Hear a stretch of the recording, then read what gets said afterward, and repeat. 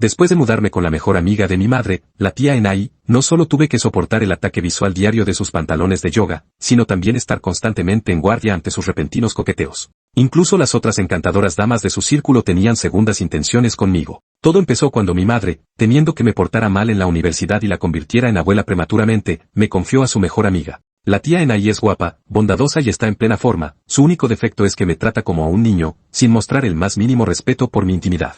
Su primer ritual cada mañana era la práctica de yoga. Aunque ya no era una jovencita, mantenía una figura envidiable y poseía el espíritu travieso de una joven juguetona. Probablemente esto se debía a su libertad financiera, que le permitía ser ama de casa a tiempo completo después de haber amasado una considerable fortuna durante la década anterior. Su marido, un empresario de élite, aprovechó en su día una oportunidad de negocio con una importante suma de capital. Abandonando a su amada esposa, se aventuró solo a África para invertir, ganando varias fortunas modestas cada año. Más tarde, al encontrarlo molesto, la tía Enai simplemente le entregó las finanzas del hogar por completo a su marido. Pero hoy, después de recibir una llamada telefónica, todo cambió. Lo que se dijo al otro lado del teléfono hizo que su pequeño rostro se pusiera pálido en un instante y las lágrimas brotaran incontrolablemente. So Rongwo, bastardo. ¿Cómo pude estar tan ciega como para enamorarme de alguien como tú? Lanzó el teléfono con furia y luego se derrumbó boca abajo sobre la mesa del comedor, llorando amargamente. Me quedé paralizado durante unos segundos antes de reaccionar y correr a abrazarla con preocupación. Tía Enai, ¿qué ha pasado? La tía, normalmente traviesa y encantadora, ahora parecía un melocotón hecho de agua, con todo el cuerpo empapado en lágrimas. Pronto, mi pecho quedó empapado con sus lágrimas.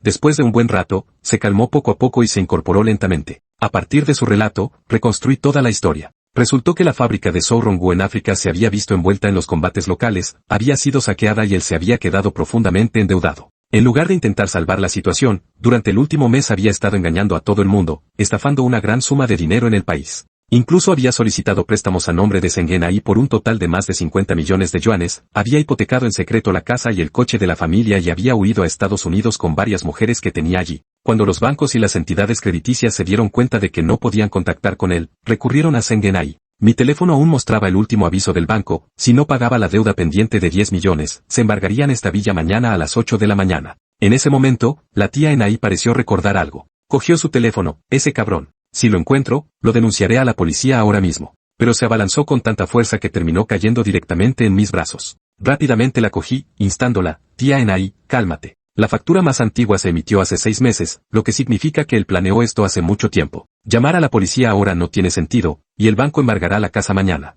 Nuestra prioridad es resolver las deudas. Su rostro se oscureció con desesperación, y todo su cuerpo se quedó flácido, como si se le hubieran escapado las fuerzas. Media hora más tarde, habíamos catalogado los bienes de la casa. Faltaban las escrituras de la propiedad y los documentos de matriculación del coche, claramente hipotecados hacía mucho tiempo. Más de una docena de tarjetas bancarias no tenían ni un céntimo. Las deudas personales de la tía Enai ascendían a más de 57 millones de yuanes, con 20 millones vencidos en 7 días. Se desplomó en el sofá, con el corazón destrozado, con la sensación palpable de ser una esposa fracasada. Al ver esto, saqué rápidamente mi tarjeta bancaria. Tía, aquí tienes más de 200.000 que he ahorrado de los torneos de baloncesto de los últimos años. Tómalos por ahora, ya resolveremos el resto más adelante. De repente, una voz etérea resonó en mi mente. Me quedé paralizado, refunfuñando para mis adentros. Sistema, ¿por qué la pausa? Pensé que era el torneo diario otra vez. No puedo ver esas cosas, me dan vueltas la cabeza. Mi hermano pequeño lo ve a menudo hasta que se marea. Como si sintiera mis pensamientos, el sistema volvió a sonar, sistema de buenas acciones diarias vinculado con éxito. Cada vez que el anfitrión complete una buena acción, recibirá recompensas inesperadas.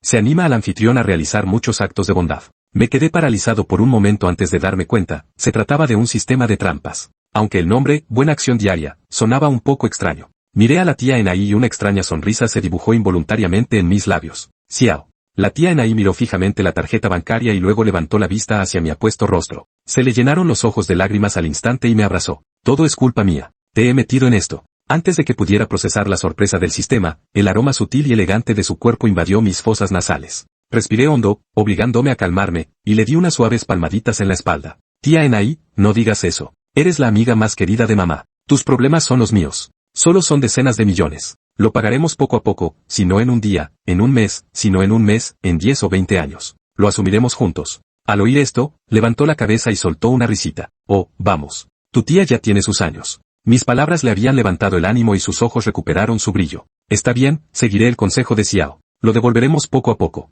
Se puso de puntillas y sus suaves labios rojos rozaron ligeramente mi oreja. Primero, esperemos a que la tía venda algunos bolsos y joyas. Dicho esto, se dio la vuelta y subió corriendo las escaleras. En ese momento, un destello dorado atravesó mis pupilas. La voz del sistema resonó en mi mente: se ha detectado una ofrenda benevolente del anfitrión. Recompensa con visión de rayos X. Atónito, el mundo ante mí cambió como si se hubiera levantado una barrera. A través de las tablas del suelo, el sótano quedó al descubierto, con su colección de vinos finos a la vista. Como impulsado por una fuerza invisible, miré hacia el dormitorio de la tía. La disposición de los muebles y la ubicación de los objetos se revelaron ante mí como si hubieran sido diseccionados, pero su figura no se veía por ninguna parte. «Qué extraño», murmuré en voz baja, y mi curiosidad me llevó a registrar la habitación. De repente, la imagen que tenía ante mí hizo que mis pupilas se contrajeran bruscamente. Una densa red de vasos sanguíneos se extendía por toda la escena, proyectando un inquietante tono carmesí sobre todo. Parpadeé rápidamente y respiré profundamente varias veces, tratando de adaptarme a esta repentina habilidad.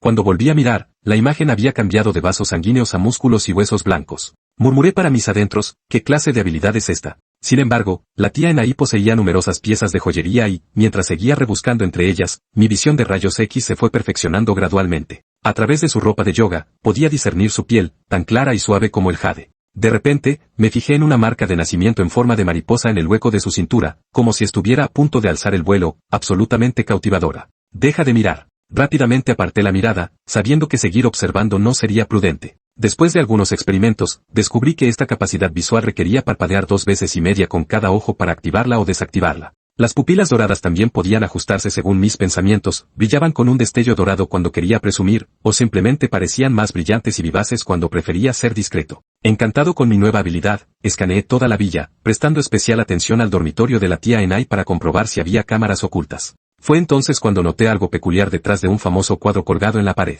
Me acerqué, descolgué el cuadro y examiné detenidamente la pared que había detrás. A simple vista, parecía perfectamente normal. De repente, di un puñetazo a la pared y abrí un agujero. Dentro de la cavidad hueca había una pequeña caja de madera que contenía 12 lingotes de oro cuidadosamente dispuestos. Brillaban con una seductora luz dorada bajo la lámpara. Está muy bien escondido. Sin esta capacidad de ver a través de las paredes, estos lingotes probablemente nunca habrían visto la luz del día, murmuré, mirando los 12 lingotes sobre la mesa. Haciendo un cálculo mental, al precio actual de 666 yuanes por gramo, valían casi 8 millones. Debía de haber sido ese tal Zhou Rongguo quien los había escondido. Llevar tanto oro a través de la aduana habría sido demasiado llamativo, no es de extrañar que no se hubiera atrevido a llevarlo. Mientras pensaba sin informar a la tía Enai, levanté la vista justo cuando sus pupilas se enfocaban automáticamente en ella, que se ponía de puntillas para alcanzar un joyero en el estante superior del armario. El ángulo me ofrecía una vista panorámica. Respiré hondo, cogí la caja dorada y corrí escaleras arriba. En el vestidor, la tía Enai estaba sentada con las piernas cruzadas en el suelo, rodeada de montones de bolsos de diseño y joyas deslumbrantes. Sus ojos rebosaban renuencia. Me agaché y le entregué la caja de lingotes de oro. «Tía Enai, mira, he encontrado esto».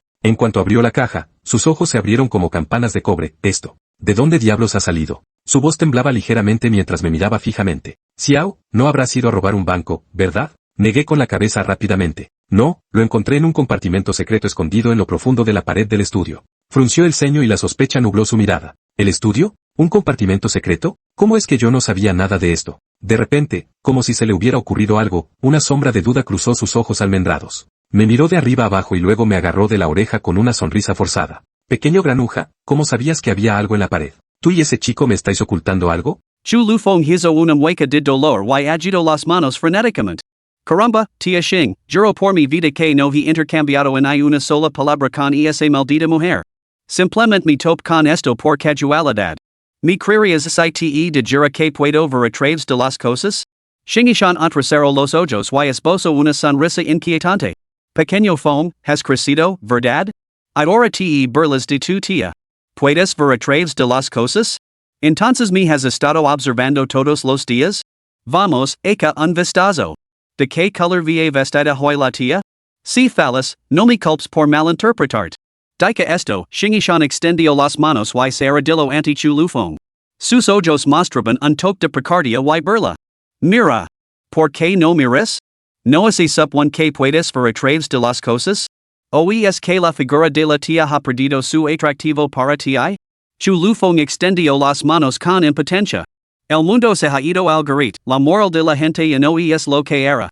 Hoy en día, ni siquiera se cree la verdad. En realidad, él tenía una forma de demostrarlo. Después de todo, la mariposa de la tía Xing. La marca de nacimiento. Pero solo estaba bromando. Al fin y al cabo, el guardoba el secreto del sistema ni siquiera es lo revelaría a sus familiares más cercanos. De todos modos, ¿por qué no echar un vistazo? Chu Lufong la examinó descaradamente mientras inventaba una excusa. ¿De qué hablas, tía Xing? ¿Cómo no vas a ser atractiva? No sabes que pienso en ti todas las noches antes de dormir. Solo pensé que podría haber algo olvidado en el estudio, así que es un vistazo. Nunca pensé que encontraría algo. Desde este ángulo. Esto. A decir verdad, Chu Lufong sentía que no se cansaba de contemplarla. Xingishan parecía un melocotón perfectamente maduro, que desprendía un encanto irresistible. Era imposible resistirse a darle un mordisco. Sintiéndose algo incómoda bajo la mirada de Chu Lufong. Las mejillas de Xingishan se enrollaron ligeramente. Se aclaró la garganta suavemente, intentando ocultar su nerviosismo. ¿Eso es todo? Eso es todo. Al or esto. Xingishan entrecerró los ojos y rodeó con los brazos la cabeza de Chu Lufong, amasando suavemente sus orejas con sus delicadas manos. Eso bastará. ¿Te ha pellizcado demasiado fuerte la tía, pequeño phone? Ven, deja que te lo soplara. Hua pequeño phone, no debes seguir el ejemplo de ese granuja mi querido phone es el mejor, no debes descarriarte. Además, ¿qué es eso de pensa en la tía todas las noches? Xingishan preguntó con recelo. He oído que los jóvenes de hoy en día prefieren un método determinado para conciliar el sueño rápidamente. ¿Tien que ver con pensa en tu tía? Chu Lufong. Después de un largo momento. Chu Lufong, casi asfixiado por el abrazo, finalmente murmuró. Tía, no puedo respirar. Xingishan. Solo entonces se dio cuenta. Sus mejillas se enrollaron mientras aflojaba torpemente su abrazo. Luego, para desviar la atención. Pellizco una barra de oro entre sus dedos delgados y pálidos y la lanzó violentamente contra la pared, gruñendo. Derrochando en todas esas amantes mientras esconde lo poco que le queda para su vieja. Maldita sea. No dejes que te pil, o te herpagar. Si no lo hago, nunca volveré a comer carne. Al ver a la agitada tía Xing, con su pequeño cuerpo temblando violentamente de rabia. Chu Lufong apartó rápidamente la mirada. No podía soportar verlo. Se sentía un poco mareado. Después de un largo rato, las emociones de Xingishan se calmaron gradualmente. La pareja examinó las joyas y los lingotes de oro esparcidos. Comenzaron a evaluar meticulosamente el valor de estos artículos. Aproximadamente 10 millones de yuans. Aunque todavía insuficiente para cubrir la colosal deuda. Al menos ofrecía un respiro temporal. Después de mucho alboroto. Habiendo estimado aproximadamente las ganancias de la venta de estas posiciones. Xingishan se frotó las sienes, sintiéndose empapada en sudor, pegajosa y incómoda. Se apartó un mechón de pelo de la oreja y bromeó con Chu Lufong. Pequeño phone, después de todo este alboroto, la tía está cubierta de sudor y se siente pegajosa y miserable. Necesito darme un baño. Voy a jugar solo por ahora. En el armario de la tía hay medias, todas gastadas, así que no las revuelvas. Y los tacones altos. La tía los va a usar más tarde, así que no los uses para hacer travesuras, aunque los limpies después. Capítulo 5. ¿De verdad puedes tragar perlas negras? Debes de estar hambriento. Pequeño phone, se un buen chico y haces mi caso. No te atrevas a comer a escondidas mientras no estoy, ¿me oyes? Dijo ella. Se levantó. Balanceando las caderas, y se dirigió hacia el baño. Los pálidos y delicados pies de Xingishan pisaron las barras de oro mientras caminaba hacia el baño, murmurando para sí misma. Estos solo son algo más de 10 millones. No es ni de lejos suficiente. Tendré que encontrar más tarde unas cuantas mujeres ricas y guapas para pedirles prestado algo de dinero para una emergencia. Si todo lo demás falla, enviaré a Xiao Xiaofeng a venderse para divertirse un poco. Después de todo, mi Xiaofeng es tan guapo, un chico fornido de 185 centímetros de altura. Cobrarles 100,000 por vez no sería descabellado, ¿verdad? Esas mujeres promiscuas llevan años diciendo a un chico como Xiaofeng. ¿Sin romance? Solo vendería mi cuerpo, no mi corazón. Eso no cuenta como salir con alguien, ¿verdad? Podría hacerlo. Vale la pena intentarlo. Chu Lufong. Parecía decirlo deliberadamente para que Chu Lufong lo oyera. Incluso parpadeaba y miraba por encima del hombro cada pocos pasos. Estaba claramente divertida consigo misma, con sus labios rojos abiertos en una sonrisa demasiado amplia para cerrarla. Si no fuera porque la edad de la tía Xing lo delataba. A juzgar únicamente por su apariencia y su forma de hablar, quien en su sano juicio creería que se trataba de un viejo A8, era claramente el último modelo de Bentley. Al recordar como su propia madre, preocupada por que hiciera travesuras en la escuela y la convirtiera en abuela prematuramente, había elegido a su mejor amigo para que lo vigilara, Chu Lufeng no pudo evitar reírs. Mama parecía un poco confundida sobre quién era el corderito inocente y quién era el lobo feroz. Después de todo, durante ese breve mes que habían pasado juntos, delante de Xingishan, él había sido tan puro como una hoja de papel en blanco.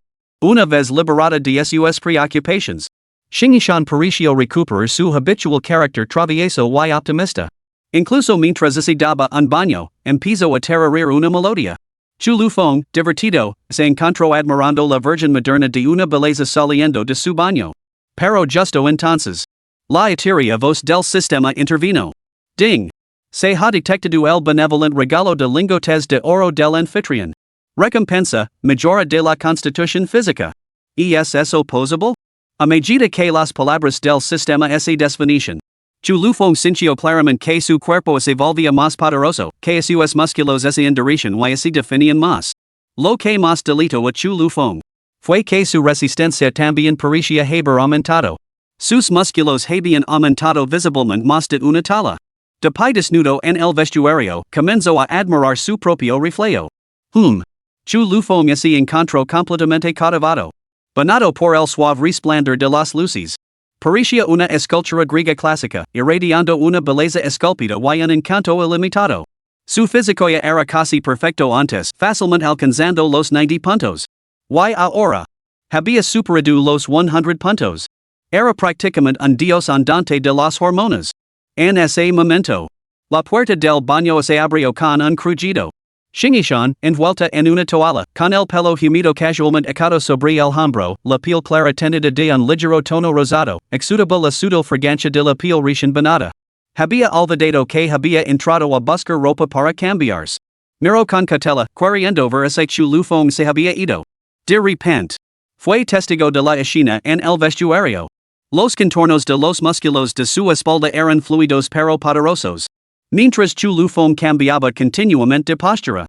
Sus músculos se tensaban y se hinchaban con una precisión magistral, desprendiendo una potente estética de fuerza. Su comportamiento sufrió una nueva transformación, irradiando una aura paternal abrumadora, totalmente como un padre. La mirada de Xingishan pareció congelarse en el acto, y sus ojos se abrieron de par en par al instante. Su expresión rebasaba de sorpresa y incredulidad. Sus labios rojos cereza, antes ligeramente entreabiertos, ahora se abrían con asombro. Un hilo de saliva brillante formaba una delgada línea que goteaba desde la comisura de su boca mientras se encontraba completamente hipnotizada.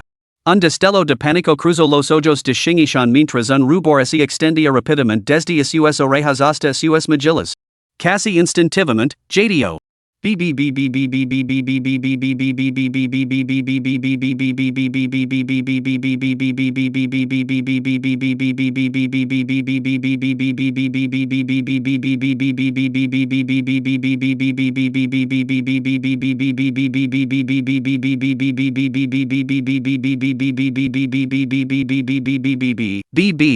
Ejim, Xiao. Xiao Feng, ¿qué demonios estás haciendo? Pero su voz se atascó, volviéndose débil y temblorosa. Chu Lufeng se giró al oír el sonido. Tía, ¿has terminado de bañarte? Xingishan. Sus pupilas se dilataron por la sorpresa. Por Dios, ¿esto es humano? No. Todavía no. Después de soltar apresuradamente esas palabras, Xingishan cerró de un portazo la puerta del baño. Pum. Todo su cuerpo se aplastó contra la puerta de cristal mientras jadeaba en busca de aire. Su corazón comenzó a latir con fuerza, y sus latidos atronadores resonaron en el silencioso baño. Y en el momento en que cerró los ojos, el físico absolutamente perfecto de Chu Lufeng apareció ante ella. Sus mejillas se enrollaron al instante y casi perdió el equilibrio. El pequeño Feng realmente ha crecido. A partir de ahora, debo llamarlo Gran Feng. En ese momento, Xingishan no se parecía en nada a una mujer madura, era claramente una joven tímida. No. Apoyada contra la puerta de cristal, Xingishan cerró los ojos y negó con la cabeza frenéticamente. Xing. Ishan. ¿En qué demonios estás pensando? Era el hijo de su querida mejor amiga. Y ella era su tía, aunque no tuvieran ningún parentesco. Pero, ella seguía siendo mayor que Xiaofeng. Si se cuidaba con él, su mejor amiga seguramente la mataría. Y así realmente lo hacía. ¿Cómo podría volver a mirar a la cara a su mejor amiga? ¿Podríamos llamarnos por otros nombres? Tú me llamas chica guapa y yo te llamo abuelita. No. Por supuesto que no, y es absolutamente imposible. Y eso tendría un coste adicional. 10,000 y es muy poco, al menos 50,000. Al notar el comportamiento peculiar de Xingyishan. Chu Lufeng activó instintivamente su visión de rayos X. La niebla envolvía la escena, el vapor llenaba el aire. Era solo un cuarto de baño, las gotas de agua eran perfectamente normales. Sintió la necesidad de irromper en la habitación. Pero, tras un momento de vacilación, se contuvo. Después de todo, no era el momento adecuado. Aunque las estrellas se alineaban perfectamente, Xingyishan se encontraba en un estado irracional. Si esperaba a que se le para la barracuda, su relación se enfriaría hasta alcanzar el punto de congelación. Eso sería una pérdida más que una ganancia. Lo que Chu Lufeng deseaba era el corazón de la tía Xing, no solo su cuerpo. Después de todo, una vez que poseyera su corazón, ¿no vendría todo lo demás por sí solo? No había necesidad de apresurarse. Este tipo de cosas eran como un resort. Cuanto más se comprimía, más fuerte era el rebote. Solo debería haber tardado media hora. Xingyishan se entretuvo obstinadamente durante una hora y media. La última hora la dedicó a reforzar su determinación. Sin embargo, se dio cuenta de que parecía bastante inútil. Cuanto más intentaba olvidar esa escena, más se lo cuidaba grabada. Al final, incluso se convenció a sí misma. Una pizca de arrepentimiento y vergüenza nerviosa se reflejó en su rostro. Xing. Shan. ¿Qué demonios estabas haciendo hace un momento? El rostro de Xingyishan se sonrojó, su piel clara se enrojeció por la vergüenza. Se sentía incómoda y tímida, pero, inexplicablemente, también sentía una sensación de ilícito. Gorgoteo. Xingyishan sumergió el rostro bajo el agua, soplando burbujas en un intento por calmarse. Sin embargo, en el agua caliente y vaporosa del baño, la compostura resultaba totalmente esquiva. Sentía que estaba a punto de perder el control. Después de todo, Wang Lei había pasado más de una década en el extranjero, y el tiempo que habían pasado juntos había sido escaso y fugaz. A esto se sumaba la revelación, 5 años antes, de que él había tenido aventuras ilícitas en el extranjero. Desde entonces, lo encontraba totalmente repulsivo y se negaba a tener cualquier tipo de relación significativa con él. Aunque tenían el título de marido y mujer, su matrimonio era vacío. Esto probablemente explicaba por qué Wang Lei podía transferir activos de forma tan despiadada. Dejando la agobiada con deudas colosales. Pero, ¿se le podía culpar realmente? Vivían en mundos separados. Ella había soportado la soledad, permaneciendo casta y recta. ¿Por qué demonios te permite jugar con la amante número 1, 2, 3 y 4? Y con malditas perlas negras, además. ¿En serios? ¿Puedes soportar las perlas negras? Debes estar hambriento, eres completamente desvergonzado. Repugnant. Absolutamente repugnant. ¿No podrías al menos gastar el dinero en una perla blanca? Capítulo 6. Estás siendo un poco irrespetuosa con la mejor amiga de mamá. Por fin. Xingyishan respiró hondo y se incorporó en la bañera. Se sentía bastante agitada por haber estado demasiado tiempo en remojo y tenía todo el cuerpo flácido. Lo que tenga que pasará. Here para siempre no es la solución. Lo mejor es dejar que las cosas sigan su curso. Se secó las gotas de agua del cuerpo, se envolvió en un albornoz y salió del cuarto de baño. Después de ponerse un vestido tubo de punto bien confeccionado que acentuaba perfectamente su voluptuosa figura con un air de encanto intelectual, se calzó unas medias negras y bajó las escaleras con unos sensuales zapatos de tacón alto con suela roja. Chu Lufeng holgazaneaba en la sala de estar, mirando su teléfono. Alvara Xingyishan bajar las escaleras con las mejillas sonrojadas. Chu Lufeng fingió ignorancia. Tía Xing, ¿por qué tienes la cara tan roja? ¿Tienes fiber? Xingyishan bajó ligeramente la cabeza, con los ojos nerviosos, evitando por completo la mirada de Chu Lufeng. El baño, el sistema de ventilación del baño está roto. Sí, roto, se está sofocante ahí dentro. Chu Lufeng decidió no revelar el pequeño secreto de Xingyishan. Después de todo, cada uno de sus movimientos estaba bajo su atenta mirada. Esta era también la primera vez que veía un lado tan femenino y timidamente adorable de la tía Xing. Eso le dio una sensación de reivindicación a los ojos de la tía Xing. Por fin había dejado de ser la pequeña Fong. Por cierto, Xiao Fong, ¿tienes clase hoy? Tengo algo que hacer y me gustaría que me acompañaras. La voz de Xing Yishan era suave y temblorosa. No tengo clases, tía Xing me has recompensado, así que hacer lo que me pidas. ¿Qué es? ¿Recompensado? ¿Qué recompensa? Xing Yishan se quedó paralizada. Entonces ese dio cuenta de que Chu Lufeng tenía la mirada fija en sus tacones altos. De repente, recuerdo que acababa de decirle a Chu Lufeng que no rebuscara en su armario. No pudo evitar jadear, y su precioso rostro se sonrojó. Bah! Pequeño granuja, has aprendido malos hábitos. ¿De verdad no te molesta el olor? ¿Qué olor? Están perfumados con la encantadora fragancia de la tía Xing Hulin de maravilla. Pequeño Fong, has crecido, ¿verdad? Tía, bueno, tía sabe que ya no eres un niño. Y es perfectamente natural sentir curiosidad por ciertas cosas. Los ojos de Xing Yishan se movían nerviosamente, y sus mejillas sonrojadas la hacían parecer un más cautivadoramente hermosa. Pero, eso es bastante sucio. Solo te estaba tomando el pelo antes.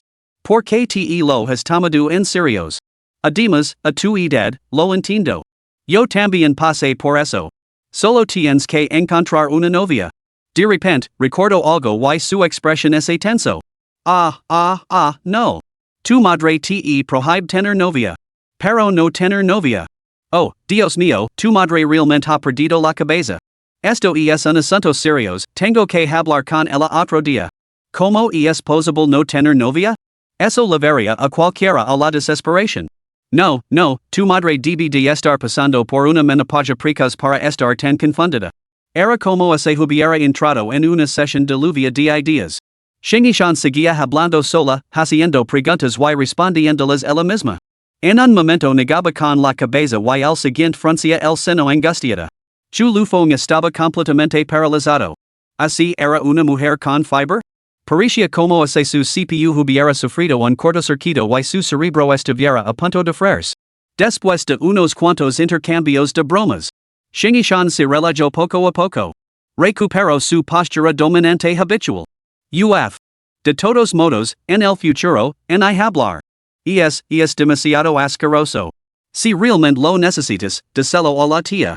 La tía encontrará una manera. Xing Yishan respiró hondo, con la mente acelerada por un momento. Finalmente, con el rostro sonrojado, susurró una solución. Chu Lufeng se quedó paralizado. ¿Una solución? Parecía que la mentalidad de la tía Xing había experimentado un sutil cambio. Ya esta, no más charla. Ahora, la tía vía reunirse con una señora bastante encantadora, y también un poco rica, para pedir prestado algo de dinero. ¿Qué te parece? Levo a mi pequeño Fong conmigo para que me ayude? ¿Te parece bien? ¿Solo para ayudarte? Chu Lufeng entrecerró ligeramente los ojos. Tía Xing, ¿no estarás hablando de que vende mis encantos por $100,000 la noche o algo así? ¿Te atreverías? Los ojos de Xing Yishan se abrieron de par en par al instante y levantó un dedo delgado como el jade. Si te atreves a hacerlo a mis espaldas, yo. Se lo diré a tu madre inmediatamente y ella se encargará de ti. Sí. Chu Lufeng asintió con una sonrisa pícara. Entendido. Pero no lo hagas a espaldas de la tía Xing. No te preocupes, la tía Xing también puede participar. Soy joven, puedo manejarlo. Xing Yishan le dio la cabeza y apretó los puños con fuerza. Se levantó lentamente y se colocó delante de Chu Lufeng. Lo miró desde arriba. Luego quitó los tacones altos, levantó el pie y lo plantó directamente sobre el pecho de Chu Lufeng. Chu Lufeng. ¿Tienes mucho de caro, no? Atrever a coquetear con tu tía. ¿Me crees cuando digo que así lo voy a contar a tu madre ahora mismo? ¿Decirle que su propio hijo le falta al respeto a la mejor amiga de mamá? Chu Lufeng miró fijamente el delicado pie que presionaba su pecho. Respiró hondo. Lentamente, levantó ambas manos. No para disculparse, sino para indicarle a la tía Xing que necesitaba más práctica. Era solo una casquilla, ¿quién iba a tener miedo a eso? Media hora más tarde. Un Bentley Rosa Salio deslizandos de la Villa. Se dirigio directamente a un restaurante de lujo famoso por su ambiente sereno y su elegante entorno. Ali, una matrona adinerada lavaba esperando un rato. Al entrar en una sala privada apartada y con una privacidad excepcional. Chu lufong poso sus ojos en la mujer adinerada. No era el tipo de mujer que él había imaginado, obesa, muy maculada, vieja y fea. En cambio, esta mujer menuda y adinerada posía una figura esbelta. Su hermoso rostro estaba sonrojado con un brillo rosado, lo que la hacía parecer excepcionalmente hermosa. Aunque solo medía unos 162 centímetros y su figura no era tan impresionantemente perfecta como la de Shingishan. Irradiaba un encanto maduro.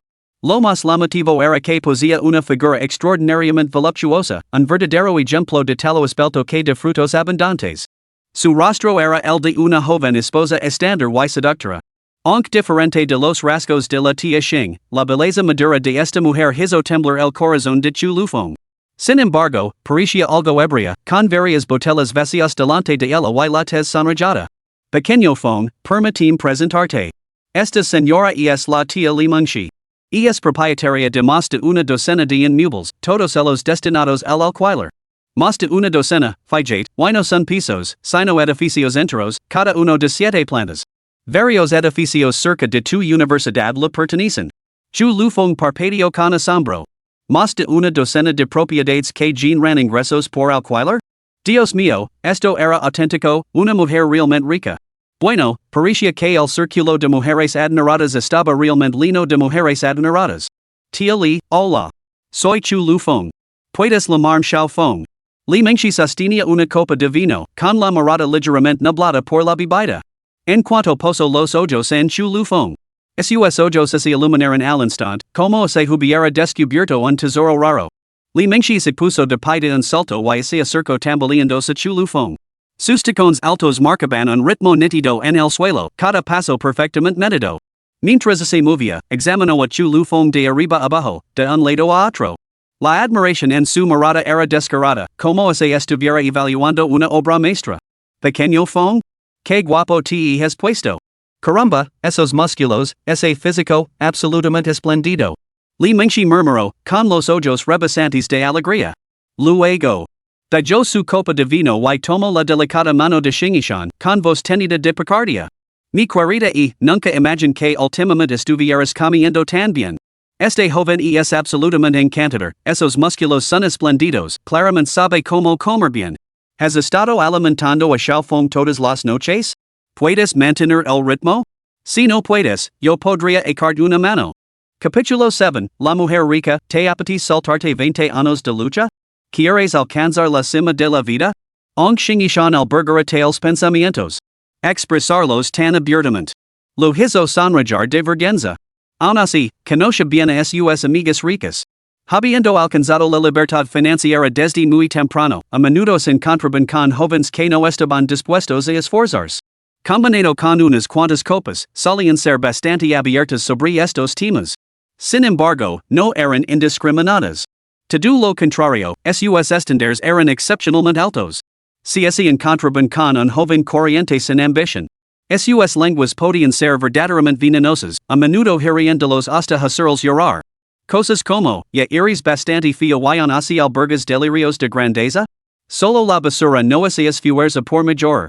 Si eres tan horrible y aún así te niegas a hacer un esfuerzo, vid y morit, pedazo de basura inútil. Esos comentarios mordaces fluyen sin esfuerzo de sus labios, formando frases pulidas en el momento en que salían de su boca. Pocos podían cumplir con sus estándares. Después de todo, en esta época, la apariencia seguía teniendo una influencia enorme. Pero ahora, Li Mengshi, con sus estándares excepcionalmente altos. Sus ojos brillaban como si fueran a derramar lágrimas. Y estaba inusualmente proactiva. Impresionante, envidiosa, ¿verdad? No puedes tenerlo en cueras.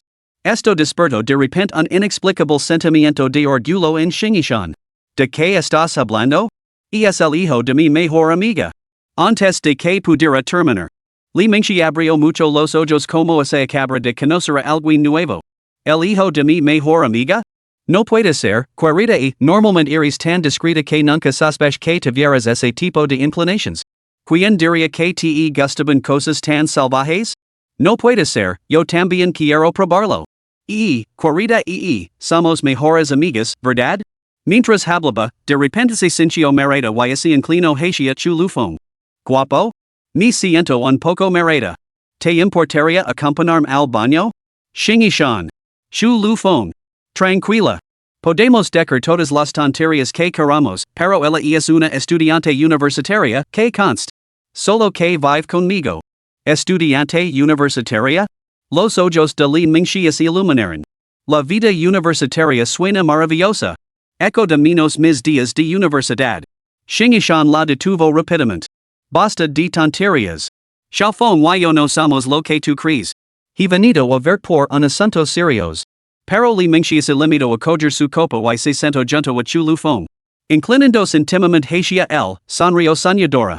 ¿Te parece bien? Si está bien, entonces mejor aún. Ahora no tengo ninguna presión psicológica. De hecho, me sentía un poco culpable por robarte a tu hombre. Chu Lufeng sintió que Li Mingxi estaba completamente borracha. Esto era un poco atrevido, ¿no? Li Mingxi se inclinó más cerca mientras se quitaba su pequeña chaqueta perfumada. Dica esto, la mujer rica sin duda sabía cómo cuidarse. Seguía oliendo maravillosamente, cada movimiento desprendía una fragancia única y sutil que era particularmente agradable. Guapo, ¿qué te pasa? ¿Vives con una chica tan guapa y eres capaz de resistirte? No me digas que eres de tu estilo y nada de sustancia. Sería una pena que fueras de tu apariencia y nada de sustancia. Chu Lufeng. ¿No soy bueno? ¿De tu apariencia y nada de sustancia? Se rió con amargura. Tenía muchas ganas de demostrarle a Li Mingxi de lo que era capaz en ese momento. Hacerle entender por qué tenía el ano tan rojo. Li Ming Shi. Vuelve a tentar a mi Xiaofeng y te juro que te her pedazos la boca. Alvara Shingishan recanando los dientes, con aspecto de lanzar sobre ella en un ataque de ira. Li Mingxi sacó la lengua, se obligó a animarse y adoptó una actitud más seria. ¿Qué boca pretendes hacer pedazos? Descargar es muy grosero. Creo que podrías besar mis labios hasta destrozarlos. Vamos, dale un beso a mi cuerito y. Con eso, frunció los labios y se inclinó hacia ella. Shingishan sintió un deseo genuino de aboftir a ese tanto borracho y cacando. Pero también sabía que. Li Mingxi solo estaba bromando realmente no tenía segundas intentions. Al ver la expresión exasperada de Shingishan. Li Mingxi de repente adoptó una pose triunfal como un general victorioso, levantando la botella de vino y haciendo un gesto de aprobación con el pulgar. Ahora no tienes nada que decir, ¿eh? Así que ahora es tu pequeño phone? ¿Y dices que no estabais juntos? ¿Intentando engañarme? Ni lo soons. Pero no es culpa tuya, lo entiendo. Tu marido está en el extranjero y conoces a un chico tan guapo como este. ¿Quien no así sentiría tentado? Es humano. Tú, quédate tranquila. Mantendrá la boca cerrada. En hay una palabra, en hay un pio. Li Mingxi se quitó de repente unos zapatos de taken de aguja con suela roja, cavo a sus esbeltas pantorrillas sobre el lujoso asiento y se giró hacia un lado para mirar a Chu Lufeng. Solo entonces Chu Lufeng se dio cuenta. La figura de esta mujer era tan perfectamente proporcionada que parecía casi irreal. Aunque apenas medía 162 centímetros, sus piernas eran esbeltas y largas, y su piel excepcionalmente clara. Cada mirada y cada sonrisa irradiaban un encanto cautivador. Inclinándose hacia él, le levantó la barbilla con un dedo delgado, con voz embriagada. ¿Verdad, guapo? Dime, ¿no está mi querida y completamente loca? La conozco desde hace años, pero es la primera vez que la veo traer a un hombre a casa sinceramente, siempre pensé que era del tipo reservado. Li Ming Shi. Shingishan ya no pudo contenerse y se abalanzó sobre ella. Las dos mujeres pronto se enzarzaron en una feroz pelea. El patriarca dijo una vez que lo que más le gustaba era ver pelear a las mujeres. Esta escena era realmente bastante excitante. Después de un rato de empujones juguetones, Li Mingxi se arrodilló rápidamente, suplicando clemencia. Jijiji, está bien, querida y, lo siento, perdóname. Se secó el sudor perfumado de la frente. Solo entonces Li Mingxi adoptó de repente un tono serios. Vosotros dos, realmente no estáis juntos? Shingishan jadeaba pesadamente, con las mejillas brillantes por el sudor de la peli. No lo estamos. Ya. Ya que no vas a mantener este apuesto joven como tu amante. Entonces no me culpes por lanzarme a robarlo. Guapo, te apetece tomar un atajo? Saltarte 20 años de duro trabajo? Alcanzar la cima de la vida? ¿Te gustan las piernas de la tía? Ay, Dios mío, si me han enganchado las medias negras. Te doy es culpa de la pequeña las ha roto. Pero tengo un par nuevo en el bolso. ¿Te importaría ayudarme a cambiarlas, guapo? A los jóvenes de hoy en día les gustan las piernas con medias negras, Vamos, tocalas. No seas tímido. Sé un poco más atrevido, Corito. La tía es toda tuya. ¿No te apetece? Tengo unas brillantes, unas degradadas, unas malas gruesas, unas de regila. ¿Cuáles te gustan? Puedo ponérmelas para ti, ya sabes. Chulufo me apoyo contra la pared. Sin ningún sitio donde esconders, levanto las manos. Su mirada se fijó en Shingishan, tan innocent como un conejito blanco. Aunque una olida de excitación que no podía reprimir se agitaba en su interior. Esta mujer rica era ciertamente bastante directa con sus palabras. Sin embargo, sabía muy bien que el más mínimo indicio de interés por su parte probablemente dejaría a la tía Xing profundamente decepcionada. La mujer rica podía ser hermosa, pero la tía Xing era mucho más atractiva. Por un mañana mejor, aguantaría. Alvara Li Mingxi, aferrada como un pulpo. Shingishan frunció el seno con frialdad. Quita tus apestosos pies. Prácticamente se los estás metiendo en la boca a Xiaofeng. Lo vas a dejar inconscient con el header. Apestosos? ¿Quién dice que apestan? Mira lo bien cuidados que están, tan blancos y tiernos. A mucha gente lo encantaría mordisquarlos. Li Mingxi así río estrepitosamente. Se bajó las medias hasta la mitad, dejando al descubierto un par de muslos blancos como la nieve suaves. Solo con esto, algunas personas se comerían 3 cuencos de arroz. 2. Shingishan se presionó la frente con exasperación. La vara Chulufong con ella había sido una forma de reforzar su confianza. Pero ahora le parecía un error colosal. Como la vara un cordero a la boca del lobo. Su círculo de mujeres ricas estaba simplemente hambriento de atención. Capítulo 8. El corazón de la mujer rica se agita, y esa sensación de ser abrazada por papa. Eso tampoco vale. Bajala inmediatamente. Shingishan enderezó la postura de Li Mingxi con impotencia. Después de alazar su falda, que se había levantado, ascendió con expresión resignada. La fibra del alcohol había vuelto a atacar. Li Mingxi esbozó de repente una sonrisa pícara y tonta. Mira esa mirada en tus ojos. Dices que no es nada, pero ¿quién es lo creería? Sí, sí. No volveré a burlarme de tu novio. Guapo, sírvele un vaso de vino a la tía. Chulufong cogió la botella. Lino la copa de Li Mingxi hasta el borde. Ella la tomó, dio un sorbo, luego se mordió suavemente el labio rojo antes de pestañear. El vino sabe mejor cuando lo sirve un chico guapo como tú. Verdaderamente una belleza madura. Cada sonrisa y cada seno fruncido irradiaban un encanto irresistible. Una belleza natural. Apoyada en la mesa, con la cabeza gacha, Li Mingxi parecía ligeramente quispada, y su habla era un poco confusa. Bueno, mi querida que te trae por aquí tan de repente? ¿Para pedir dinero prestado? Li Mingxi abrió los ojos como platos al instante, querida, ¿realmente falta dinero? Está bien, está bien. ¿Cuánto necesitas? Dime la cantidad, querida. Li Ruoshi rebasaba confianza y estaba buscando su teléfono para transferir el dinero. Shingishan dudó, ¿cómo se le costará hablar? 100 millones. ¿Qué? 100 millones. Li Mingxi se estremeció inmediatamente y dio un codazo a Chulufong con su delicado hombro. Entonces será mejor que se lo pidas a tu novio. Él tiene varios cientos de millones. Shingishan puso los ojos en blanco al instante. Pero ya no se oponía a que le llamaran novio y no se molestó en corregirlo. El malentendido le venía muy bien. De lo contrario, la mujer hambrienta que tenía delante podría devorar a Xiaofeng allí mismo. ¿Cuánto me puedes prestar ahora? Estoy desesperadamente corta de dinero y lo necesito urgentemente. El tono de la tía Xing denotaba un poco de urgencia y resignación. Li Mingxi negó con la cabeza, con los ojos vidriosos por la baracora y el habla confusa, lo que hacía difícil entender sus palabras. Si me hubieras dicho antes que necesitabas 100 millones, te habría ayudado. Pero ahora? En de cona tengo tanto. Pero si solo son unos pocos millones. Te los puedo transferir ahora mismo. La naturaleza humana favoris el compromiso y la moderación. Por ejemplo, se insistes en que una habitación es demasiado oscura y exiges una ventana, todo el mundo se opondrá. Pero se propone arrancar el techo, se comprometerán y aceptarán de buen grado una ventana. Shingishan entendía bien este principio. Aunque no deceba recurrir a tales tácticas. Pero no tenía otra opción, necesitaba desesperadamente fondos. Pedir 10 millones directamente sería sin duda demasiado. Pedir prestados 100 millones al menos de Java margen para la negociación. Como ahora. 10 millones, entonces? ¿Es posible pedir 10 millones? Te lo devolverá en 3 años y tú puedes fijar el tipo de interés. Shingishan aprieto los dientes y dijo la cantidad que quería.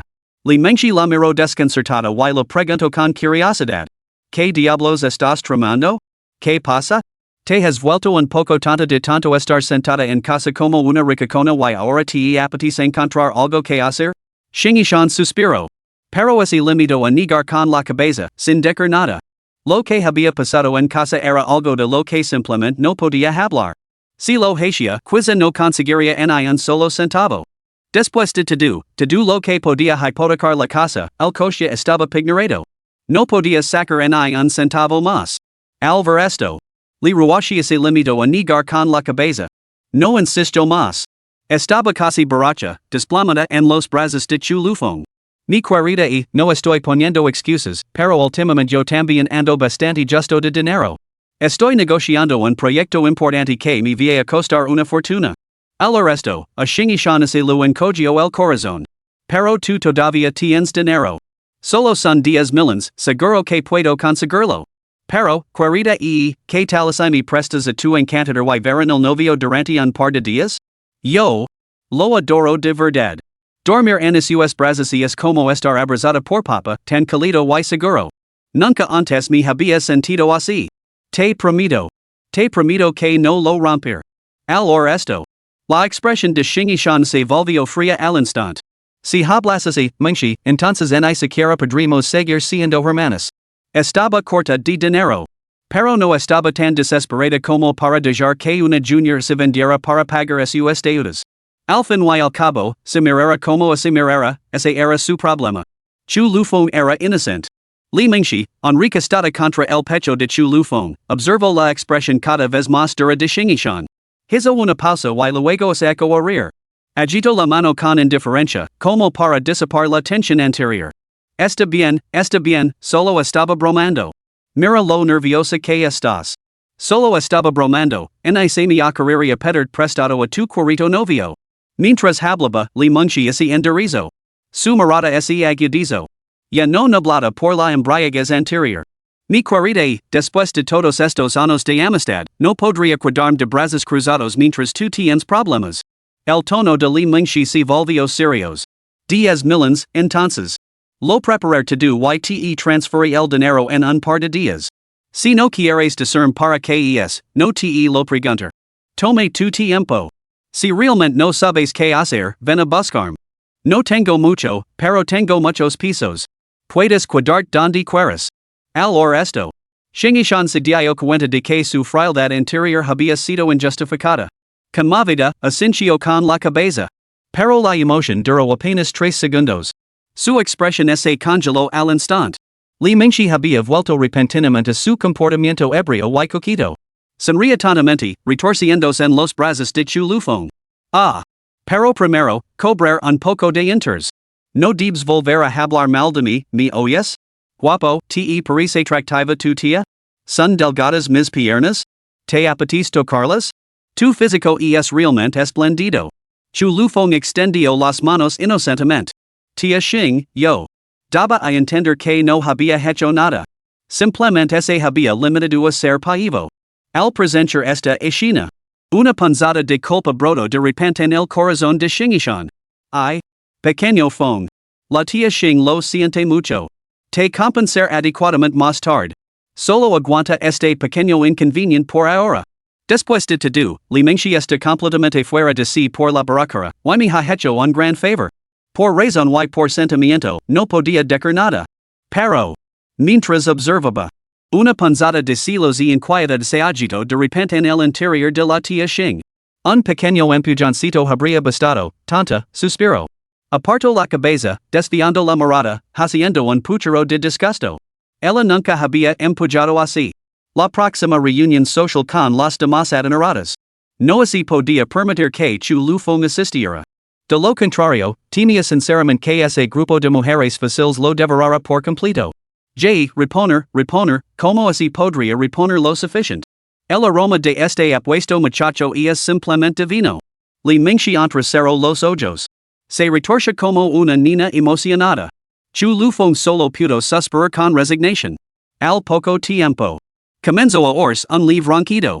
El alcohol había surtido efecto, se había quedado dormida, con la cabeza apoyada en el cuello de Chu Lufong. Como si estuviera teniendo un sueño agradable, una leve sonrisa se dibujó en sus labios. De repente. Papa, te echo mucho de menos. Li Mingxi murmuró incoherentemente en sueños. Chu Lufong intentó levantarla.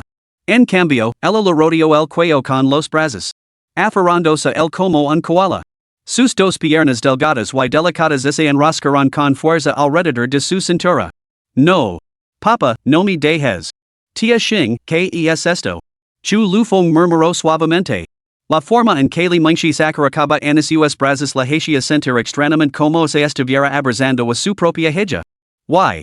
Tónico. ¿De verdad es la amaba así? Si no fuera por la presencia de Xingishan. Chu Lufong realmente no habría aguantado ni un momento más. Maldita sea, estas maduras y seductoras matronas. Día tras día, eran absolutamente seductoras. Ah, esta mujer tonta. Las cejas de sas de Xingishan se fruncieron ligeramente. Tras un momento de vacilación, explicó. Cuando Mingxi era muy pequeña, su madre falleció. Su padre se casó con varias mujeres más. Al ser una hija, la descuidaron en gran medida. De niña la casaban a menudo y desde muy pequeña ansiaba el amor protector de su padre. Sin embargo, incluso el día en que él falleció, su relación seguía siendo tensa. No conozco todos los detalles, pero Mingxi, bueno, es terriblemente insegura. No puede dormir por la noche y depende del alcohol para conciliar el sueño. Por lo demás, está bien, pero cuando bebe, pierde todo el control. Llama a la gente de todas las formas posibles, papa amo. Y es una mujer bastante salvaje, eso está claro. Ah, no te preocupes por como te llama. De todos modos, es todo falso. Tomatelo como una broma. Vi a abrazarla ahora. Xingishan no sabía que decir. Cuanto más se carece de algo, más se ansia. Para alguien que nunca había conocido el amor de un padre, lo que anhelaba era en realidad bastante sencillo. Pero esos nudos, los emocionales, eran extremadamente difíciles de desatar. Al menos, eso era lo que ella creía. Después de todo, no era como si su padre pudiera saltar de su edad.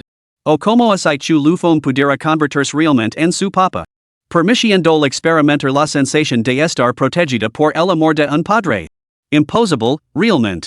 Capítulo 9, La tímida niña rica y la deliciosa imaginación de la tía Xing. Entonces la vala tú. La llevaremos a casa. No es apropiado que duerma aquí. Xingishan negó con la cabeza, impotent. Recogió los zapatos de tacón rojo y las medias negras rotas del suelo. Luego salió de la habitación privada. Chu Lufong la siguió de cerca, acunando a la pequeña Li Mingxi. Ahora que su constitución física se había fortalecido. Podía rodear con toda la mano la esbelta cintura de Li Mingxi. Sus físicos simplemente no estaban al mismo nivel. Así que a Chu Lufong le parecía realmente como si estuviera lavando a su pequeña hija. Pero esta rica dama sin duda sabía cómo cuidarse. Incluso borracha, no apestaba en cambio, desprendía una fragancia sutil y refrescante. Ese aroma cautivo por completo a Chu Lufong. Despertó enormemente sus hormonas. Tia Xing, la tía le suele ser tan salvaje? De repente. Chu Lufong habló de improviso. Xingishan, que caminaba delante, no captó el significado de sus palabras y respondió distraidamente. En realidad no. Mingxi bebía a menudo, pero nunca antes había estado tan borracha. Quizás hoy tenga algo en mente. No se comportaría así delante de extraños. Ya te lo indica, lo falta seguridad. Normalmente, solo se emborracha en casa y entonces se comporta de forma inapropiada.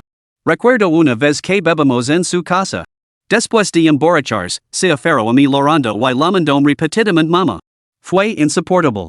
Xingishan ya había abierto la puerta del Bentley. Frunció el seno, pensativa.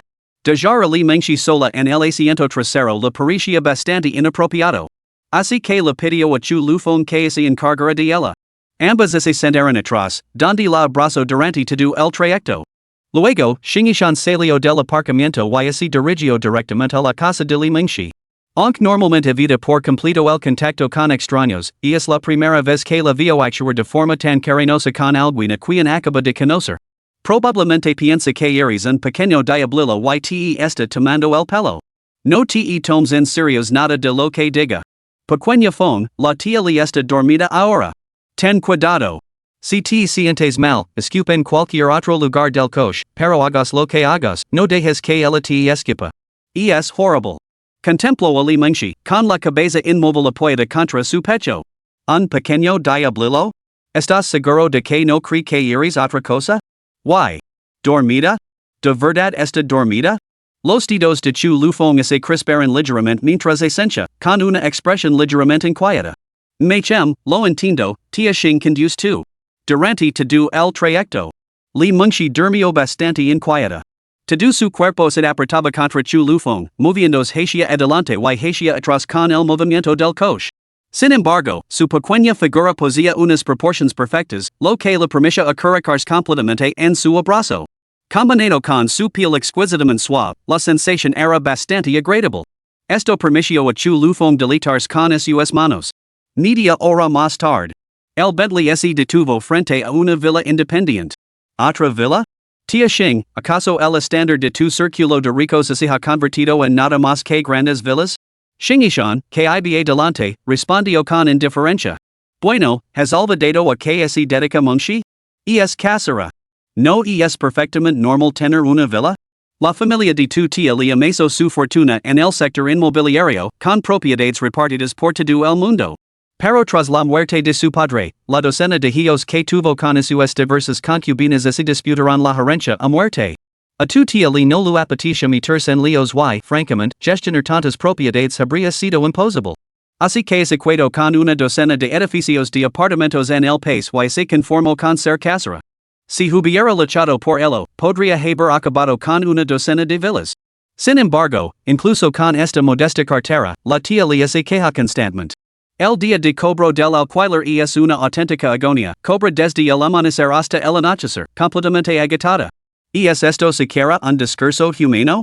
Una riqueza totalmente obscena. Incluso ahora que los precios de los inmuebles han bajado considerablemente. A li mengshi apenas lo afectaba. Al fin y al cabo, ella no vendía, solo alquilaba, por lo que seguía obteniendo beneficios. De prisa y abrió la puerta, oracho idiota.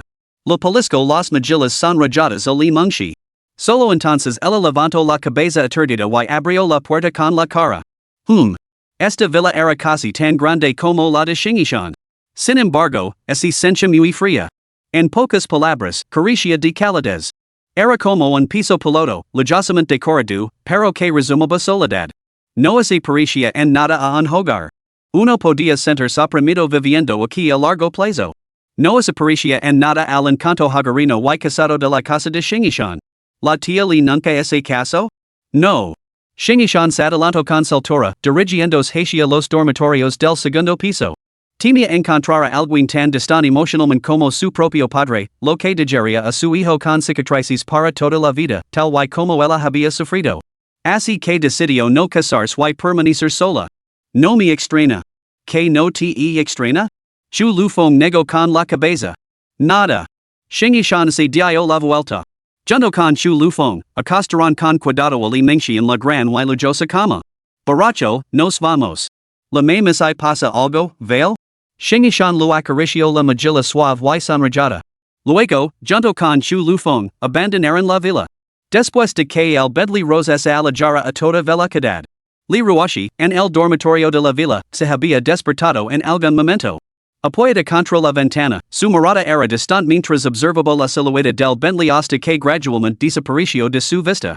Solo cuando estuvo completamente fuera de su vista, pareció volver a la realidad. Toda su fuerza pareció agitarse de golpe. Lentamente, cerró las cortinas. Débilmente, se recostó contra la pared y se deslizó lentamente por ella. Sus rodillas se doblaron y se hundió en el suelo.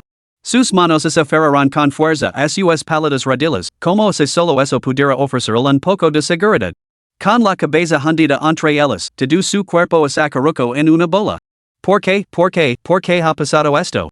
Las mejillas de li mengchi ardían intensamente, como quemadas por el fuego, y su corazón se llenó de vergüenza y incredulidad. ¿Por qué justo ahora, bajo el toque reconfortante de chu lufón? Había sentido una paz sin precedentes. Incluso había quedado en un sueño profundo, sonando un sueño breve pero fantástico. En ese sueño, parecía volver a la infancia, sintiendo la calidez del amplio abrazo de un adulto. Era una seguridad que nunca antes había conocido. Una sensación de tranquilidad que había anhelado durante décadas. Sin embargo, lo que más lo sorprendió fue esto. Nunca había cenado con su padre. Después de todo, su relación había sido tensa desde su nacimiento, tan distante como la de dos extraños. ¿Cómo era posible que ahora? Además, lo que hacía aún más difícil hablar de ello era esto. Hacía el final del sueño, el rostro de su padre, borroso en su memoria desde hacía mucho tiempo, había comenzado a cambiar lentamente, transformándose gradualmente en ese hombre desconocido que había conocido ese mismo día. Se despertó sobresaltada. Entonces ese dio cuenta de que chu lufón todavía la abrazaba. Una ola de inquietud y tensión la invadió, pero de repente se calmó. Su abrazo era tan cálido y reconfortante. No podía controlarse en absoluto.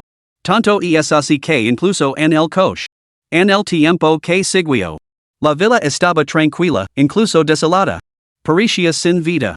Solo en el dormitorio, tenuemente iluminado. Se oía un susurro. Chu. Lu. Fong. Li Munchi murmuró el nombre, cerrando lentamente los ojos mientras sus largas pestañas rosadas revoloteaban ligeramente. En la quietud. Reflexionó sobre el turbulento viaje que había recorrido. Sus labios rojos se entreabren ligeramente. Fong, que nombre tan bonito. Un susurro, tan débil como el zumbido de un mosquito, escapó de sus labios. Dentro del Bentley. Shingishan, que antes se concentraba en conducir, de repente vio algo por el rabillo del ojo. Al ver el perfil de Chu Lufong, frunció el seno al instante. Tia Xing, ¿qué pasa? Chu Lufong se percató rápidamente de la inquietud. Sin embargo, Shingishan solo frunció ligeramente el seno, sin decir nada. Al llegar a la orilla del lago, salieron del coche. Una suave y fresca brisa acariciaba sus rostros. Shingishan miró el cuello de Chu Lufong. Cubierta de marcas de pintalabios, toda su nuca estaba llena de besos carmesí. Ni siquiera su barbilla se había labrado. Esto no eran besos, eran mordiscos. No hacía falta decirlo. Sin duda, eran las marcas de pintalabios que había dejado ese borracho idiota, Li Mingxi. El pobre chico había sido devorado por completo por esa ninfómana. Mientras lo miraba fijamente. Los ojos de Shingishan se enrojecían lentamente. Dos lágrimas claras como perlas que se habían deslizado de su hilo, rodaban por sus mejillas en un flujo constante. Su voz temblaba con solozos, rebosante de impotencia y fragilidad. Xiaofeng, todo es culpa de la tía. La tía siente mucho haber hecho pesar por esto, haber causado tanto dolor. Yo, casi nunca lo he suplicado a nadie en toda mi vida. La idea de enfrentarme todo esto me aterroriza, pero de alguna manera, cada vez que te imagino a mi lado, me siento apoyada. Me siento mucho más fuerte. Su mano temblaba ligeramente mientras la levantaba para secarse las lágrimas, con el corazón oprimido por el remordimiento. Todo es culpa mía, tía. Soy inútil. Te he arrastrado a esto, te he hecho sufrir conmigo. No deberías tener que soportar nada de esto. Todo es culpa mía. Si no hubiera estado tan endeudada, no habría tenido que pedir ayuda. No te habría hecho pesar por esto, Xiaofeng. Tú también debes de haber sufrido, aguantando los malos tratos de una anciana una generación mayor que tú, todo por el bien de tu tía. Has sido tan fuerte, sin cuidarte nunca. Chu Lufong? Espera. Espera. Alto. Alto. Reconozco cada palabra, pero juntas no tenían sentido. ¿Qué quería decir con que la estaban intimidando? Sufriendo una injusticia? ¿Lo estaban dejando vivir gratis, no? ¿Qué injusticia estaba sufriendo? Capítulo 10, la tía Xing y mi pequeño secreto. Pero Shingishan claramente no lo veía así. Seguía sumida en su propia culpa y autorreproche. Xiaofeng, la tía sabe que siempre has sido un chico sensato y bueno. Todo es por el bien de la tía, ¿verdad? Por eso aguanté sin decir nada el acoso de ese borracho idiota de Li Mengshi. En el fondo, deeb-centered fatal. No, no me sentía mal. En absoluto. Estaba absolutamente encantado. Por el amor de Dios, tía Xing, deja de imaginar cosas, ¿quieres? Además, quien acosaba a quien, exactamente? Chu lufong frodo discretamente las yemas de su pulgar contra sus dedos medio y anular. De vuelta en el coche, ese lo había pasado en grande. Malditamente emocionante. Pero Xingishan continuó, ayana a todo. Si algo te preocupa, solo tienes que decirlo. A la tía le preocupa que reprimir las cosas no sea bueno para tu salud. Chu lufong se rascó la cabeza. Realmente no sabía que decir. Después de todo, Li Mengshi no era poco atractiva, era increíblemente hermosa, perfectamente de su gusto. No había salido perdiendo en absoluto. Pero, a juzgar por la expresión de Xingishan, ella estaba decidida a escuchar alguna queja hoy. Pero, realmente no tenía nada que decir. Tía Xing, no le demás vueltas. De verdad que estoy bien. Chu lufong puso una mano sobre el delicado hombro de Xingishan y la miró fijamente a los ojos. Además, somos familia. ¿Por qué sacar este tema? Me parece demasiado formal. De verdad que estoy bien, tía Xing deja de preocuparte necesariamente. Xingishan miró fijamente a Chu lufong.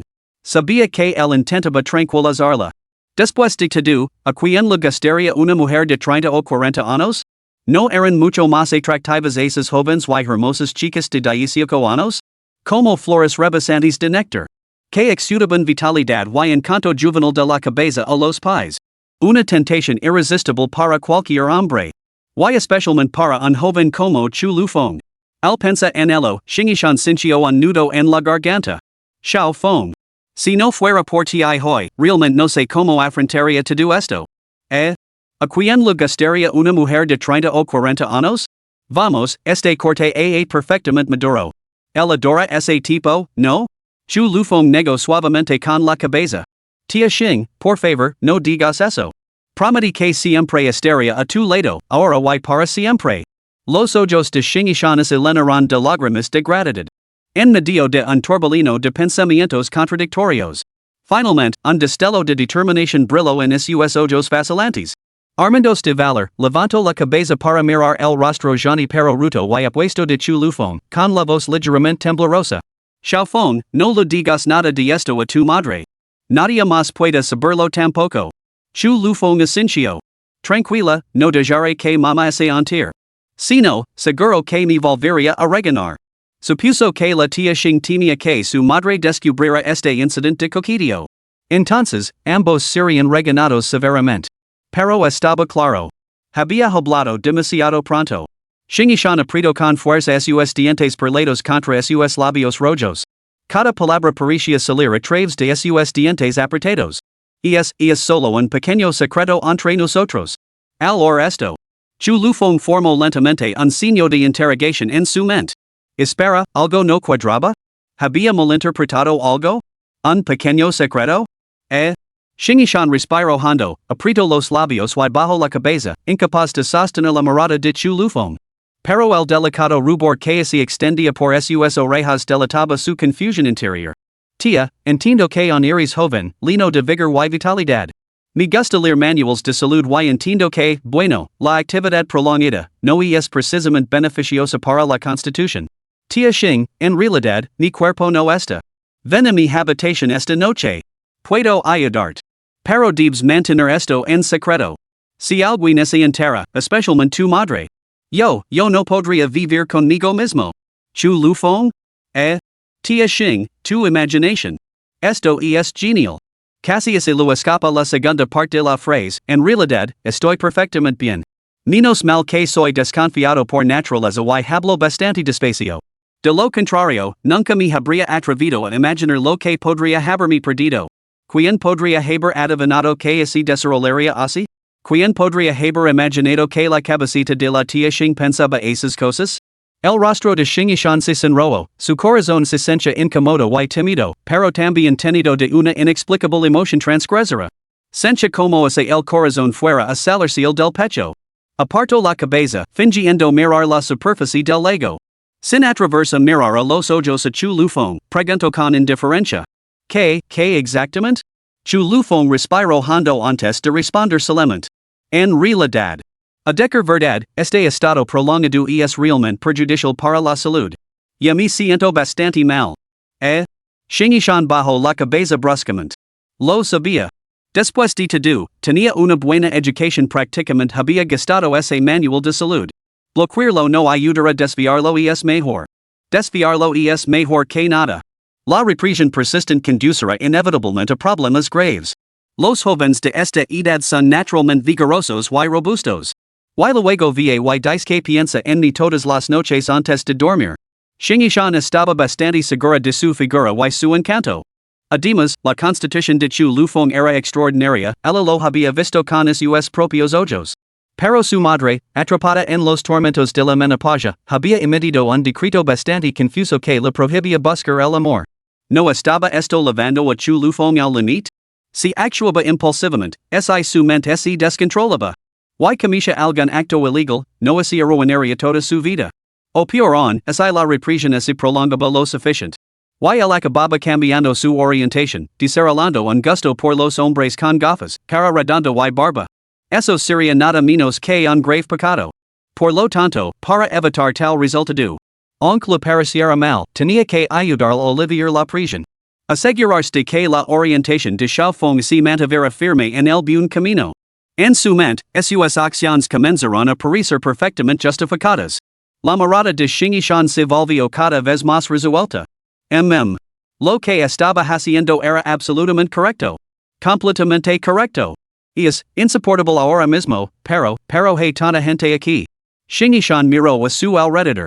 El tiempo era bastante agradable hoy, lo que atrajo a una gran multitud a la orilla del lago. En quisiera, simplemente no podía hacerlo ahora. Al ver la adorable expresión de nerviosismo y desconcierto de la tía Xing, Chu Lufong sonrió de repente. Solo te estoy tomando el pelo, tía Xing puedo aguantar. Lo discutiremos esta noche. Además, ¿no se supone que debemos visitar a otras personas? Los 10 millones de la tía Li no cubren la deuda. Xiaofeng, el asunto del préstamo puede esperar. Sus hermosos ojos se movían nerviosamente. Oh, tal vez debería ir a buscar un baño?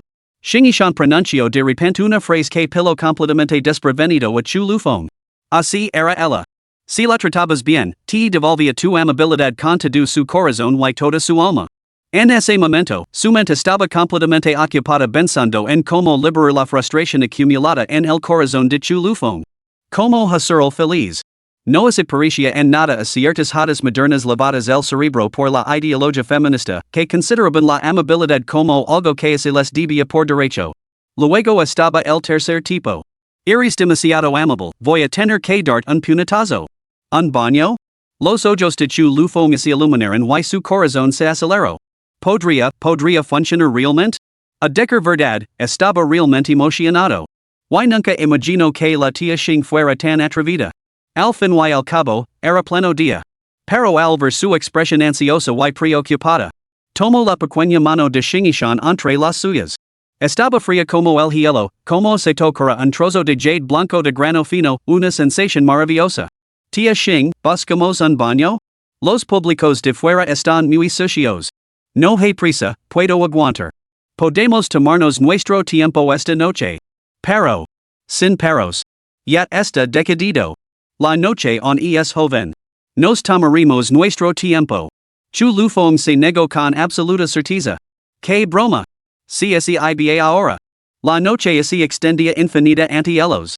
¿Qué excusa tendría para visitar más tarde la fragante habitación de la tía Xing? Una semilla de sésamo frente a una sandía.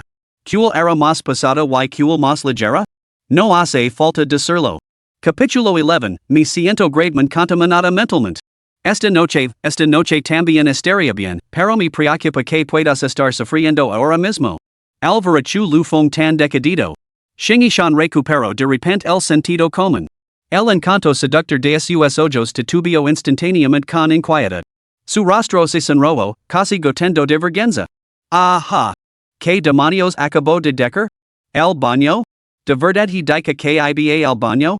La culpa es de esas mujeres ricas y extravagantes con las que salgo. Cuando salgo con ellas. Me someten constantemente sus vividas historias de escapadas atrevidas. Sobre lo que pasa en los probadores cuando compran ropa, o en el baño mientras van de compras, o en el cine, o en las desiertas con sus cacaritos universitarios. Aunque ella nunca había experimentado esas cosas. Bajo esa constant osmosis. Esas ideas atrevidas se habían arraigado en ella sin que se diera cuenta. Por eso se la había escapado tan instintivamente en ese momento. Su rostro se sonrojó, tan tentador como un melocotón maduro. Sin embargo, en ese momento, la tía Xing pareció recordar algo. Sus dedos se apretaron inconscientemente alrededor del dobladillo, las yemas de los dedos se pusieron ligeramente blancas por la presión y toda su mano temblaba levemente. Su corazón se llenó de temor y inquietud. Dejar esas cosas causaría una mala impresión en Xiao Feng. Él pensaba que ella no era tan digna y noble por dentro como parecía. Que en el fondo era en realidad bastante frívola. El cielo se derrumbaría. Después de dudar durante un largo rato, levantó la cabeza con cautela y miró timidamente a Chu Lufeng a los ojos. Afortunadamente, la expresión de Chu Lufeng no mostraba ningún signo de inquietud. Aunque su mirada seguía desenfocada, como perdido en sus pensamientos. Al ver esto, ella suspiró aliviada al instante. Xiao Feng, voy a reunirme con unos amigos en un rato. No hace falta que vengas. Las mejillas de Xing Yishan se sonrojaron y su voz tembló ligeramente con un nerviosismo poco natural. Sal y disfruta un rato por tu cuenta. Espera obedientemente en casa a que vuelva esta noche, ¿de acuerdo? Bien, entonces queda decidido. Me voy. Con el rostro encendido, ni siquiera espero la respuesta de Chu Lufeng. Prácticamente corrió hacia el Bentley, pisó el acelerador y se alejó a toda velocidad en una nube de humo. En cuanto a por qué no había lavado a Chu Lufeng con ella. Era simplemente porque temía encontrarse con borrachos como Li Mingxi. Ya se sentía terriblemente culpable. Aunque pedir dinero prestado la avergonzaba y la angustiaba. No tenía otra opción, al fin y al cabo, era asunto suyo. No había necesidad de involucrar al inocente Chu Lufeng, obligándola a hacer cosas que no quería hacer. Tía Xing. Chu Lufeng acababa de recuperar la compostura. Cuando oyó a la tía Xing parlatir sin cesar antes de desaparecer sin dejar rastro. Esto lo dejó completamente sin palabras. Mirando en la dirección en la que se había marchado la tía Xing Yishan, sacudió la cabeza con impotencia. Todas eran mujeres maduras, bien conservadas, increíblemente hermosas y ricas. ¿Cómo podría alguien rechazarlas? Solo la tía Xing pensaba que yo no lo haría. Pero con ella fuera de su vista, Chu Lufeng solo pudo encajarse de hombres y pair por la calle. Como ya no necesitaba ayudar a la tía Xing. Reflexionó sobre cómo utilizar su sistema para ganar dinero. Después de todo, con su visión de rayos X. Ya fuera comprando tarjetas rasca y gana, apostando en las mesas de juego o especulando con piedras de jade, podía amasar una fortuna. No importaba la ruta que eligiera, ganar decenas de millones sería pan comido. Pero esto no era algo que pudiera discutir con Xing Yishan. Dejaría que ella pidiera prestado algo de dinero a su círculo de amigos ricos primero. Cuando ella no pudiera aguantar más, él podría intervenir para resolver las cosas en había tiempo.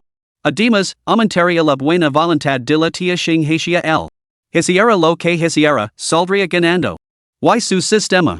Era un sistema de buenas acciones diarias. Hacer buenas acciones traía beneficios infinitos, incluso superpoderes. Ya tenía visión de rayos X. ¿Qué más podría venir después? No se atrevía a imaginarlo. Hablando de visión de rayos X. Mientras caminaba por la calle, la activó instintivamente por un momento. Y lo que vio. Chu Lufeng estaba completamente atenido. Desearía haber sacado los ojos. Maldita sea, tras solo un breve vistazo, se sintió profundamente contaminado mentalmente. Un doble golpe para la mente y el cuerpo. Había visto a un ejecutivo elegantemente vestido con traje. Su corte de pelo pulcro le daba un aspecto excepcionalmente agudo, y sus rasgos resumaban encanto masculino. Malditamente guapo, lavaba un maletín, lucía un reloj de pulsera caro, tenía una postura erguida, un paso enérgico y decidido, y se abría paso entre la multitud con un air de confianza. Tenía todo el aspecto de un hombre de éxito. Destacaba de forma llamativa entre la multitud. Atraía la atención de muchos. Por supuesto, eso era solo la superficie. Si Chu Lufeng no lo hubiera visto encerrarse, lo habría resultado totalmente inimaginable. Maldita sea, se había encerrado. ¡Qué demonios! Poco después, entró en un hotel. por razones desconocidas. Inmediatamente se enfrentó a otro hombre impecablemente vestido con traje que estaba esperando dentro. Ambos hombres estaban visiblemente agitados, ninguno dispuesto a ceder. Se enzarzaron en una acalorada discusión, salpicada de empujones. En medio de la intensa confrontación, el hombre bien vestido finalmente perdió el control. Abramado, ese armadillo temblando en el suelo. Maldita sea, amigo, después de todo ese alboroto, en realidad estás. Caramba! ¿Dónde diablos he acabado? ¿Podría ser este el lugar famoso por sus habitantes con gafas, barba y cara redonda? Sintiendo náuseas, Chulufong giró la cabeza. Tenía la intención de buscar algunas bellezas para calmar sus ojos.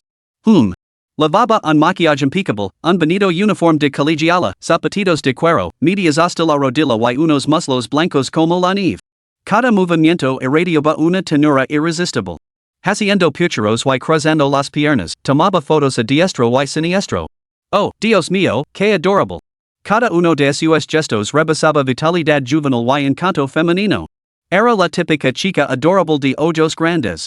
Cuando los transuntes le pedían anadarla en WeChat, se sonrojaba tímidamente, tartamudeaba y bajaba la mirada, demasiado tímida para hablar. Absolutamente adorable. Si Chulufong no tuviera visión de rayos X. Esta dulzura podría haber comido su pequeño corazón herido. Pero no había perros que valieran. Tú, pequeño sentimental. ¿Tienes mascotas? ¿Y qué demonios, un águila gigante? Esto es un poco excesivo, ¿no? La expresión de admiración de Chulufong se congeló al instante. ¿Esta maldita cosa es un pequeño nanliang? Maldita sea. De repente sintió la necesidad de sacarse los ojos. Mis disculpas por la intrusión. Chulufong cerró los ojos en silencio. Reprimiendo las ganas de vomitar sangre. El mundo se ha ido al garete, la moral de la gente está podrida. Thanos, te haistano. Vuelve, esta vez te ayudar a derrotar a Iron Man. Después de soportar sucesivas oleadas de grave contaminación mental. Chulufong no se atrevió a activar de nuevo su visión de rayos X. Aterrorizado por presenciar otro espectáculo increíble. De repente sintió que su comprensión de este mundo era lamentablemente insuficiente, completamente llena. ¿Cómo podía ser la gente así? Como mínimo, no deberían. Se lo rizó el velo de todo el cuerpo. Justo cuando Chulufong estaba procesando la contaminación mental que había sufrido. De repente. Oh, Chulufong. Qué sorpresa verte aquí. Una voz vibrante y nítida resonó. Chulufong giró la cabeza aturdido. Su mirada se desvió instintivamente hacia abajo. Unas piernas tan sensuales. Señorita, está pisando. Lo que encontró su mirada fue un par de piernas voluptuosas y largas enfundadas en unas malas gris muy elásticas que acentuaban sus contornos musculosos y linos. Lavaba zapatillas blancas y calcetines de algodón puro hasta la rodilla. Su torso estaba cubierto por una camiseta deportiva ajustada, debajo de una sudadera gris. El conjunto era sencillo, pero acentuaba a la perfección su figura tonificada y voluptuosa. Su piel bronceada brillaba con un resplandor saludable bajo la luz del sol. Lavaba el pelo recogido en una sencilla coleta alta de color castaño, con algunos mechones sueltos que se aferraban a su suave frente bajo un sombrero para el sol. De su frente y sus ojos irradiaba un espíritu innato, especialmente de su mirada brillante y chispeante, rebosante de vitalidad. Era increíblemente hermosa, un delicado rostro ovalado, orejas perforadas, una nariz delicada y labios carnosos. Con una altura de 1,73 metros, sus largas piernas representaban casi 2/3 de su estatura. Una belleza. Por fin, una auténtica belleza. Se acabaron los travestis extravagantes. Y lo que es más. Oh, es la profesora Bao. ¿Cuánto tiempo sin vernos? ¡Qué casualidad! Los ojos de Chulufong se iluminaron. La belleza vivaz, capaz y enérgica que tenía ante sí no era otra que su profesora de educación física de la universidad, Su Jinyun. Capítulo 12. ¿Puedo tocar tu pectoral mayor? La señorita Bao? Su Jinyun se quedó paralizada al oresto. Bajo la mirada. Luego abrió mucho los ojos y dio una patada en el suelo con fingida indignación. Chulufong, estás volviendo a las andadas. Su pequeño y respingada nariz se arrugó de forma adorable, y sus labios se curvaron en una sonrisa de fingida ira. Sin embargo, sus esbeltas manos se movieron con facilidad y destreza, rodeando la cintura de Chulufong. Luego la retorció con fuerza. Sote ensenara a gritar así. Aprend la lechen. Esperaba ver a chu lufong hacer una mueca de dolor y suplicar clemencia. Pero la sensación bajo sus dedos sorprendió a su genius. El muchacho tenía un físico estupendo. Sin embargo, su porcentaje de grasa corporal no podía ser tan bajo, antes solía haber un poco de carne alrededor de su cintura y abdomen. Ahora, sin embargo, era casi imposible pellizcar cualquier parte blanda. Sus hermosos ojos se movían rápidamente como los de una niña curiosa mientras examinaba a chu lufong de pies a cabeza. Dios mío. Solo entonces se dio cuenta de que, tras unos pocos días separados, chu lufong había experimentado una transformación notable. Tanto su porte como su físico eran superiores a los de antes. Los contornos de sus músculos se habían vuelto más definidos y robustos. Era absolutamente apuesto, una fuerza carismática digna de contemplar. ¿Qué pasa? ¿Qué pasa?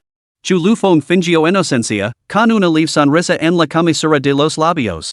Maestro Bao, sé que soy bastante guapo, pero mirarme así me hace sentir bastante avergonzado. Su genius hizo un gesto de desprecio, a sus ojos se arrugaron en forma de media luna y su risa resonó como una campana de plata. Bueno, muchacho, ese físico es bastante impresionante. Mucho más atractivo que antes, ¿eh? Ahora, dile tu maestro donde conseguiste esa potion. Los resultados son nada menos que milagrosos. Su genius era excepcionalmente alta, solo media cabeza más baja que chu lufong. Su figura era impecablemente perfecta, con un abdomen plano y liso que mostraba unos abdominales claramente definidos. Todo su ser irradiaba una energía vibrante y juvenil. Por encima de todo, su personalidad era refrescantemente directa y sin pretensions. Su carácter afable la hacía querida por todos los que la conocen. Además, se había retirado recientemente del depósito y era apenas unos años mayor que chu lufong. A esto se sumaba su papel como profesora de educación física en la universidad. Por lo tanto, su vínculo era muy sólido y a menudo se burlaban el uno del otro en tono jocoso. A primera vista, parecían una pareja perfectamente compatible. Chu lufong hinchó el pecho. ¿Qué inyections? Señorita Su, soy totalmente natural. ¿No me cree? Comprobelo usted misma. Oh, via, entonces no será educada. Vamos, dejen tocar esos pectorales. Al resto, los ojos de su genius se iluminaron al instante como dos estrellitas. Sin la menor vacilación, esbozó una sonrisa pícara. Extendió rápidamente su pequeña mano y la acercó sin pudor al pecho de chu lufong. TSK, realmente esplendido. Excellent, excellent. Bien entrenado. Sigo así, muchacho. Mantén esta forma y serás el joven más guapo del mundo. Después de un buen rato de caricias, su genius retiró la mano a regañadientes, con el rostro un radiante de satisfacción. Al fin y al cabo, estaban en público y tenían que cuidar sus modelos. Una sonrisa pícara se dibujó en los labios de chu lufong. Miró a su alrededor dos veces antes de decir con una risa maliciosa. Señorita Su, sus pectorales también son bastante impresionantes. Dejen tocarlos, ¿eh? Su genius arqueó las cejas el resto y miró a su alrededor con los ojos. Echo un vistazo antes de pronunciar deliberadamente las siguientes palabras. Vamos, vamos. Pero escucha, pequeño granuja. Déjame decir algo, que yo te toque no es ilegal. Pero ese te atreves a tocar a tu profesora en público. Humph. Cuidado con las lágrimas tras las rías. Adoptó una expresión feroz mientras hablaba, agitando su pequeño puño. Y recuerda mis palabras, aunque me los supliques, no te salvar. Bueno, eso era cierto. Estaba un poco confundido con el formato narrativo actual. Además, esto no es clase. No hay necesidad de títulos formales. La même hermana genius. No soy mucho mayor que tú. No pasa nada. Me parece más emocionante la marut profesora, tienes a toque de emoción prohibida. Su genius equado momentáneamente sin palabras ante este comentario, y sus mejillas se enrollaron ligeramente mientras hacía un puchero. Dios mío, tú. Pero se no te gusta profesora, puedo la marut hermana genius. Ambos suenan muy bien, especialmente en alguien tan guapa como tú. Olvídalo. La même como quieras. Su genius echo la cabeza hacia atrás y su expresión se volvió seria de repente. Muy bien, dejaremos la charla para más tarde. ¿Estás solo ahora? ¿Tienes tiempo? ¿Qué pasa? Si la hermana genius quiere quedar, yo estoy libre sin duda. Al esto. Su genius se aferró a él como si fuera un salvavidas. Agarro con fuerza el brazo de chu lufon y lo sacudió energicamente. Genial, me preocupaba no encontrar a nadie. Entonces, ¿qué me dices, Xiaofeng? Tu profesora necesita tu ayuda ahora. Podrías hacerme un favor. Ayuda a tu profesora a mudarse de casa. Esto tomó a chu lufon un poco por sorpresa. Parpadeó, desconcertado. ¿Mudarse de casa? ¿Mudarse de qué casa? Hermana Jin-yun, ¿vives aquí? Esto está bastante lejos de la Universidad de Sia, ¿no? Su Jin-yun puso inmediatamente cara de tristeza. Sí, está muy lejos. Estoy a punto de volverme loca. Solo ha pasado un mes desde que empezó el trimestre y he llegado tarde 7 veces. No puedo más. Si esto sigue así, me descontarán todo el sueldo. Entonces, ¿por qué no te quedas en el alojamiento para el personal, hermana Jin-yun? Preguntó chu lufon rascándose la cabeza, completamente perplejo. Leg demasiado tarde a la Universidad de Sia. Todos los pisos estaban ocupados. La dirección de la universidad dijo que pronto encontrarían una solución, pero me dijeron que alquilara algo fuera del campus durante unos meses. Maldita sea, ¿quién sabe cuánto tiempo tardarán? Mientras su Jin-yun hablaba, puso los ojos en blanco de forma adorable, con una expresión de total resignación. ¿Por qué no alquilas algo cerca de la universidad? Chu lufon recordó a esa vieja rica, Li Mingxi. Se suponía que era propietaria de varios edificios cerca de la Universidad de Sia para alquilar. Varios edificios. Su Jin-yun lo lanzó una mirada fulminante, levantó las manos y se rindió. Caramba, estoy arruinada, no tengo ni un centavo. Esos pisos cerca de la Universidad de Sia? Cualquiera que esté en conditions cuesta 5 o 6 mil al mes, casi todo mi sueldo mensual. No me lo puedo permitir. ¿En serios? ¿Eres profesora de educación física en la Universidad de Sia? ¿Tan pobre? Pobre como una rata, chico. ¿Crees que los profesores de educación física ganan mucho? Su Jin-yun suspiró ante esto, con su carita llena de quejas. Además, todavía soy una profesora en prácticas. ¿Cómo voy a tener dinero? Después de trabajar todo un año, ni siquiera puedo permitirme comprar un solo inodoro aquí. ¿Why no tengo amigos en esta ciudad con los que compartir piso? Si no, ¿por qué crees que me voy a mudar sola? Y es una agonía, y es tan doloroso. Se agarró la cabeza como una mujer agravada. De repente, los ojos de su Jin-yun se iluminaron. Levantó la cabeza y rápidamente rodeó con el brazo los hombres de chu lufon. ¿Why bien? Tu profesora necesita urgentemente tu ayuda. Solo tienes que decir sí o no. Chu lufon bajó la mirada y se rió entre dientes. Por supuesto que no hay problema. Excellent. Pequeño phone, eres un chico muy sensato. Te concedo permiso para saltarte todas las clases de educación física este trimestre. Su Jin-yun le guiñó el ojo con picardía. No será necesario. Si ni pierdo la clase de educación física, no podré ver a mi querida señorita Su. La quería tanto de menos que perdería el apetito. Ya. Bien hecho, bien hecho. Eres realmente el alumno favorito de la profesora. No solo eres guapo, sino que también tienes una lengua muy dulce. Su Jin-yun sonrió satisfecha. Vamos, te enseñar mi tocador. Y es la primera vez que invito a alguien a mi casa. Suelta tus ojos, muchacho, no me hago responsable a ti sea el orzuelo. Declaró su Jin-yun, pasando el brazo con naturalidad por los hombres de chu lufon mientras lo lavaba hacia sus aposentos. No había ni una pizca de reserva en su dinámica profesor-alumno. Eran como viejos amigos que se conocen desde la infancia. Capítulo 13, El amor del caballero por el bambú, una forma adecuada de adorar. La pareja charló y río durante todo el camino. Pronto llegaron a la casa de su Jin-yun. Chu lufon sabía que el alojamiento de su Jin-yun no sería grandioso. Pero no había previsto que fuera un piso antiguo con escaleras. En general, estaba bastante limpio. Sin embargo, el estilo arquitectónico parecía sacado del siglo pasado. Algunas paredes estaban agrietadas, manchadas de negro y amarillo. Estaban cubiertas de hiedra. En algunos rincones, las telarañas colgaban densamente. Muchos ancianos del barrio se sentaban fuera a tomar el sol. Todo resumaba tranquilidad y el paso del tiempo. Hermana Jin-yun, ¿vives aquí? ¿Qué pasa? El joven maestro lo encuentra indigno de él. Su Jin-yun se adelantó, con su coleta alta balanceándose con la brisa, y respondió sin volverse. En absoluto. Y es solo que no esperaba que vivieras tan lejos. Esta urbanización ha visto días mejores, ¿no? ¿Qué le vas a hacer? Es barata. Al fin y al cabo, solo gano algo más de 7,000 al mes como profesora. Y este mes he legado tard varias veces. Joder, solo de pensarlo me di dolor de cabeza. Su guiñón frunció los labios con frustración y se dio un golpecito en la frente con el puño cerrado. Bueno. ¿Es sufficient? Es sufficient para una persona. De todos modos, no me gusta comprar cosas caras. Es solo que, mi cuerpo ha acumulado algunas viejas molestias por todo el entrenamiento. Acabó en el hospital bastante a menudo. Chu Lufong lo sabía.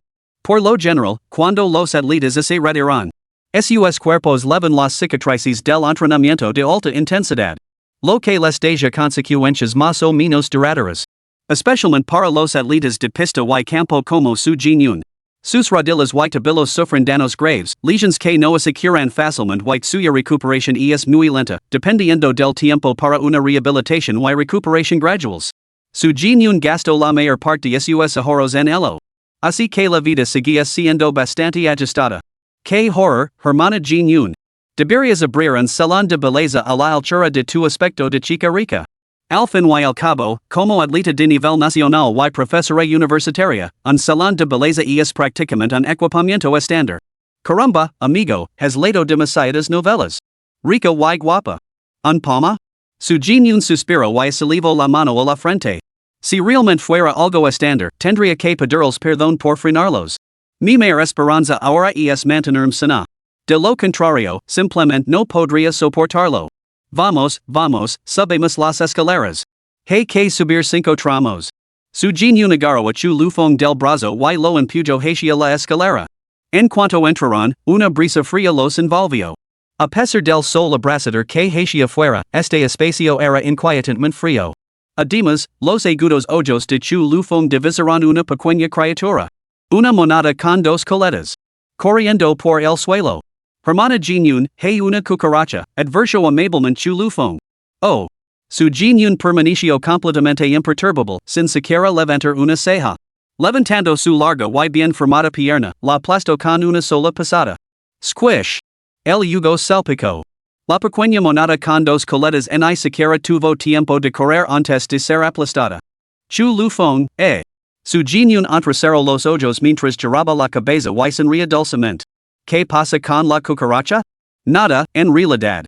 Solo ha sido aplastada por el pie de jade de la profesora.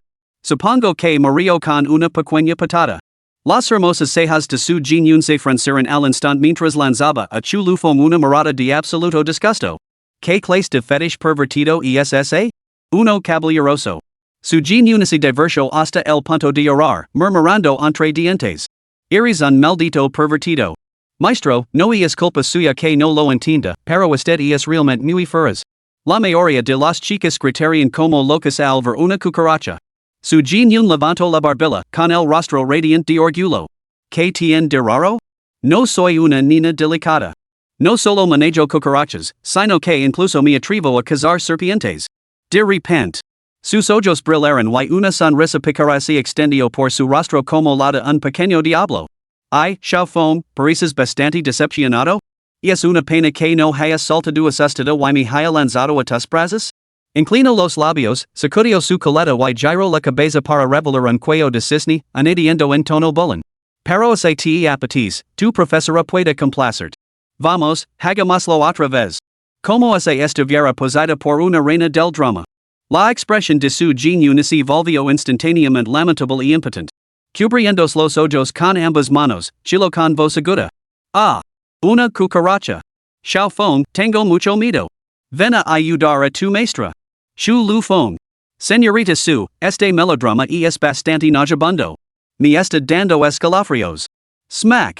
¿Cómo te atreves a hablar así? ¿A quién llamas nauseabundo? Su Jinyun parecía feroz, agitando su pequeño puño. ¿Qué agua estas? Subamos arriba. Dica esto, es adelanto para subir las escaleras. Caminando delante. Su cintura serpentina se balanceaba, sus amplias cavas se balanceaban de izquierda a derecha. Sacudiendos y sacudiendos.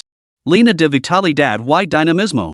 Era la primera vez que Chu Lufong la veía tan de cerca, desde este ángulo, y quedó instantáneamente atenido.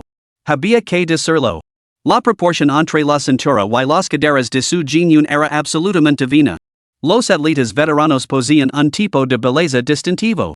No era la belleza delicada, recatada y gentil de una joven preparada como la tía Xing. Más bien, era una belleza salvaje, atrevida, sensual y indomada. Una figura tan extraordinaria como la de su genio. Tan bella, pero viviendo en circunstancias tan difíciles. Era algo bastante inesperado para Chulufong. Si hiciera videos, aunque solo fuera rozando el límite, podría convertirse fácilmente en una gran celebridad de internet con millones de seguidores. Después de todo, en la sociedad, muchas mujeres que no podían compararse con la profesora Su. Podían seguir ciertos caminos y ganar 10,000 al mes. Sin embargo, esto solo resaltaba la preciosa integridad de su genio. Profesora, la forma en que se balancea, me acelera el corazón. Chulufong sintió que su nariz casi se apoyaba contra ella. Incluso podía percibir el aroma único y ligeramente fragante mezclado con el sudor que emanaba de ella. Su genio giró la cabeza y miró a Chulufong. Un ligero rubor tocó sus mejillas. Pero rápidamente recuperó su expresión traviesa y dijo con astucia. ¿Somos compañeros, no? Déjame darte una casita. ¿Qué te parece? ¿Son lo suficientemente alegres? Creo que están bien, y también se sienten bien. ¿Te apetece darles una palmadita para probarlas? Mientras hablaba, su genio esbozó una sonrisa traviesa, y sus caderas se balanceaban aún más exageradamente mientras subía las escaleras. ¿En serios? ¿Quieres decir que puedo? Su genio lanzó una mirada fulminante a Chulufong. ¿Tú qué crees? Preguntar este tipo de cosas solo te dará una respuesta, no. Eres tan ingenua. Antes de que pudiera terminar. Una ráfaga de viento sopló. Los ojos de su genio se abrieron de par en par al instante. Dos manchas carmesías se extendieron por sus pálidas mejillas, haciéndola parecer increíblemente hermosa.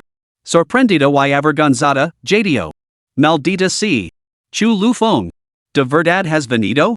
Chulufong se encogió de hombres, con expresión inocente. Bueno, claro. Soy un buen chico. Creo todo lo que dice la profesora. Movió deliberadamente la muñeca y sonrió con descaro. Puaj. Que asco, que repugnant. Como era de esperar, su genio lo lanzó otra mirada de total repulsión. Déjame decir que solo lo hago porque soy tu profesora y sé que eres honesto, además de muy guapo. Si cualquier otra persona se atreviera a ser tan repugnant, hace tiempo que le habría dado una patada. ¿Honesto? Chulufong se rascó la nariz. No pudo evitar reírse con amargura. ¿Quién hubiera pensado que esa palabra lo describiría alguna vez? Los ojos de su genio se movieron nerviosamente, su bonito rostro se sonrojó mientras lo reganaba en tono juguetón. Sí, sí. Mira lo contento que estás. ¿Satisfecho ahora? ¿Te ha gustado, verdad? La verdad es que me ha gustado bastante. Pero aún no he terminado. Me apetece darte unas cuantas bofetadas más. Ya basta. Su genio se apartó rápidamente, apretando con fuerza sus manos sobre su generoso pecho mientras lo reganaba en tono juguetón. Solo era una venganza. No me gusta deber favors a la gente. Me dejaste tocar tus pectorales, me aproveché de ti, así que esto era la revancha. Pero querer más bofetadas es algo que solo haría un novio. ¿Qué, te gustaría ser el novio de la profesora? Capítulo 14, ¿qué es lo peor que podría pasar? Deja que el viejo experimente el amor paternal. Mientras hablaba, su genio frunció el seno. Sus dedos acariciaron ligeramente su barbilla, como se estuviera evaluando a Chulufong. No está mal de aspecto, tiene un físico decente y un temperamento bastante de mi agrado, exactamente el tipo de hombre que me gusta. Si te apetece cortejarme, supongo que no es descabellado. Apretó deliberadamente la última sílaba. Una sonrisa misteriosa se extendió por su rostro. Sus ojos se arrugaron, tenidos de precardia y expectación. Entonces, ¿lo intentemos? Aunque los estándares de la profesora son bastante altos, te resultará bastante fácil conquistarme. Si consigues ganarte mi confianza, podrás hacer todo tipo de travesuras conmigo, J. Los ojos de Chulufong parpadearon ligeramente, pero se encogió de hombres con indiferencia, fingiendo desentenderse. No me importaría, pero todavía estás en periodo de prueba, ¿no? ¿Te preocupa perder tu trabajo? En ese momento, su genio se quedó paralizada de repente.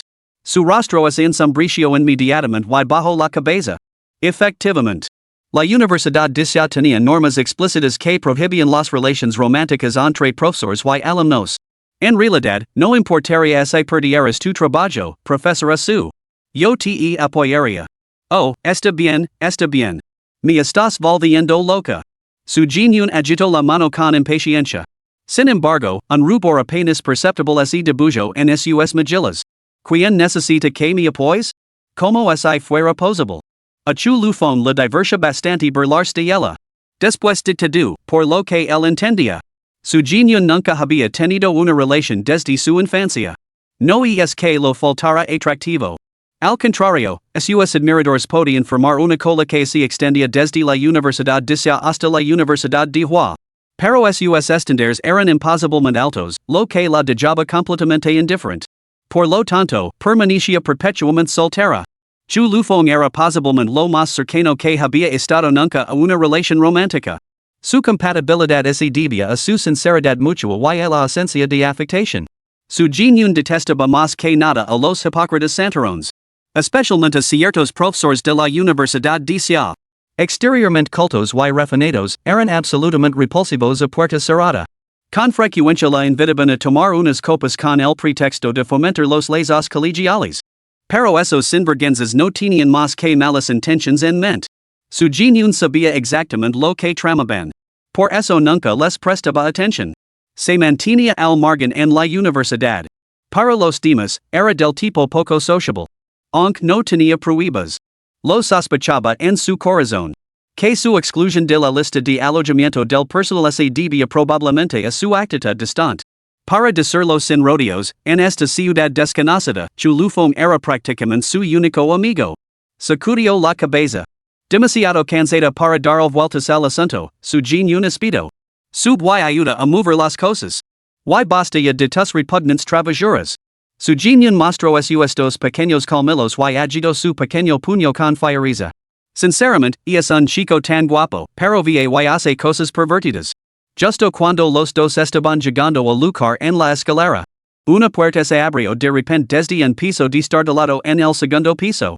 Varios hombres corpulentos, con cicatrices y caras sombrías, presenciaron la escena. Pronto. La pareja subió sin esfuerzo hasta el quinto piso. Chu Lufong no mostraba signos de agotamiento y tenía las mejillas sonrojadas. Su Jin, aparte que su pecho se elevaba ligeramente, tampoco parecía cansada en absoluto. Sin embargo, su expresión delataba cierto dolor, unas viejas lesiones se habían reavivado, causando un dolor sordo en los tobillos y las rodillas. Por cierto, hermana Jin, ¿a dónde piensas mudarte exactamente? A la Bahía de Luaja. ¿A la Bahía de Luaja? Eso también está bastante lejos, ¿no? Una bastante distancia de la Universidad de Sia. ¿Es realmente necesario mudarse? La Bahía de Luaja estaba aproximadamente a la misma distancia de la Universidad de Sia que este lugar. Además, también era una zona periférica urbano-rural. No está en ruinas y el entorno es sin duda mejor que aquí, pero las viviendas son muy similares. No hay ninguna necesidad de tomarse la molestia de mudarse. Su Jin sacó su llave y abrió la cerradura anticuada. Al oír la pregunta, una pizca de disgusto se reflejó en su rostro. No era el disgusto fingido que había simulado juvenilmente con Chu Lufong. Era una repulsión genuina y sincera. Antier lovia, ¿verdad? Legan poco tarde porque intentaba evitar el aguacero y un tipo se me acercó sigilosamente por detrás, intentando aprovecharse de la profesora. Ya. ¿No sabía quién era la profesora? Le di una patada tan fuerte que quedó tirado de espaldas, acabado para siempre. ¿No sabía que había entrenado? Mientras hablaba, flexionó los puños. Dio varias patadas enérgicas al aire. Al observar esos muslos redondeados y linos, poderosos y rebasantes de belleza muscular, eran realmente formidables. Una persona normal golpeada por esa patada seguramente caería de rodillas. Pero aún así, tu profesora es, después de todo, una joven delicada. Luaja B puede ser un poco remota, pero ali no ocurren ese tipo de incidents. Lo mejor sería mudarse. No me gustaría volver de darkles y encontrar cosas repugnantes en mi ropa sucia. Al oír esto, los ojos de Chu Lufong se entrecerraron al instante, brillando con intensidad. ¿Suceden cosas así? Señorita Su, tampoco debería ir a Luaja B. Conozco a un amigo que puede conseguir un piso cerca de la Universidad de Sia. Su tono era decisivo, con un air de irrevocabilidad. Aunque la tía Xing le debía un poco de dinero. Él podía permitirse fácilmente las decenas de miles que costaba el alquiler. Si las cosas se ponían feas, siempre podía acudir a esa baracha de Limingshi. Dada su relación con la tía Xing, conseguir un lugar decente donde alojarse sería tan fácil como pedir un favor. Si se negaba? Bueno, recurriría a reganadientes a vender su propia dignidad. Ah, que diablos, por una vez haría de padre y dejaría que Limingshi experimentara el efecto paternal. Al or esto. Una ola de calidez invadió a su Jinyun. Últimamente había estado completamente agotada buscando alojamiento. Las propiedades en las mejores ubicaciones tenían alquileres exorbitantes. Los alquileres más baratos estaban invariablemente en zonas poco deseables. Después de innumerables visitas, finalmente se decidió por la Bay. A decir verdad, era bastante inconveniente. Si las circunstancias lo hubieran permitido, habría preferido un alojamiento cerca de la Universidad de Sia. Pero, Chu Lufong no tenía ningún significado especial para ella. Y él era solo un estudiante. Simplemente no podía aceptar la amabilidad de Chu Lufong con la conciencia tranquila. Así que su Jinyun negó con la cabeza y se rió. ¿Qué pasa? ¿Tanto te apetece ser mi novio? ¿Quieres mantenerme económicamente? Mi conmigo, corito, pero todos los pisos cerca de la Universidad de Sia están alquilados. Mejor olvídate de esa idea. La Bay está bien. Me levantar más temprano para coger el metro. Con eso, abrió la puerta. Lo empujó dentro. Contemplando su silueta impecable y exquisita alojarse. Chu Lufong ya había tomado una decisión. Su Jinyun se quitó las zapatillas blancas, sudando profusamente. Se agachó para quitarse los calcetines blancos de algodón. De repente, como si se le hubiera ocurrido una idea, una sonrisa pícara se extendió por su rostro. Pequeño phone, estos calcetines blancos son de muy buena calidad, ¿sabes? Me gustan mucho. Si te interesan, te enviaron enlace más tarde para que puedas comprar un par. Sacudió los calcetines de algodón con decoro. Sus pies pálidos y cristalinos tocaron el suelo. Sus plantas eran delicadamente pálidas, unos pies blancos como la nieve absolutamente perfectos. Solo en los tobillos se veían unos ligeros moretones. Chu Lufong permaneció imperturbable. Señorita Su, ¿por qué tipo de persona me toma? Oh, vaya, ¿ya no es un pervertido? Bueno, supongo que lo malinterpret. Lo que quería decir es que un par no era suficiente. Así que realmente eres un completo pervertido. Su Jinyun sintió que le picaban los dientes por la frustración. ¿Cómo podía este hombre ser tan insensible? Nunca había habitado un momento en el que burlarse de él le hiciera sonreír. Al fin y al cabo, solo era un muchacho joven. Nunca había tenido una relación. ¿Cómo podía ser tan descaradamente pervertido? Ella tenía la intención de burlarse de Chu Lufong como es debido. Pero cada vez, acababa siendo ella la que se enfadaba.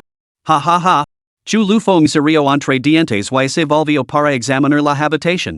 Capítulo 15, Llegando con los capulos de flores cuando el profesor no mira, La habitación no era grande, un espacio deliberadamente separado en esta residencia de estilo antiguo. Pero se mantenía impecablemente limpia. Parecía fuera de lugar en comparación con el pasillo exterior, algo frío, sucio y desordenado. La pequeña habitación tenía un aire acogedor. Había unas cuantas flores en un jarrón sobre la mesa y unos posters adornaban las paredes ligeramente amarillentas. No eran posters cualquiera, sino fotos de su Jinyun en sus competitions anteriores. En ellas aparecía elegante y llena de vitalidad. Frente a la cama, una estantería de perd albergaba trofeos y medallas, llenando toda la pared con sus glorias pasadas. A la izquierda de la entrada se encontraba el cuarto de baño.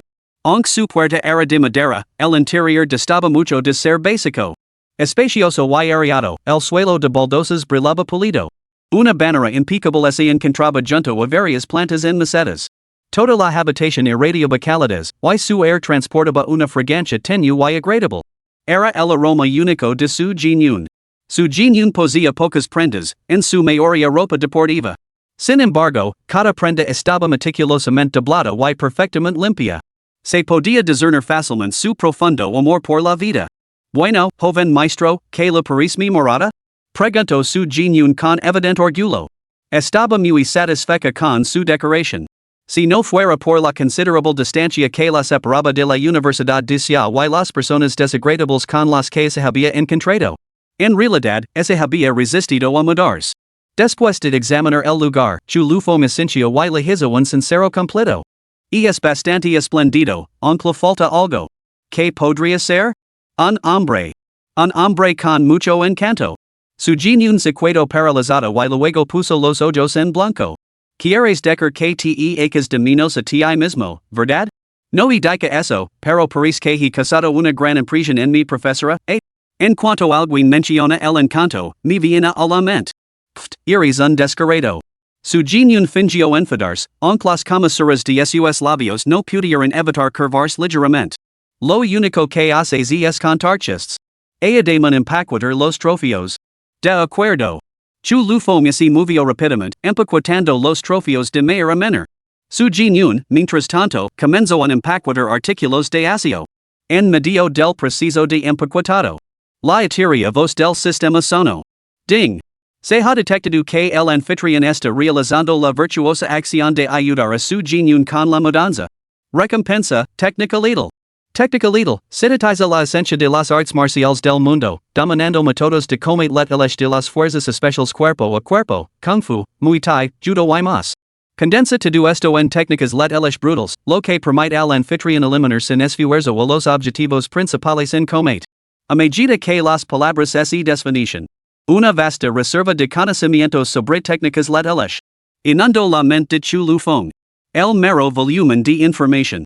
Lo llevó a cerrar los ojos y apoyarse contra un montón de ropa mientras la absorbía. En ese fugaz instante. Sintió que su cuerpo alcanzaba la maestría a través de la práctica. Al instante, comprendió docenas de métodos para eliminar objetivos hipotéticos. Y todos ellos eran excepcionalmente brutales. El objetivo final de todas las técnicas era la eliminación sin esfuerzo. Arrancar ojos, dar patadas en la ingle, estrangular, romper cuellos, golpear cráneos, degolar. No se escatimó ningún método. Ahora conoce todas las técnicas para romper piernas y rodillas, dar puñetazos demoledores en el pecho y clavar codazos en el estómago. Era como si las hubiera practicado innumerables veces. Combinado con su destreza física mejorada. Su velocidad de reacción, su fuerza y sus habilidades de combate alcanzaron instantáneamente niveles aterradores. Si se ignoraban las armas de fuego. Ahora podía considerarse el mejor practicante de combate terrestre. Si esto hubiera sido hace más de un siglo. El título de mejor luchador de Tianjin habría sido solo suyo.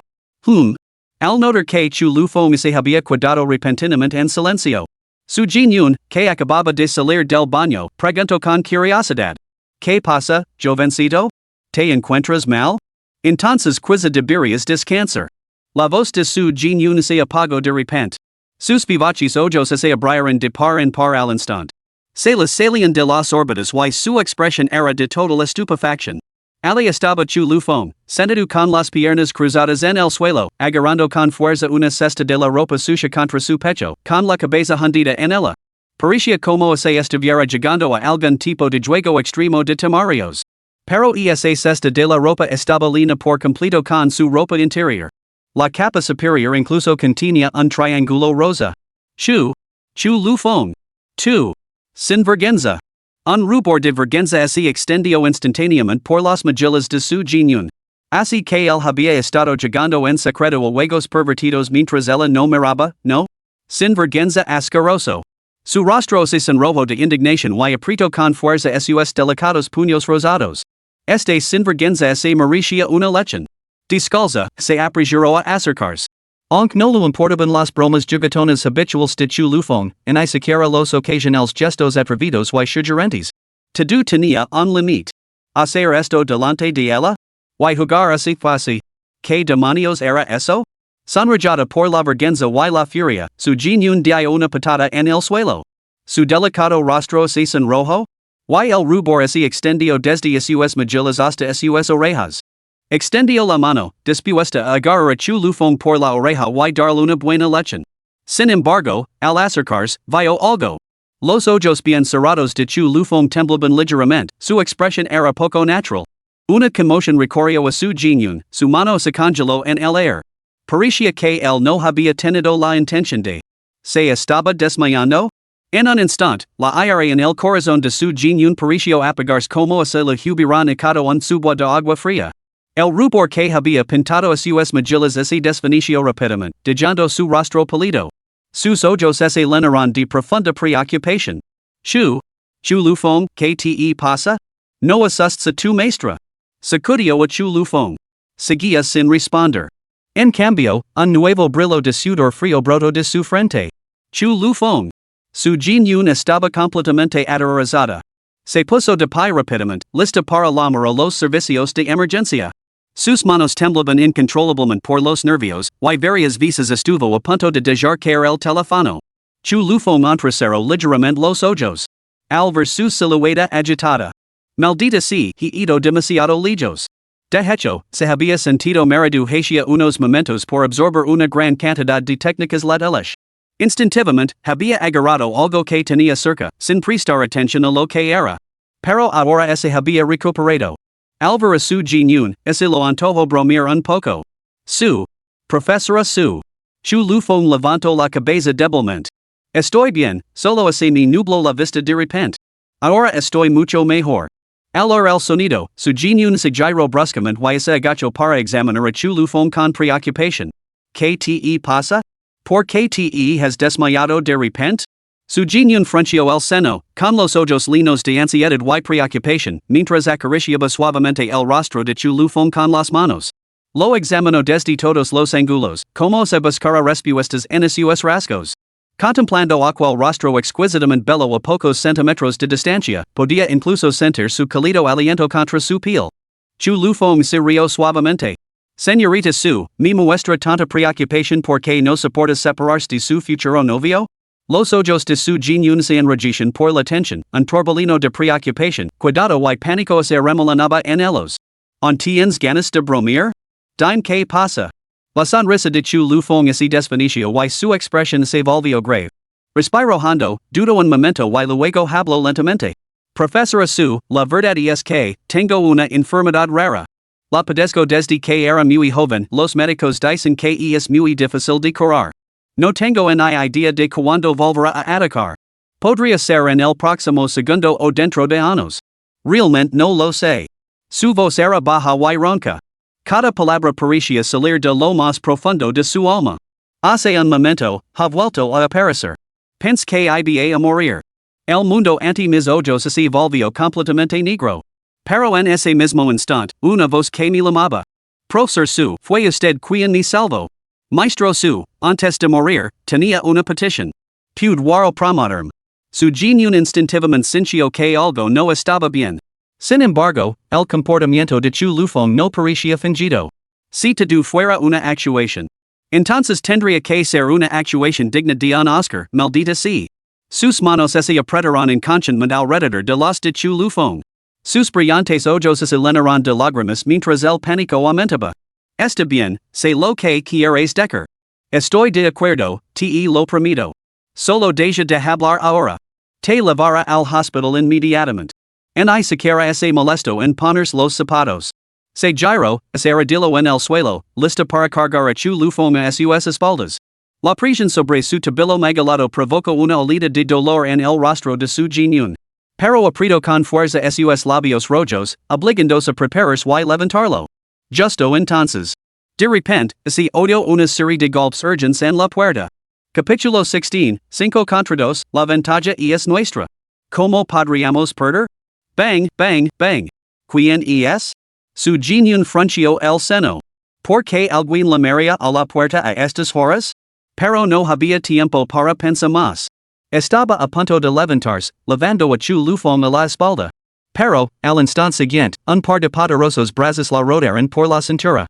Todo su cuerpo se levantó del suelo mientras la levaban hacia el baño. Bang! En el momento en que Chu Lufong aseguró a su Jin y entró en el baño, cerró la puerta de un portazo. Se produjo un estruendo ensordecido en el exterior. Varios matones corpulentos con expresiones feroces derribaron la puerta y entraron irrumpiendo. Escadrinaron la habitación con avidez. Chu Lufong hizo un gesto urgente a su Jin, cuyos ojos estaban muy abiertos por el terror. Susurró rápidamente. ¿Cuáles donde está, Profesora Su?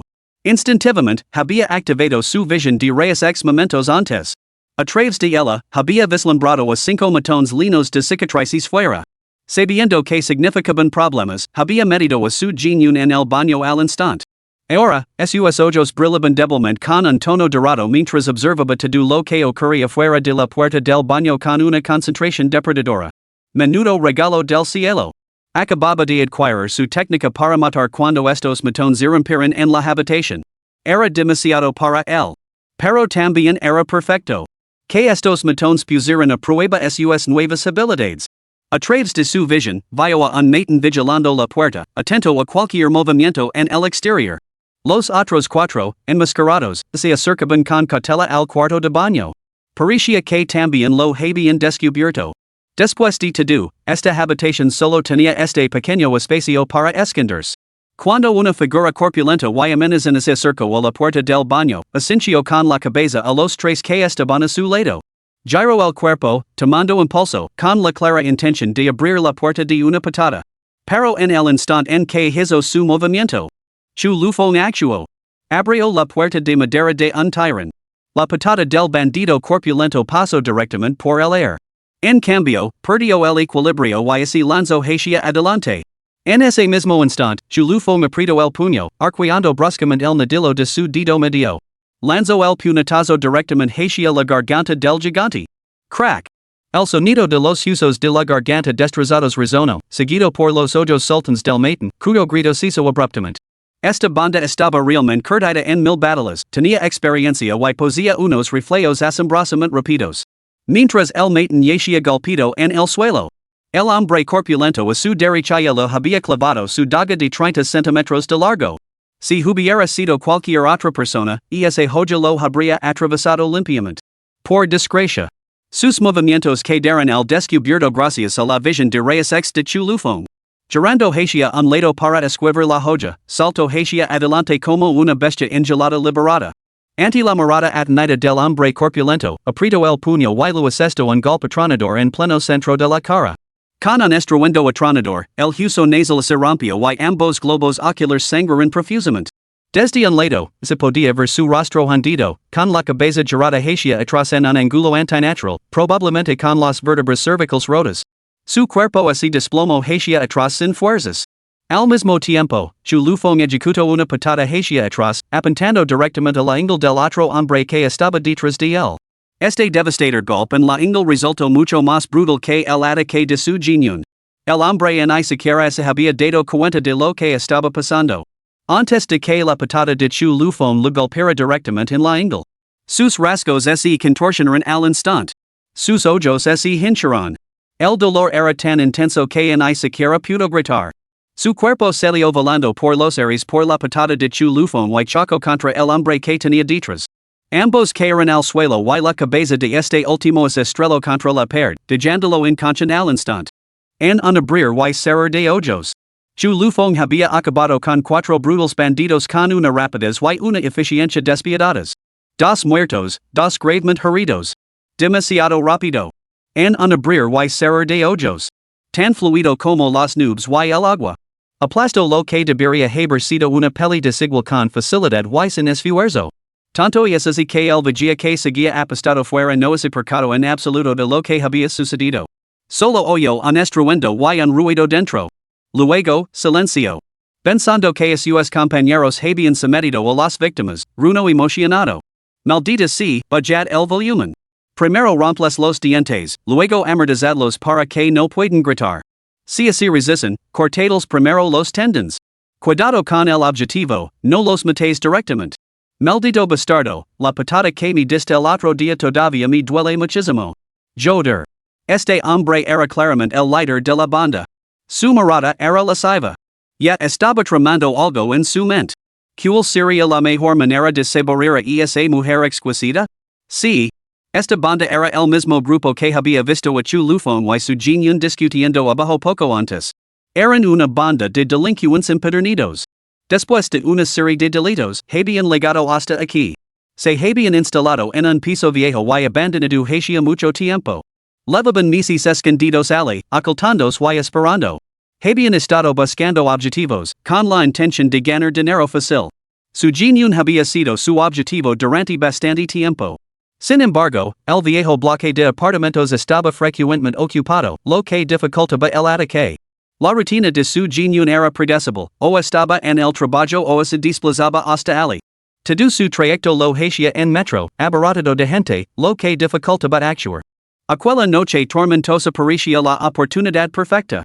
El bandido con cicatrices ya había cogido un sedante, listo para dejarla inconsciente. Pero quien iba a imaginar que la mujer estaba tan alerta? Ella atacó primero. Una patada lo dejó sin posibilidad de actuar. Para cuando los otros chicos acudieron en su ayuda. El alboroto había atraído a varios vecinos a sus puertas. Para evitar ser descubiertos, tuvieron que cancelar el plan. Pero hoy era un buen día. Afuera, hacía buen tiempo y los residentes de este edificio antiguo habían salido a disfrutar del sol. Por casualidad, vieron a su geniun regresar precisamente a esa hora. Aunque había traído consigo a un hombre de aspecto bastante robusto. El joven tenía claramente músculos atrofiados por el entrenamiento, sin fuerza real.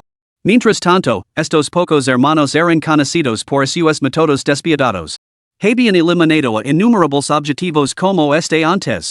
Lidiar con dos simples jóvenes? 5 contra 2, las probabilidades estaban en mi favor. Como iba a perder? Había planeado esta operación meticulosamente. Ahora parecía totalmente impecable. Los habíamos sometido sin apenas hacer ruido. El matin con cicatrices incluso esbozaba una sonrisa lasciva. Hoy, esa chica todavía es virgen, con su gran trasero meneándose como una loca. Déjame ir primero mientras vosotros buscáis el dinero. Cerró la puerta de un portazo, emocionado. Justo cuando giró la cabeza, rebasante de expectación. Se le rizaron todos los pelos del cuerpo. Lo hormigueaba el cuero cabelludo. Una daga de 30 centímetros ya estaba presionada contra su cráneo. El joven corpulento lo miraba fijamente, con los ojos brillando con una tenue luz dorada. Como un depredador obsesionado con su presa, su rostro delataba una emoción y una expectación incontrolables. En ese instante, lo entendió todo. Su visión periférica captó un movimiento a la derecha. Tembló violentamente, incapaz de controlar sus temblores. Sus compañeros de armación tendidos en el suelo, rodeados de charcos de sangre. El tipo de la entrada de la clínica, con los ojos desorbitados, había muerto con una expresión de terror absoluto congelada en su rostro. Así que ese alboroto había sido el sonido de sus propios hombres encontrando su fin? Maldita sea. ¿Cómo demonios había podido suceder esto en cuestión de segundos? ¿Todos sus hombres estaban muertos? ¿Y quién demonios era esa persona? ¿Por qué les brillaban los ojos? En ese momento, el líder bandido con cicatrices sintió un escalofrío recorriendo su piel. Se sintió abrumado por el terror y el pánico. Capítulo 17, solo quedaba el piloto desesperado. ¿Tú primero? Una sonrisa siniestra se dibujó en los labios de Chu Lufeng. Hermano, perdóname. Antes de que pudiera terminar. Chu Lufeng envainó su espada, agarró al hombre por el cuello con un revés, zarqueó hacia atrás y, con un repentino impulso de fuerza, levantó al bandido con cicatrices como si fuera un pollo. Un lanzamiento con el hombro lo estrelló violentamente contra el suelo. ¡Pum! La fuerza bruta hizo que el bandido con cicatrices sintiera como si le desplazaban las entrañas, lo que le hizo vomitar sangre por la garganta. La oscuridad nubló su visión. ¿Estoy muerto? No quiero morir. Pero al instante siguiente, esa arrepentiría de no haber muerto. ¡Pum! Un dolor agudo lo atravesó el cráneo. Un grito de agonía incontrolable y espeluznante desprendió de su garganta.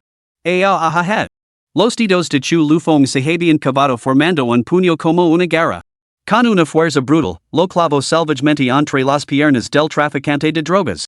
La fuerza bruta hizo que los ojos inyectados en sangre del traficante se les salieran de las órbitas, y todo su cuerpo se encogió como un camarón mientras se retorció violentamente en el suelo, agonizando. Intentó gritar de nuevo. Pero Chu Lufeng transformó su palma en un corte, golpeando la laringe del hombre. Gracias a la combinación de su visión de rayos X, sus técnicas letales y su físico mejorado. Chu Lufeng podía controlar con precisión cada gramo de fuerza de su cuerpo. La fuerza se calibró para romper perfectamente el cartílago de la garganta. Dejando al matin cicatrizado sin voz sin matarlo. El matin cicatrizado abrió la boca en agonía, pero no salió ningún sonido. Luego, confiando únicamente en el poder de sus puños. Golpeo sin piedad hacia abajo, reduciendo rapidamente la criatura a una masa de carne destrozada. Mientras un dolor insoportable lo atravesaba el cráneo. El traficante de drogas con cicatrices ya había muerto, con los ojos saltones y sangre brotando de sus 7 orificios. Había sido torturado hasta la muerte. Maldito bastardo, murió demasiado fácil. Chu Lufong escupió. En el fregadero, se frotó las manos 4 o 5 veces hasta que quedaron limpias. Solo entonces se dirigió lentamente al baño. Su Jinyun, pálida como un fantasma, se escondió detrás de la puerta de madera. Al entrar a alguien, sus nervios se tensaron aún más. Pero detrás de ella, en algún momento había agarrado unas tijeras. Ella también había oído la sucia diatriba del bandido cicatrizado. Sabía que había muchos de ellos al otro lado. Se cargaba de frente. Aunque posía una fuerza superior a la de una chica normal. Frente a bandidos tan desesperados, tendría pocas posibilidades. Salir imprudentemente podría incluso hacer que la tomaran como rehén, convirtiéndose en el punto débil de Chu Lufong. Así que solo podía esconderse. Si ese fuera realmente el resultado. Apostaría por que esta emboscada repentina cambiara la situación. Si no fuera así, ese quitaría la vida. No podía soportar la humiliación. Esa era su decisión. También planeaba hacer algo de ruido para distraer a los bandidos y crear una oportunidad para Chu Lufong. Pero nunca imaginó que Chu Lufong acabaría con esos 5 bandidos tan rápido, sin esfuerzo alguno. Esto fue demasiado rápido. Miró a su Jinyun, nervioso y alarmada. Sus miradas se cruzaron. Por un momento, el baño quedó en silencio, lino solo de sus rápidas respiraciones. Los ojos de su Jinyun brillaron levemente mientras miraba a Chu Lufong. Xiao Fong. Con ese grito. Tiró las tijeras a un lado. Se lanzó a los brazos de Chu Lufong y se aferró a él desesperadamente. Chu Lufong se detuvo un momento y luego extendió lentamente los brazos, abrazando suavemente a su Jinyun. Podía sentir como su cuerpo temblaba violentamente, estaba completamente aterrorizada. Su corazón se estremeció al instante. Pero también sintió una olida de alivio. Menos mal que se había encontrado con su Jinyun hoy. Menos mal que había venido a ayudarla con la mudanza. Y menos mal que había despertado la técnica asesina. Cada eslabón de la cadena había encajado a la perfección, pero cada uno era absolutamente crucial. Si hubiera faltado algún eslabón, no sabía qué habría pasado. Pero la hermosa profesora su seguramente habría sufrido todo tipo de humiliaciones. Esa era una escena que él no quería presenciar bajo ningún concepto. Menos mal. Gracias a él, todo estaba yendo en una dirección favorable. Xiao Fong. Tengo mucho miedo. Ya está bien. Todo ha terminado. Chu Lufong murmuró suavemente. Acariciando con delicadeza la espalda de su Jinyun. Pero su Jinyun estaba claramente experimentando esto por primera vez. Deseaba desesperadamente calmarse.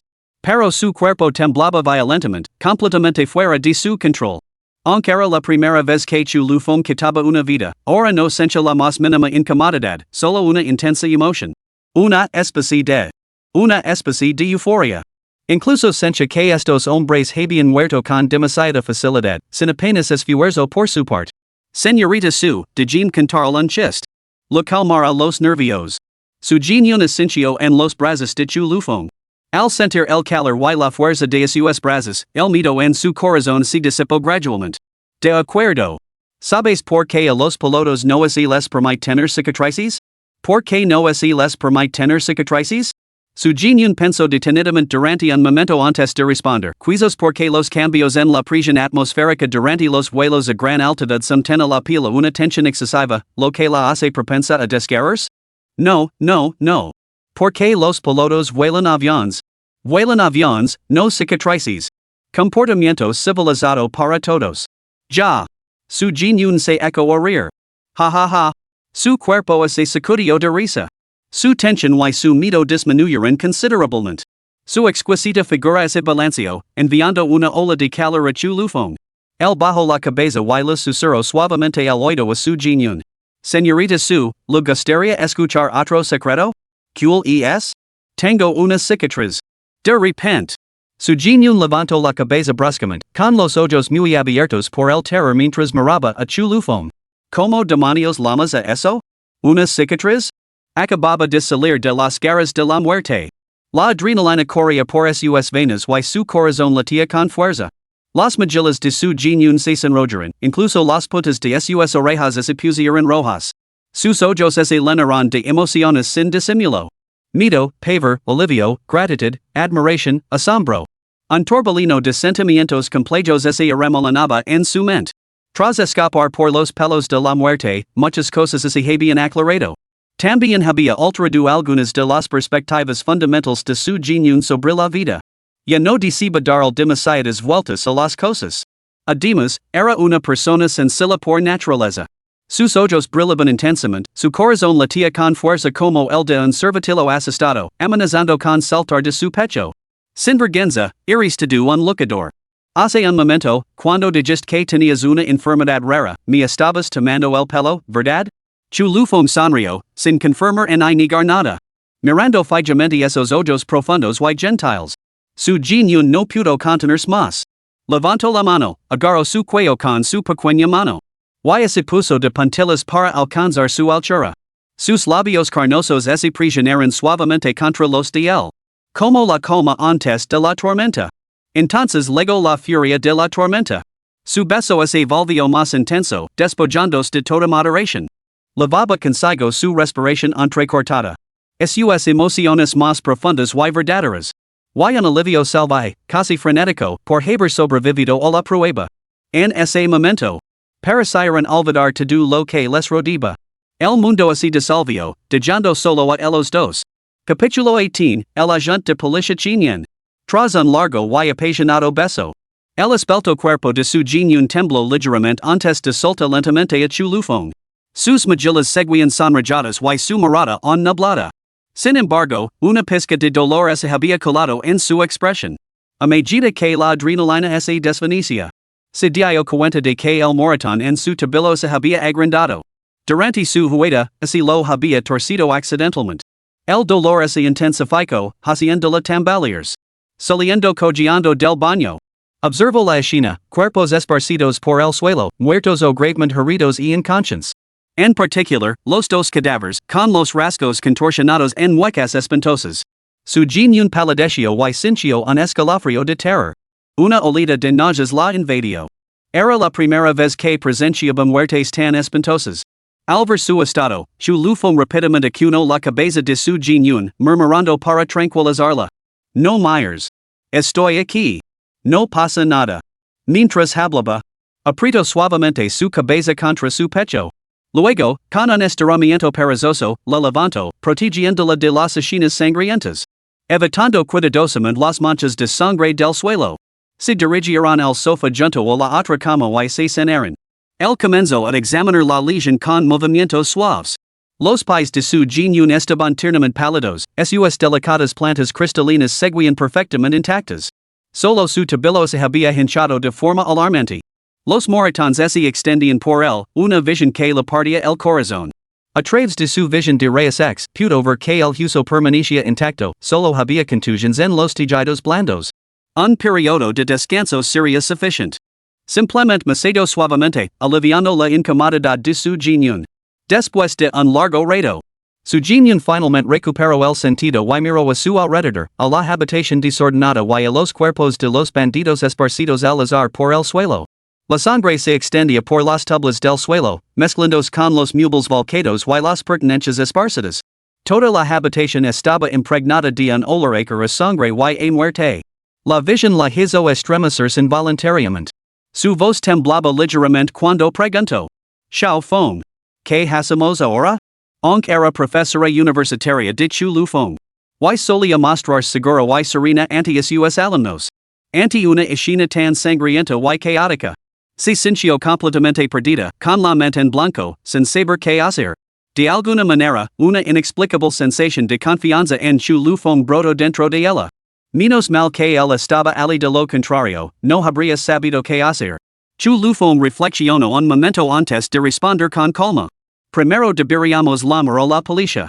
Al fin y al cabo, aquí ha ocurrido algo muy grave. Aunque fue en defensa propia, había matado a 3 bandidos despiadados. Era mejor dejar que la policía se encargara del caso. De lo contrario, podrían acusarlo de uso excesivo de la fuerza y tener que cargar con el peso de haber cuidado una vida. Después de todo, las fuerzas que se oponían a la pena de muerte en la nación se seguían siendo bastante poderosas. Incluso un monstruo puro que merecía mil cortes. Podía ser salvado por ellos. Comisaría de Chinchang. El lugar era un caos total. Dentro de una sala de conferencias. El ambiente estaba cargado de una tensión sofocante. ¿Por qué no hay pistas todavía? Han pasado meses. Esos matones deben de seguir al hecho. Si no los atrapamos pronto, podría producirse otra tragedia. ¿Qué demonios han estado haciendo? Envían un informe completo a la sede provincial inmediatamente. Al escuchar la grabación del rugido de su superior. La docena de agents sentados parecían completamente agotados y ansiosos. Había pasado medio año desde el último caso de robo con homicidio. Pero aún no había noticias. Esos ladrones parecían haberse desvanecido en el aire. La presión sobre la comisaría era inmensa.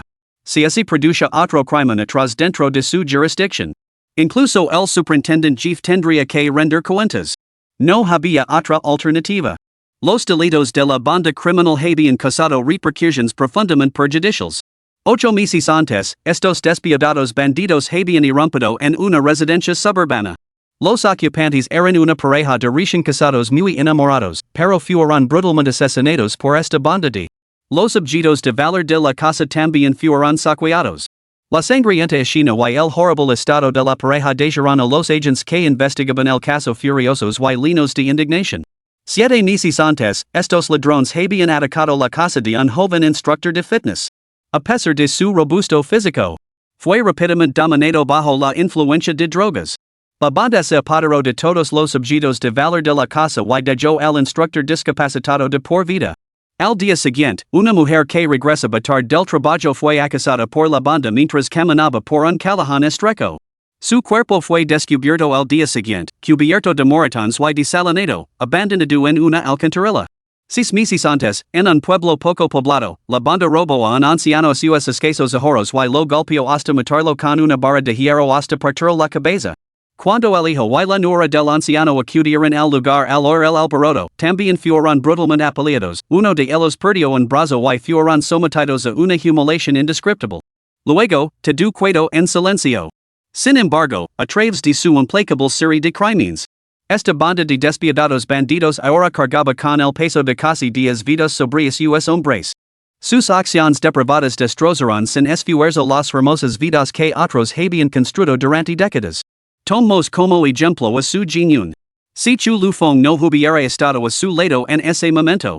Esta prometedora atleta de secundaria y profesora universitaria, suya vida acababa de empezar, habría encontrado aquí su fin.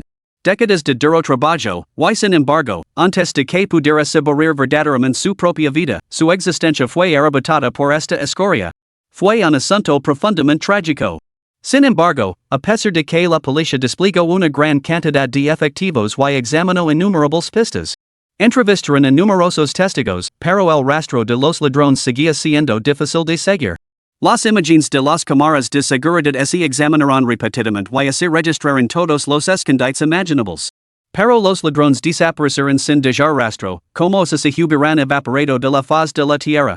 Estos últimos 6 meses parecían haber sido barridos de la existencia. Los superiores presionaban sin cesar para obtener novedades, mientras que el público bombardeaba los foros en línea, condenando a la policía por su incompetencia. Esto les supuso una presión enorme. Y los 6 meses pasaron en un abrir y cerrar de ojos. La gente normal podría pensar que el asunto estaba zanjado. Pero para este equipo de detectives veteranos, acostumbrados a los crímenes más atroces, era como la calma antes de la tormenta. Había muchas probabilidades de que se produjera otro asesinato brutal en cualquier momento. Como agents de policía, si no conseguían detener a estos despiadados criminales antes de que volvieran a actuar. Esto ensombreció el corazón de todos los agents. En ese momento, el jefe del grupo de trabajo abrió la puerta. Entró apresuradamente, con una expresión de emoción y expectación en el rostro. Detrás de él lo seguía una mujer policía con una mirada fría y penetrante. Todos. El jefe del equipo alzó la voz, rompiendo el silencio sofocante de la sala de conferencias. Permitan presentarles a la capitana Chin Yen, de la Brigada Provincial de Investigación Criminal y Narcóticos. Liga con instrucciones especiales del Comité Provincial del Partido. Un aplauso, todos. Todas las cabezas se girarán al unísono, con los ojos llenos de curiosidad. Chinyan vestía un impecable uniforme policial, con una postura intachablemente erguida, irradiando un aura de formidable autoridad. Sus rasgos eran bien definidos, su piel blanca como la nieve y impecable como el jade frío. Un elegante corte de pelo acortado acentuaba su eficiencia. Lo más llamativo eran sus ojos penetrantes, que parecían capaces de ver directamente a través del alma de uno. Una simple mirada suya imponía una sensación intangible de presión sobre los presentes. No solo irradiaba una presencia formidable, sino que no había que dejarse engañar por su apariencia. Sus habilidades de combate le habían valido el primer puesto en el torneo interno de artes marciales. Y su puntería era excepcional. A pesar de su aspecto femenino, ni una sola alma en la sala podía igualarla en combate. Encantada de conocerlos a todos. Chinyan asintió levemente con la cabeza, mientras su mirada penetrante recorría la sala. Su voz era fría pero autoritaria cuando sacó un documento de color rojo.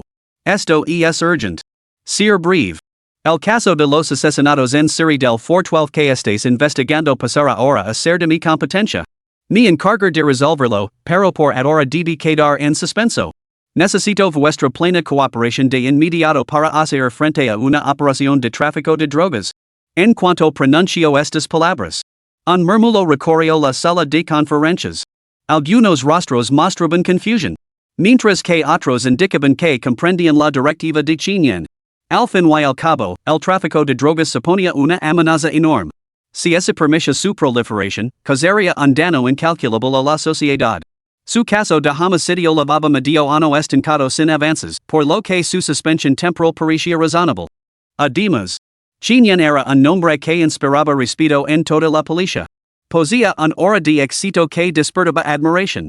Tenía múltiples records en evaluations de habilidades policiales, sus puntuaciones en puntería, como cuerpo a cuerpo y investigación criminal habían permanecido inigualables durante años.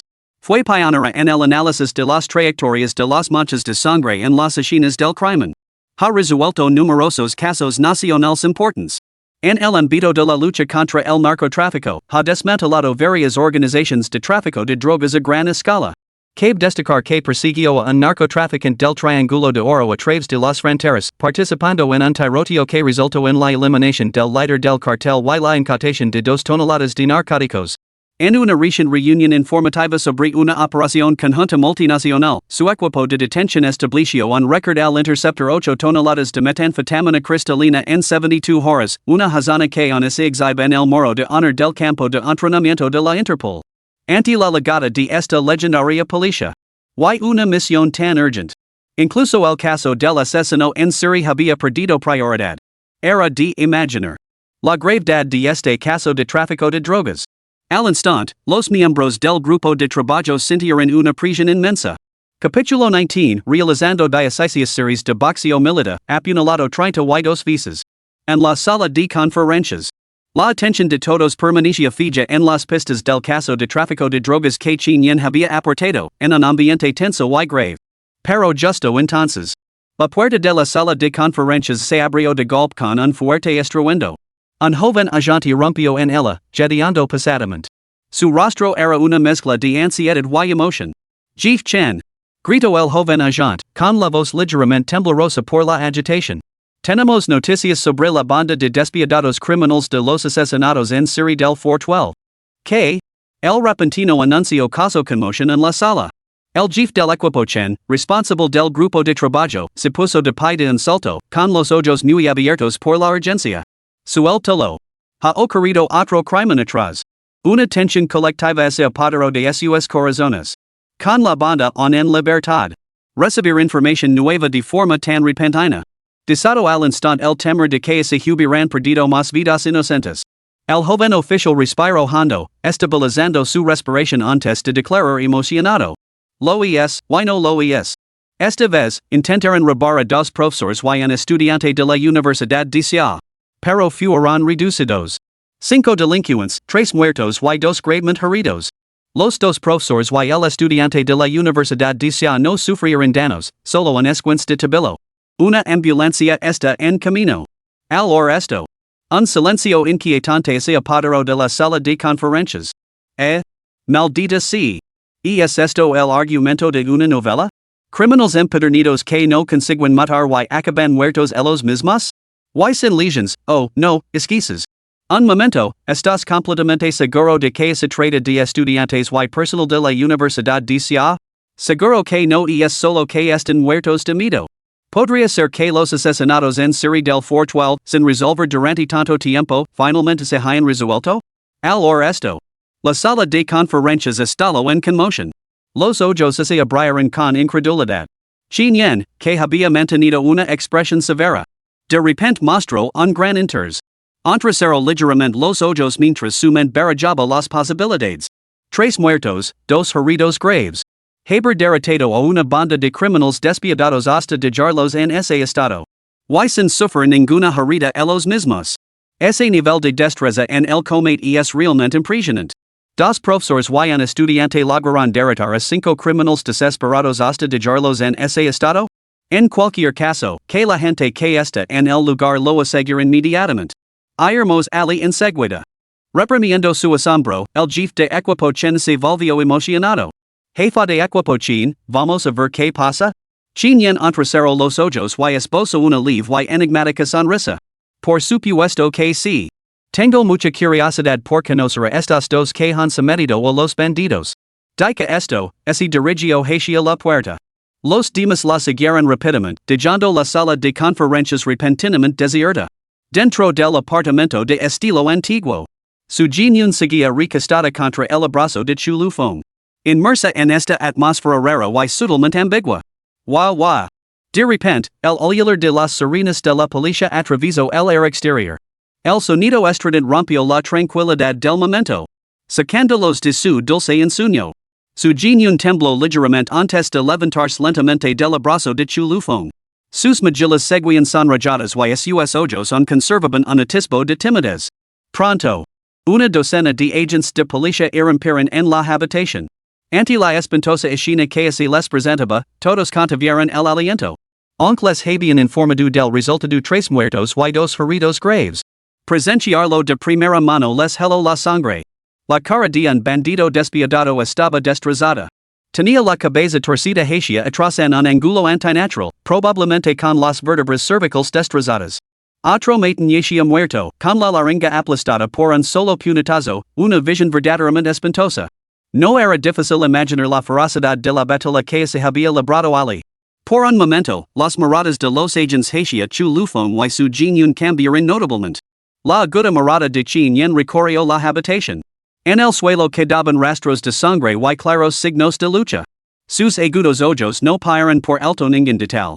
Lentamente, se acercó a la puerta del baño. Agacándose para examinar los cuerpos de los matones caídos, observó minuciosamente sus heridas. En particular, las traqueas rotas. Cerró los ojos momentáneamente, aparentemente reconstruyendo la escena en su mente.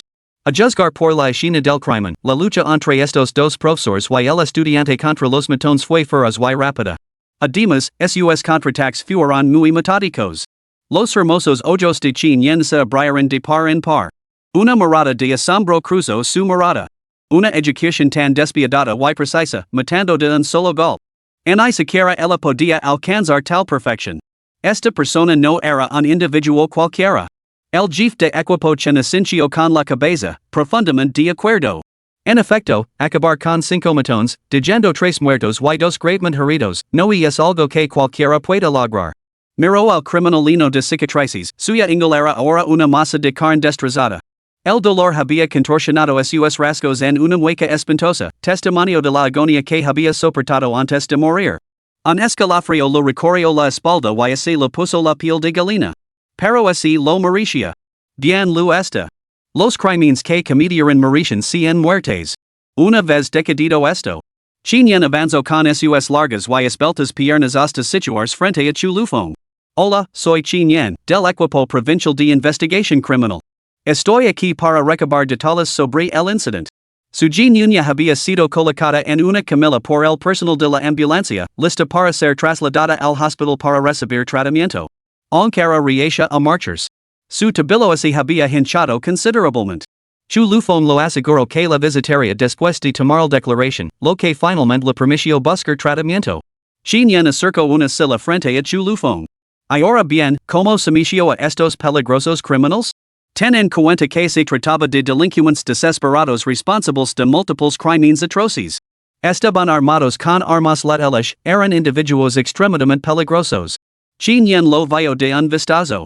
Se trataba de chu lufong enfrentando solo a 5 oponentes. En cuanto a la profesora, aunque estaba en buena forma física, era evidente que tenía poca capacidad de combate. Xinyan miró fijamente a chu lufong con una mirada penetrante. Chu lufong la miró sin pestañear. Encontró que los ojos de la joven y atractiva policía eran extraordinariamente brillantes. Lo contó toda la secuencia de los acontecimientos con detalle. Esto incluía cómo había llegado a la residencia de su Jinyun, cómo había identificado a los que llamaban a la puerta como bandidos y cómo los había sometido. Lo proporcionó un relato sencillo. Naturalmente, omitió por completo cualquier mención al sistema. Xinyan escuchó con atención. De vez en cuando, sus ojos se iluminaban y una mirada de aprobación se reflejaba en su rostro. También le hizo varias preguntas. Sentía una gran curiosidad por la calma y la formidable destreza en el combate que chu lufong había demostrado en el momento crítico. ¿Has estudiado artes marciales antes? Tus habilidades no parecen las de un estudiante normal.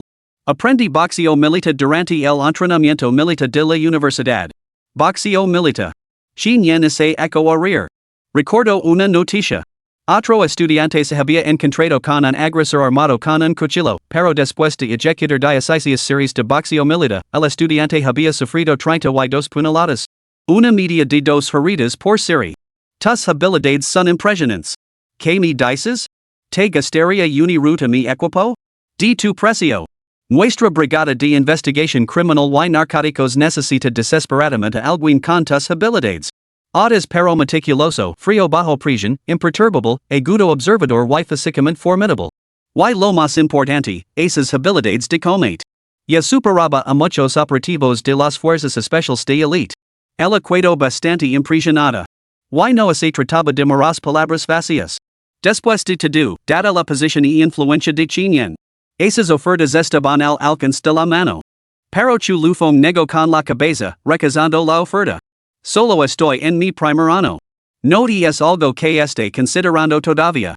Jefe de equipo chin, tal vez quiera unirme después de graduarme. No me rechace entonces, eh? Capítulo 20, mejor una daga en la espalda que una pistola en la cara. A Xinyan no lo sorprendió esta respuesta. Después de todo, tanto la División de Investigación Criminal como la Brigada Antidroga eran departamentos extremadamente peligrosos y con una presión abrumadora. No todo el mundo era como ella. Deseoso de lanzarse unidades de tan alto riesgo. Muy bien. Aquí tiene mi tarjeta. Si cambia de opinión o necesita ayuda, llama este número. Xinyan le entregó una tarjeta. Acababa de ser nombrada investigadora principal del caso de los asesinatos en serie del 412. Este caso de gran repercusión, seguido de cerca por sus superiores, había sido resuelto. Se podría decir que chu lufong lo había hecho un regalo muy importante. Era otra pluma más que añadir a suya distinguido sombrero. Además, después de todo, él había arriesgado su vida para ayudar a la policía a resolver un importante caso de asesinatos en serie, salvando innumerables vidas inocentes. Considerar una consideración especial era lo más adecuado. Para un talento como el suyo, incluso se podría crear un puesto a medida. Al coger la tarjeta, chu lufong se dio cuenta que esta agente de policía procedía realmente de un entorno formidable. Sus perspectivas de futuro estaban destinadas a alcanzar al menos el nivel de la comisaría chi. De hecho, las personas excepcionales siguen destacando a la donde van. Una leve sonrisa iluminó de repente el rostro frío y hermoso de Xinyan mientras extendía la mano. Esta banda de criminales desesperados era responsable de más de 10 asesinatos y estaba clasificada como nuestra clase de fugitivos más buscados. Los hemos perseguido durante años sin encontrar rastro alguno, llegando incluso a ofrecer una recompensa de $1,000,000 de yuans. Si no fuera por usted, no solo este caso seguiría sin resolverse, sino que se habrían cometido varios crímenes más trágicos y atroces. Señor Chu, en nombre de la jefatura de policía de Xincheng y de los ciudadanos de Xincheng, lo expreso nuestro más sincero agradecimiento por su valiente intervención. Ha librado a la sociedad de una gran amenaza. Nunca olvidaremos este servicio. $1,000,000? Vía una ganancia inesperada.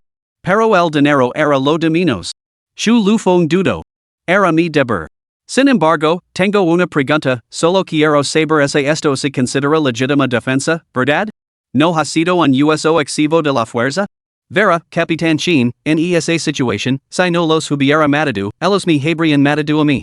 Chin yen hizo una pausa y luego esbozó una radiante sonrisa. ¿En qué está pensando? Eran delincuentes desesperados y despiadados. Tenía todo el derecho a defenderse. Está perfectamente justificado. No te preocupes, no sufrirás ninguna consecuencia. De hecho, recibirás una recompensa y honores por tus acciones. Al escuchar la garantía definitiva de Chin Yen, Chu Lufong finalmente exhaló aliviado. No está mal. Pero, una leve calidez se agitó dentro de él. ¿Matar a estos criminales desesperados sin sufrir ninguna repercusión? Eso despertó en él un extraño impulso, el impulso de matar. De alguna manera, no había sido del todo satisfactorio. Entrecerró ligeramente los ojos. Casi decía que algún otro tanto ciego entenderá secuestrarlo de nuevo. Las secuelas de la escena del crimen quedaron en manos de otros. Chin Yen escoltó a Chu Lufong de vuelta a la comisaría de Chincheng. El comisario Wang Jun, tras recibir la noticia, ya estaba esperando en la entrada de la comisaría con una expresión de sincera cordialidad. Se podría decir que fue gracias a Chu Lufong que esta serie de asesinatos finalmente se resolvió. Después de todo, antes de esto, como supervisor nominal a cargo, había soportado una presión considerable por parte de sus superiores. Noche tras noche, la ansiedad la había robado el sueño. Tenía que así produjera otro incidente catastrófico. Lo que habría significado el fin de su carrera como jefe. Se puede imaginar lo profundamente agradecido que estaba a Chu Lufong en ese momento. Después de que Chu Lufong matara a los ladrones, ni siquiera tuvo que someterse a una investigación. Tras una breve declaración y algunos registros formales, fue puesto en libertad inmediatamente.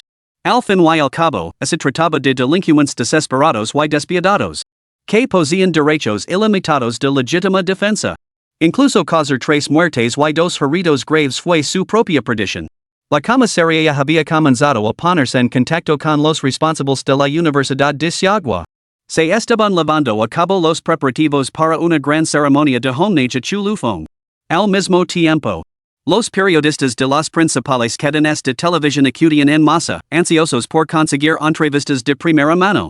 En medio de las cálidas despedidas del jefe Wang, el jefe de equipo Chen y el resto del equipo, Chu Lufong salió de la comisaría de Chincheng y se dirigió al hospital. El millón de yuans de recompensa sin ingreso directamente en la cuenta de Chu Lufong. Al mismo tiempo, la comisaría de Chincheng anunció la buena noticia. El caso de los asesinatos en serie del 412 Hector sido resuelto. Sentado en un taxi de camino al hospital, Chu Lufong finalmente encontró un momento para relajarse. Aunque sus ojos parecían cerrados en contemplación, su mente estaba activamente consultando el sistema. Al salir de la comisaría, el sistema había transmitido varias notificaciones en rápida sucesión. Con la multitud presente y bajo la atenta mirada de la perspicaz Chin Yen, no había tenido tiempo de revisarlas. Ahora, con tiempo de sobra, podía examinarlas adecuadamente. Ding. Se ha detectado que el anfitrión ha ayudado a su genio a evadir un peligro mortal. Recompensa, visión de rayos X mejorada perspicacia patológica. Perspicacia patológica, sintetiza automáticamente todos los conocimientos médicos a lo largo de la historia y en todas las culturas. Para cualquier dolencia compleja o enfermedad rara, esta visión permite al anfitrión identificar sin esfuerzo los patógenos durante el diagnóstico. También predice la progresión de la enfermedad. Justo en ese momento, Chu Lufong sintió de repente que sus ojos se calentaban, como si estuvieran imbuidos de algo extraordinario. Levantó la mirada para encontrarse con los ojos del conductor. Al instante, un espectáculo completamente extraño se desplegó ante él. Bajo la aplicación deliberada del ojo patológico, su visión atravesó limpiamente la piel, los músculos, los vasos sanguíneos, los tendones, los huesos y la médula.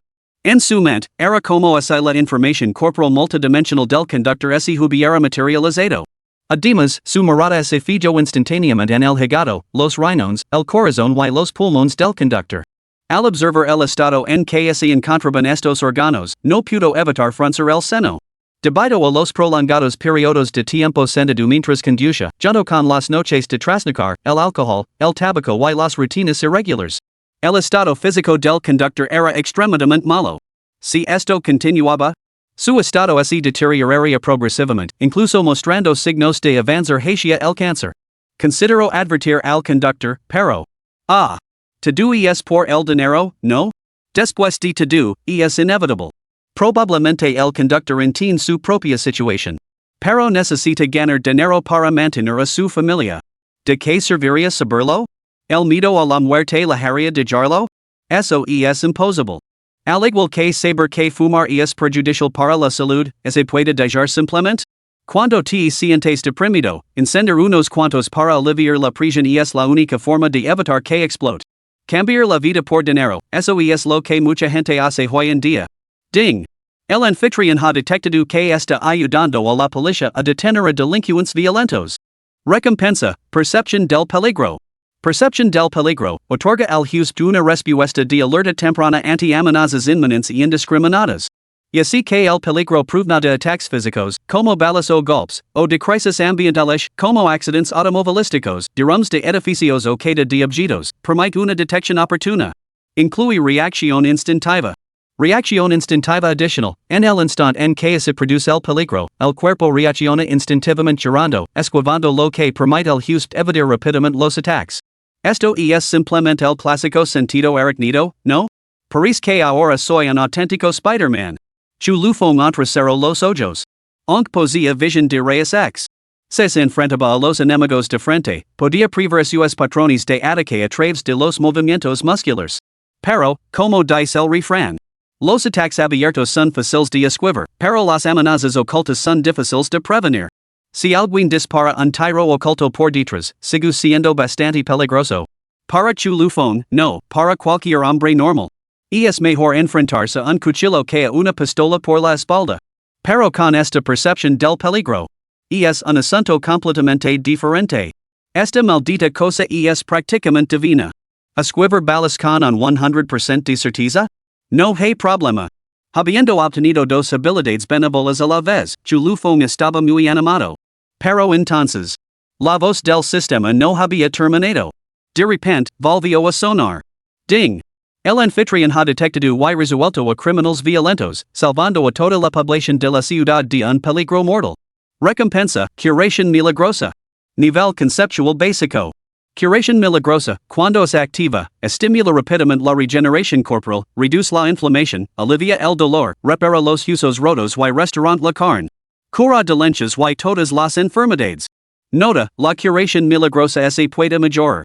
Al alcanzar el nivel avanzado, el anfitrión obtiene resurrección. Curación milagrosa? Nivel conceptual básico? Joder, eso es jodidamente brillante. Chu Lufong estaba completamente atenido. ¿Es esto siquiera posible? Casi quería dar el pulgar hacia arriba. Sistema, eres el mejor. Básicamente, poser esta habilidad. Es como tener un botiquín andante, ¿verdad?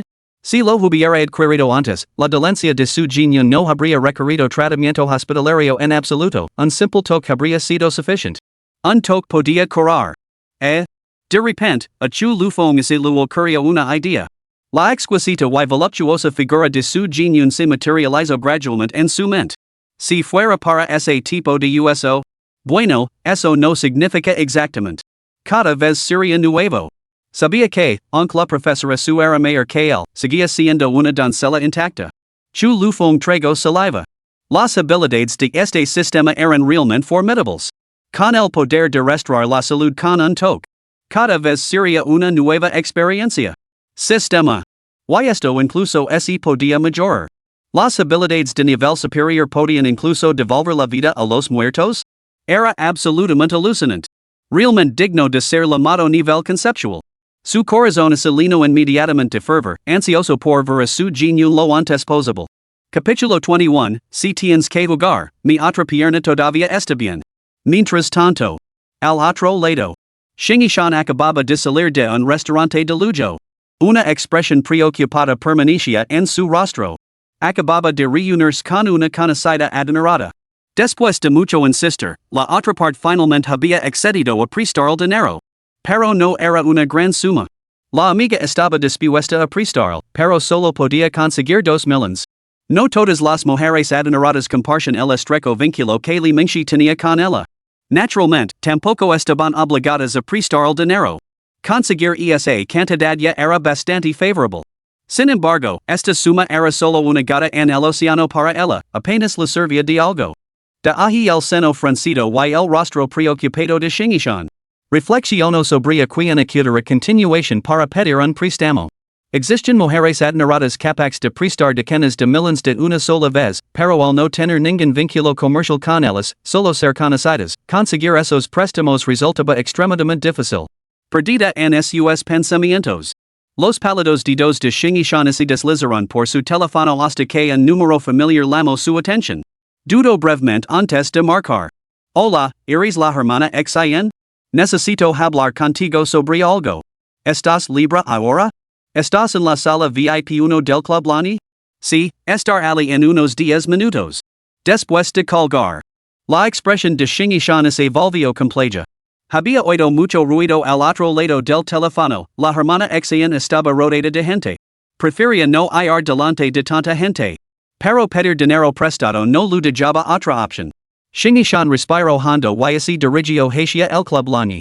Lani Hue era un establecimiento exclusivo y de alta gama solo para socios en Xinjiang. Mantenía unos criterios de afiliación muy estrictos y solo admitía a personas recomendadas por socios actuales. Para convertirse en socio no solo se necesitaba el respaldo de un patrocinador. El requisito mínimo de patrimonio era la asombrosa cifra de 50 millones de yuans. Ella misma había sido socia en el pasado. Pero habían pasado años desde su última visita. La hermana XIN, cuyo nombre real era Yang Kaisen, no era solo miembro, sino también accionista de Lani Hue. Yang Kaisen tenía unos contactos excepcionales y solo sus activos personales superaban los 10,000 millones de yuans. Su marido no era menos formidable, ya que trabajaba en banca de inversión. Se rumoreaba que toda su familia operaba en el sector financiero y que su padre era aparentemente una figura prominente con considerable influencia en Xinjiang. En resumen, era una fuerza a tener en cuenta. Y poseía un inmenso prestigio. La relación de Shingishan con ella no podía describirse como especialmente estrecha, sino simplemente cordial. Después de todo, durante esos días de mayor riqueza, Yang Kaisen la buscaba con frecuencia para discutir repetidamente diversos proyectos de inversión. Pero en aquel entonces, Shingishan no tenía interés en esos asuntos, por lo que cada vez se negaba educadamente. En una ocasión, Yang Kaisen lo recomendó con vehemencia un proyecto de inversión con perspectivas ilimitadas. Llegando incluso a recurrir a una persuasión algo enérgica para que Shingishan se sumara al proyecto. Sin embargo, tras considerarlo detenidamente, Shingishan volvió a rechazar la propuesta. A partir de ese momento, se produjo un sutil cambio en su relación. Esto se sumaron algunos incidentes menores desagradables. Lo que no hizo sino aumentar su renuencia a relacionarse con ese tipo de personas. Si realmente no había otra opción, prefería no recurrir a Yang Kaisen. Esta vez, ni siquiera estaba segura de ese pedir prestado el dinero sería fácil. Después de pensarlo, Shingishan envió un mensaje a Chulufong. Conociendo el tipo de persona que era Yang Kaisen, tenía que la prisioneran para que bebiera. Si se embaracaba, al menos Chulufong podría ir a recogerla. Primer Hospital Popular de Xinjiang. En una habitación estándar amueblada de forma sencilla. Su Jinyun yacía en silencio en su cama de hospital. Su tez parecía ligeramente pálida, con mechas de pelo en la frente humedecidos por el sudor. Tenía el tabillo torcido vendado con fuerza y bastante hinchado. Incluso a través de la gasa, la gravedad de la lesión era evidente. Un esguince de tabillo, acompañado de un desgarro parcial de ligamentos, agravado por los efectos persistentes de años de entrenamiento de alta intensidad. Previa que estaría postrada en cama durante algún tiempo. Su Jinyun miraba fijamente el techo, con la mirada perdida, sumida en sus pensamientos. Señorita Su, pensando en mí? En ese momento, Chulufong entró con un ramo de flores en la mano y una sonrisa pícara en el rostro. Se acercó con paso tranquilo a la cama. Dejó el ramo a un lado y, con naturalidad, tomó sus delicadas y pálidas manos. La expresión aturdida de su Jinyun se agudizó de repente. Alvaro Chulufong, un destello incontrolable de alegría iluminó instantáneamente sus ojos mientras murmuraba suavemente. ¿Qué descarado? ¿Quién te de menos? Ah, no. Muy bien, parece que he estado trabajando bajo un malentendido. ¿Me voy entonces? ¿Ahora mismo? Chulufong hizo admin de levantarse y marcharse. Su Jin-yun lo miró completamente desconcertada. Ahí estaba ella, mostrando una timidez poco habitual en ella, y esa sinvergüenza era totalmente ajeno a sus sentimientos. Lu lanzó una mirada de reproche antes de admitir su derrota con un suspiro. No, no, no. Espera, no te vayas. Sinceramente, eres increíble.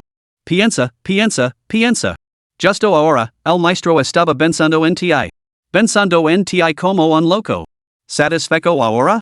Chu Lufong negó deliberadamente con la cabeza, con esa sonrisa irritante on pegada a la cara. No es lo suficientemente sincero. Demasiado superficial. Olvidolo, maestro su. No te fuerces. Me voy. Tu. La furia la hacía temblar. Su Jin-yun apretó sus delicados puños avergonzada y los golpeó contra el hombro de Chu Lufong. Entonces, ¿cómo quieres que te demostrar que te he echado de menos? Chu Lufong carraspeo dos veces y señaló solemnemente su propia mejilla. Déjame ver cuánto. Su Jin-yun miró alrededor de la habitación. Después de confirmar que no había nadie más presente, sus mejillas se enrollaron con un atractivo rubor. Envolvió ambos brazos alrededor de la cabeza de Chu Lufong, atrayéndolo con fuerza hacia ella antes de darle un fuerte beso en la mejilla. Ah! Chu Lufong amanece delatado con la ternura cuando un repentino pinchazo lo atravesó la mejilla. Se la tocó y encontró un leve círculo de marcas de dientes. Eso te pasa por burlar de tu maestra. Su Jin-yun sonrió triunfalmente, mostrando amenazadoramente una hilera de dientes afilados y perlados. ¿Quieres ver cuánto te extraña tu maestra? Chu Lufong no era de los que se quedaban de brazos cruzados. Frotándose la mejilla, un destello travieso brilló en sus ojos. ¿Me has mordido, eh? Sonrió maliciosamente. Antes de que su Jin-yun pudiera reaccionar. Rápidamente extendió ambas manos y lo hizo cosquillas en la cintura. Ah! Para! Su Jin-yun yacía en la cama, incapaz de esquivarlo debido a su tabilo lesionado. Jijiji, no, no, me hace cosquillas. Tumbada en la cama, incapaz de evadirlo debido a su lesión en el tobillo, su Jin-yun se rió hasta que casi les salieron lágrimas de los ojos. Agitaba frenéticamente las manos en el aire, intentando bloquear el ataque de Chu Lufong. Pero al final, solo pudo agarrar las orejas. Después de un reto de juegos bruscos. Tras la peli gigatona, un encantador rubor se extendió por el rostro de su Jin-yun, antes ligeramente pálido, y su cuello satinó de un ligero tono carmesí. Sinvergüenza, pervertido, fingió indignación su Jin-yun, con voz dulcemente reprochadora. ¿Todavía me estás maldiciendo? Chu Lufong hizo ademán de abalanzarse de nuevo. No, no, no. Lo siento, perdóname. Su Jin-yun lanzó a Chu Lufong una mirada fingida de indignación gigatona. Se alisó suavemente la camiseta deportiva, ligeramente desarreglada. Que granuja. No tiene ni pizca de respeto por su profesora. Sin embargo, sus ojos rebosaban de afecto sin disimulo. Tras un reto de bromas gigatonas. Chu Lufong finalmente pasó al tema que les ocupaba. Señorita Su, ¿cuánto tiempo ha dicho el médico que tendrá que cuidarse? Supongo que unos 10 días. Al parecer, algunos líderes de la Universidad Dicia, junto con otros como la Federación de Mujeres y el Sindicato, van a venir a visitarme y mostrar su preocupación. Así que me han pedido que me cuide unos días más para que parezca que mis lesiones son bastante graves. Su Jin-yun hizo un pequeño puchero, disgustada. Era una persona inquieta por naturaleza. La idea de estar en cama durante 10 días o medio mes le resultaba insoportable. Chu Lufong asintió con la cabeza, totalmente de acuerdo. A él tampoco le gustaban esas formalidades, pero algunas personas simplemente disfrutaban montando un espectáculo. Luego un vistazo? Dijo Chu Lufong, preparándose para desenvolver el vendage. Después de todo, su toque curativo podía hacer maravillas. Podía favorecer la circulación sanguínea, disipar la estasis sanguínea, estimular rápidamente la regeneración de los tejidos, reducir la inflamación y aliviar el dolor. Se trataba simplemente de un músculo distendido, por lo que el tratamiento sería muy sencillo. Su Jin-yun no pudo evitar jadear, con las mejillas sonrojadas. No. ¿No crees que no sé lo que estás pensando? Pervertido. El médico acaba de aplicar el medicamento, así que deja de mirar. Si tienes que lugar, bueno, entonces, esta pierna todavía está bien. Mientras hablaba, su Jin-yun movió su otra pierna esbelta y blanca como la nieve, extendiéndola fuera de la colcha. Chu Lufong? Contemplando esa pierna exquisitamente pálida y suave, y la piel clara con un ligero veteado azul. Era simplemente un festín para los ojos. Solo que. Cielo santo, juro que en ese momento no tenía tales pensamientos. Capítulo 22, Profesor Asu, Picaro phone, donde crees que estás tocando? ¿No eres tú quien más ama esto? ¿Qué pasa? ¿Estás volviendo a dar aires de grandeza, verdad? Su Jin apartó la cabeza con impaciencia. Sin embargo, sus ojos revelaban un atisbo de expectación y timidez. ¿De prisa, por qué te entretienes? ¿Alguien podría entrar? Murmuró con voz enfadada, con las mejillas sonrojadas, una visión de cautivadora belleza. Dejando a chu lufong divertido y exasperado a la vez. Por Dios, Profesor Asu, ¿qué estás imaginando? No soy tan pervertido, de verdad. Extendió la mano y la pellizcó la suave y delicada mejilla. Su Jin estaba tan nerviosa que no podía levantar la cabeza, y rápidamente midió sus piernas blancas como la nieve bajo las sábanas. Hizo un puchero indignada. Entonces, ¿qué querías decir con déjame echar un vistazo? Ni siquiera sabes de medicina. Al decir eso, solo querías. ¿Quién dice que no se diagnosticar enfermedades? Estudy algunos textos médicos de camino aquí. Un esquince leve? Pan comido. La expresión de chu lufong se volvió un poco más seria. Basta de bromas, Profesor Asu. Si quiere levantarse de la cama rápidamente, confía en mí. Dica esto. Chu lufong abrazó el muslo de su Jin. Desenrolló el vendage recién aplicado alrededor de su tabillo. Accionando suavemente su pequeño pie lesionado. Observó que el tabillo estaba hinchado hasta una altura alarmante. La hinchazón se había extendido incluso hasta la parte superior del pie. El moretón original se había intensificado, volviéndose de un color oscuro, entre morado y negro. Como una mancha antiestética adherida a su piel clara. Su delicado pie nunca había sido sostenido así antes. Los nervios de su Jin reaccionaron instintivamente y su pie se retiró bruscamente. Al instante. Ay, me duele. Las delicadas cejas de su Jin se fruncieron ligeramente. Entonces. Sintió una mano, tan caliente que parecía quemar, presionando contra el empeño magalado y comenzando a amasarlo suavemente. Una ola de calor relajante fluyó a través de la palma y se introdujo en su cuerpo. Esa agonía casi insoportable. Comenzó a aliviarse con el masaje. Los hermosos ojos de su Jin se abrieron con asombro. Pervertido, chaufón, de verdad sabes de medicina? Estaba atenida. Mientras la gran mano de chu lufong cubría su empeño, masajeándolo arriba, abajo, a la izquierda y a la derecha. Su Jin se dio cuenta con asombro de que el dolor insoportable en su tabillo se estaba disipando rápidamente. Hace solo unos momentos, el más mínimo movimiento le parecía mortal, pero ahora podía girarlo sin problemas. Y es más. Se sentía maravillosamente cálido, como sumergirse en un spa para pies, una auténtica delicia. Bueno, Profesor Asu, ¿le resulta agradable? Su Jin murmuró timidamente, con una voz apenas audible. Chu lufong permaneció totalmente concentrado, con la mirada fija en el tabillo magalado. Bajo el escrutinio de su ojo patológico, cada masaje de sus manos curativas disolvía una parte significativa de la sangre estancada. Además, estaba reparando las lesiones latentes que su Jin había sufrido en entrenamientos anteriores. Parecía menos un masaje. Y más un juego para eliminar los moretones. Varios minutos después. Y, realmente ya no me duele. El rostro de su Jin se iluminó de alegría. Sus ojos se fijaron intensamente en chu lufong. Llenos de asombro y gratitud sin ocultar. Chao. Pequeño fong. No pasa nada, de verdad. Ya puedes soltarme. Se mordió los labios rojos, intentando retirar su delicado pie, pero chu lufong lo sujetó con firmeza. Sin embargo, tras este vigorante masaje para favorecer la circulación sanguínea y disipar la estasis, el dolor había desaparecido, como si su pie hubiera vuelto a la normalidad. Ya está bien. El rostro pálido de su Jin se sonrojó, casi gotando de vergüenza. No pudo evitar hacer un puchero en señal de reproche. Si ya casi has terminado, entonces suéltame. Sin embargo, Profesor Asu, he descubierto que tienes bastantes problemas. La mirada de chu lufong era profunda y sin remordimientos mientras examinaba a su Jin de pies a cabeza. Su Jin se quedó paralizada, y luego oyó a chu lufong continuar rápidamente. No son solo tus tabillos. Tus rodillas y incluso tus usos de la cadera muestran un desgaste significativo. Te duelen mucho las rodillas los días lluviosos, ¿verdad? Una mirada de sorpresa se dibujó en el rostro de su Jin antes de asentir ligeramente.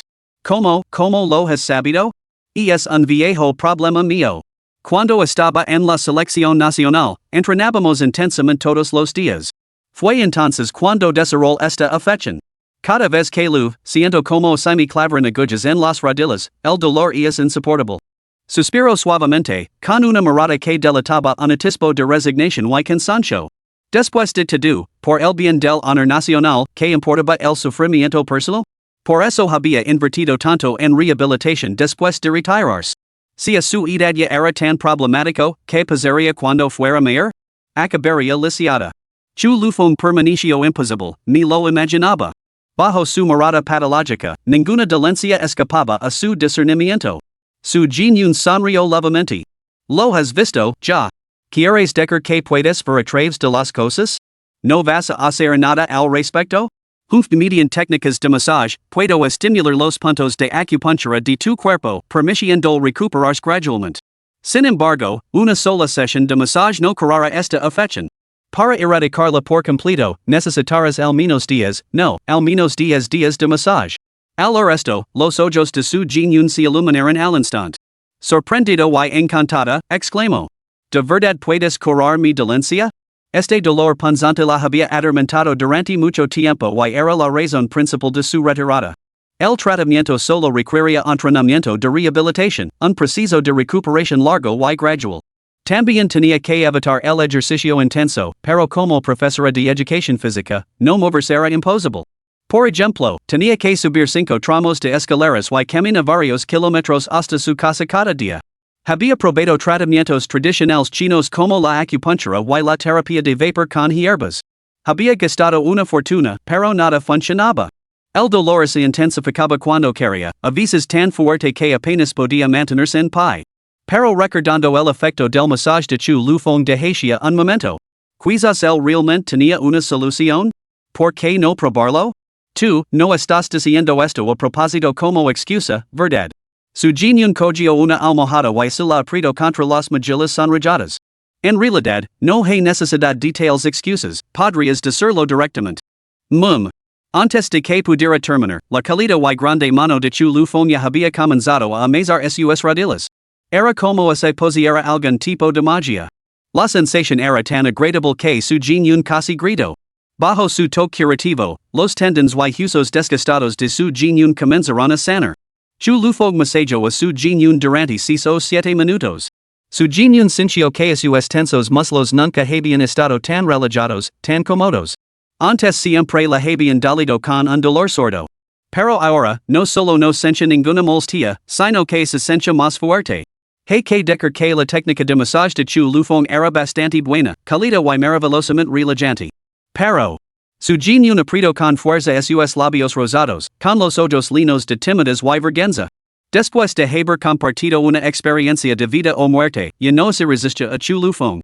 Sin embargo, esto era un hospital. De vez en cuando pasaban jóvenes enfermeras por el pasillo.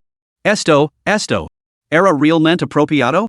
Finalmente, su genio no pudo contenerse más y murmuró en un tono suave y reprochador. Basta, ya es suficiente. ¿Ya has tenido suficiente? Por favor, suéltame ahora.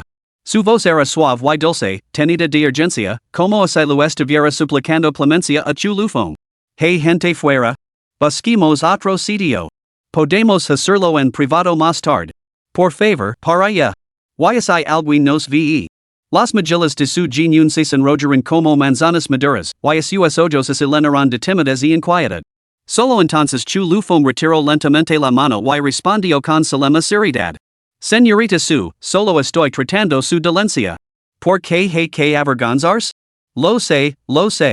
Su genio se hundió más en la cama, asomando la mitad de la cabeza, con los ojos humidos de timidez mientras miraba a Chu Lufong. Su corazón latía sin descanso. ¿Cómo podía ser? Este hombrecito parecía haber crecido aún más guapo. Justo entonces. El móvil de Chu Lufong, que llevaba en el bolsillo, vibró de repente. Lo sacó y vio que era un mensaje de la tía Xing. Su expresión cambió ligeramente. Capítulo 23, Chu Lufong, si me echas de menos, solo tienes que mirar las fotos. Señorita Su, tengo algo urgent que atender y debo marcharme. Tu tabillo ya está bien, pero deberías quedarte en el hospital unos días más. En cuanto te encuentro un peso cerca de la Universidad Dicia, nos mudarimos ali. ¿Qué pasa, Xiaofeng? ¿Ha ocurrido algo? Al ver la expresión grave de Chu Lufeng, su genio se preocupó profundamente. Intento incorporarse. Pero Chu Lufeng le presionó suavemente los hombres para que se quedara tumbada. No es nada. Solo que la tía Xing se emborrachó y me pidió que fuera a recogerla. No te preocupes, hermana Jinyun. Mientras hablaba, Chu Lufeng apartó suavemente un mechón de pelo de la frente de su Jinyun, con los ojos llenos de ternura y preocupación. Bajo su mirada preocupada. Se inclinó. Tocó su frente con la suya y atrayó sus labios rosados hacia los suyos en un beso. Su Jinyun se quedó paralizada por un momento antes de cerrar lentamente los ojos y devolver el apasionado beso. Click. En ese momento, Chu Lufeng se hizo un selfie y lo envió la foto a su Jinyun. Señorita Su, descanse bien. Sin eca de menos, solo tiene que mirar esta foto. Contemplando el dulce beso capturado en la imagen. Su Jinyun se sonrojó, asintió suavemente con la cabeza y sus ojos brillaron con una luz cautivadora. Quedis en su viaje. No se preocupe. Observando la figura de Chu Lufeng alejándose. Hasta que desapareció de su vista. Solo entonces su Jinyun apartó la mirada, accionando su teléfono mientras miraba la foto del beso. Una dulce sonrisa se deslizó inconscientemente en sus labios. Después de pensarlo un momento, la puso como salvapantallas. Aunque no se había producido una confesión formal. Ella se sentía envuelta en un amor apasionado. Sala VIP en Degree 1 en Lanihue. Después de salir del hospital. Chu Lufeng llamó a un taxi y se dirigió directamente allí. El mensaje de Xingishan era breve. Pequeña, estar más tarde en la sala VIP 1 del Lanihue. Es posible que me presionen para que beba. Si estás libre, pase de recoger a tu tía. No te preocupes si no puedes venir, aguanto bien el alcohol y no me emborracher. O simplemente esperam en casa hasta que vuelva. Aunque la tía Xing lo expresará así. Chu Lufeng sabía muy bien.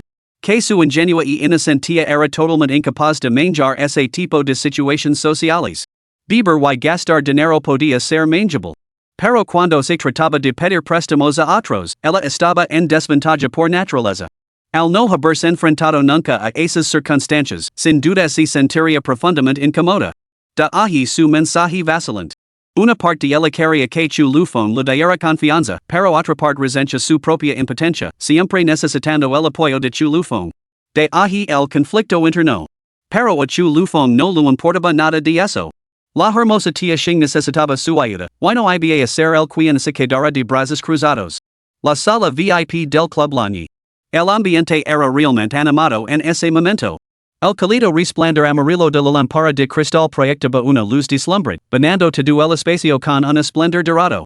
Una lujosa variedad de manjares, cada uno de ellos a un precio exorbitante, cubría la gran mesa. Ya se habían consumido varias botellas de malte de décadas de antigüedad. Había una docena de asistentes, todos muy animados, con las caras enrojecidas por el alcohol. Sin embargo, dos hombres con narices aguilinas y miradas penetrantes destacaban notablemente, con un porte claramente extraordinario. Aunque estaban sentados entre la multitud. Desprendían de forma natural un aura que hacía que los demás se sintieran incómodos y temerosos. Cada uno de ellos llevaba un bastón con cabeza de dragón. Uno era de oro macizo y brillaba con un deslumbrante lustre metálico bajo las luces. El otro era de plata brillante, con la cabeza de dragón talada y encrustada con dos gemas de valor incalculable. La actitud de la multitud lo dejaba claro. Toda la reunión giraba en torno a ellos. Cada vez que hablaban, los que los rodeaban ascension con la cabeza, reconociendo claramente su estatus excepcional dentro de este círculo. Yang Kaisen era una mujer bastante corpulenta, de piel clara, aunque su figura rozaba la categoría de talla grande. Solo sus brazos flacidos eran casi tan gruesos como los muslos de algunos hombres delgados. Encajaba perfectamente con la imagen estereotipada que Chu Lufeng tenía de una matrona hinchada y rica con papeda. Charlaba alegremente con los que estaban a su lado. Mientras lanzaba miradas aduladoras a los dos hombres con bastones con cabeza de dragón. Hermana mayor, quien te acaba de llamar? A su lado. Un hombre delgado como un mono balbucio borracho. Era Yang Wei, el segundo hermano menor de Yang Kaisen. Xingishan. Si, esa mujer que tanto te gusta. Yang Kaisen dio un sorbo a su bebida. Dijo que necesitaba hablar conmigo de algo. Probablemente haya venido a pedirme dinero. Los ojos de Yang Wei se iluminaron. Se humedeció los labios, revelando una sonrisa lasciva. Por fin se ha rendido, pequeña Zora. Esta vez serás finalmente en mis manos. A ver cómo intentas jugar a ser la poderosa entonces. Al ver la mezquindad de su hermano menor. Yang Kaisen sacudió la cabeza, algo exasperado por su falta de ambición, pero al final no dijo nada. Hermana mayor, esta vez tienes que ayudarme. Exclamó Yang Wei emocionado. Levo años esperando esta oportunidad. Te prometo, hermana mayor, que esta será la última mujer a la que corteje. Sabes que levo años enamorado de Shingishan. Una vez que la tenga, sentar cabeza y dejaré de hacer tonterías. Yang Kaisen frunció el seno, con un tono de impaciencia en la voz. Está bien, lo entiendo. Deja de darme la lata, ¿quieres? Sabía que serías la mejor, hermana mayor. Al poco tiempo. Shingishan Lego. Había enviado un mensaje diciendo que estaba esperando en la sala contigua. Vamos. Yang Kaisen se levantó y les dedicó una sonrisa de disculpa a los dos hombres. Ella y Yang Wei se dirigieron a la sala contigua. Hace mucho que no me contactabas. ¿Qué te trae por aquí tan de repente? En cuanto abrió la puerta de la sala privada. La cálida voz de Yang Kaisen llenó el espacio. Shingishan se quedó dentro, algo incómoda. Hermana Xian, yo. Shingishan comenzó a hablar. De repente, se fijó en un hombre que seguía a Yang Kaisen, delgado como un mono. Yang Wei? Al instante frunció el seno. No sentía ningún aprecio por ese hombre. Yang Wei siempre había estado enamorado de ella, incluso después de que se casara. No dejaba de halagarla. A menudo hacía comentarios extraños, como entrar en un patio hace que uno dice melones, burlarse de los niños hace que uno honore a su madre. Por lo que ella entendía, este hombre era un libertino completamente depravado. Era totalmente desvergonzado y su vida privada era un completo desastre. Era dueño de varios bares cerca del distrito universitario. Se aprovechó de innumerables estudiantes universitarios de familias normales que trabajaban a tiempo parcial en sus establecimientos. No solo mantenía innumerables amantes fuera de su matrimonio, sino que tenía una predilección especial por R7, centrándose específicamente en las esposas de sus subordinados masculinos o en mujeres casadas. Para facilitar sus actividades, creó varias pequeñas empresas, contratando deliberadamente a amas de casa atractivas y bien educadas, madres de niños pequeños, por ejemplo, con el pretexto de viajes de negocios. Para cometer sus viles actos. Incluso llevó a algunas, incapaces de soportar la humiliación, a quitarse la vida. Pero como era el segundo hermano menor de Yang Kaisen, con poderosas conexiones y influencia, logró resolver casi todos esos asuntos con dinero. Por lo tanto, Shingishan lo despreciaba profundamente. Se negaba a tener ningún contacto con él. Hubo algunos pequeños incidentes desagradables relacionados con Yang Kaisen. Todo se originó en una reunión entre sus amigos. Este hombre apareció de repente. Intentó persistentemente manosear a Li Mengshi, que estaba ebria. Incapaz de contener su temperamento, ella le dio una bofetada. Desde ese momento, nunca volvió a ver a Yang Wei. Su relación con Yang Kaisen también se enfrió gradualmente. Al fin y al cabo, era su propio hermano. No se debe morder la mano que te de comer. ¿Qué pasa? ¿Te sorprende verme? Yang Wei entró con air despreocupado en la sala privada, puso los pies sobre el sofá y se acarició la barbilla. Examinó a Shingishan con la mirada, que brillaba con intención lasciva. Capítulo 24, un millón por una copa de vino Shingishan vendida. Hoy cenamos al lado. Sé que no te gusta mi segundo hermano, pero lleva mucho tiempo pensando en ti y acaba de pasar a verte. No te preocupes, no interrumpen nuestra conversación de negocios. Yang Kaisen entrecerró los ojos, irradiando cálidas. Al oír esto, Shingishan no supo que responder y esbozó una leve sonrisa. Intentó mantener la voz lo más firme posible. Hermana Xian, últimamente he tenido algunos problemas. ¿Podrías prestarme algo de dinero? Sabía que tu marido era totalmente poco fiable. Por dinero, abandonaría a su propia mujer y a su hijo, que sinvergüenza. La expresión de Yang Kaisen cambió, y su indignación reflejó el dolor de Shingishan. Abandonar a una esposa tan hermosa por unas cuantas criaturas insignificantes. Debe de estar ciego como un murciélago. Ahora míralo, después de haber robado una fortuna en casa, ha ido a disfrutar mientras deja a mi pobre y sola para soportar todo este sufrimiento. Mientras hablaba, fingio preocupación y tomó la pequeña mano de Shingishan entre las suyas. Como si estuviera profundamente conmovida por su difícil situación. Sin embargo, estas palabras hicieron que una sombra de sospecha cruzara los ojos de Shingishan. Ella no había revelado nada, pero Yan Kaisen parecía conocer su situación al dedillo. Parece que ha estado prestando mucha atención. Por otra parte, su marido trabajaba en banca de inversión y tenían numerosos parientes que eran pex gordos del sector financiero. Si realmente tenía la intención de estar al tanto de todo, no sería de extrañar que supiera de la difícil situación de Shingishan. Aun así, eso hizo que Shingishan se mostrara cautelosa. Podría ser que el hecho de conocer su situación fuera la razón por la que también habían convocado a Yangwei? Hermana Exayan, ya que conoces mi situación, no voy a andarme con rodeos. ¿Podrías prestarme algo de dinero para una emergencia? El interés es negociable, te lo devolverá en 3 años. Bueno. La vacilación se reflejó en el rostro de Yang Kaisen mientras le hacía una señal a Yangwei. Él lo entendió inmediatamente. Con una sonrisa lasciva, se acercó sigilosamente por detrás de Shingishan y lo rodeó con el brazo su fragante hombro.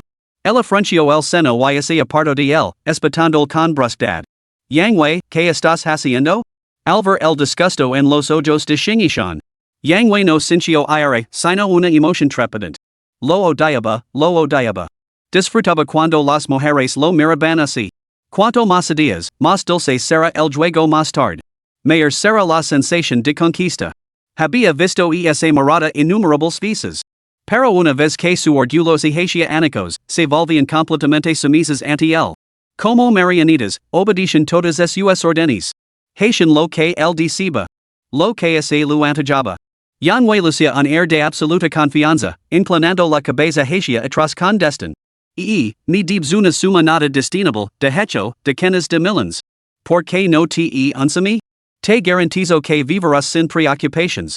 Shingishan lo interrumpió, con el rostro tan frío como el hielo. Dirigid a mí como Shingishan. La expresión de Yangwei se congeló. Luego, un destello de aire cruzó su rostro. Esta mujer miserable, tan desagradecida. Incluso ahora, se atrevía a mirarlo así. Una sonrisa burlona se extendió por el rostro de Yangwei. Muy bien, Shingishan. Tienes mucho de caro. Incluso ahora, sigues dando aires, ¿verdad? Mira en qué situación te encuentras. Tienes una deuda de millions, ¿no? El banco está a punto de llamar a tu puerta para embargar tu casa y tu coche, ¿no? ¿Te queda algo que puedas poner como garantía? ¿Tienes siquiera los medios para devolverlo? Prestar dinero ahora sería tirarlo por la ventana, ¿no? ¿Cómo te atreves a pedir dinero? ¿O es que piensas pedirlo prestado y no devolverlo nunca? Sus palabras eran como cuchilladas, cada una de ellas lo atravesaba el corazón. 2. Los ojos de Shingishan brillaron con fría furia. Sin embargo, sabía que Yangwei decía la verdad. Realmente no tenía dinero. Si no hubiera sido porque Chu Lufong descubrió esa caja de lingotes de oro. Wiley Mingxi accedió a prestar 10 millions. Mañana estaría durmiendo bajo un puente. Sin embargo, las palabras de Yangwei la hicieron reaccionar. Parecía que la capacidad de Wang Lei para pedir prestadas sumas tan elevadas en el país, incluso hipotecando el coche y la casa sin su conocimiento, cargándola con una deuda colosal. No podía creer que esto hubiera sucedido sin la participación de personas con información privilegiada como Yangwei. Era simplemente imposible. Lo más probable era que Wang Lei la hubiera vendido a esa gente.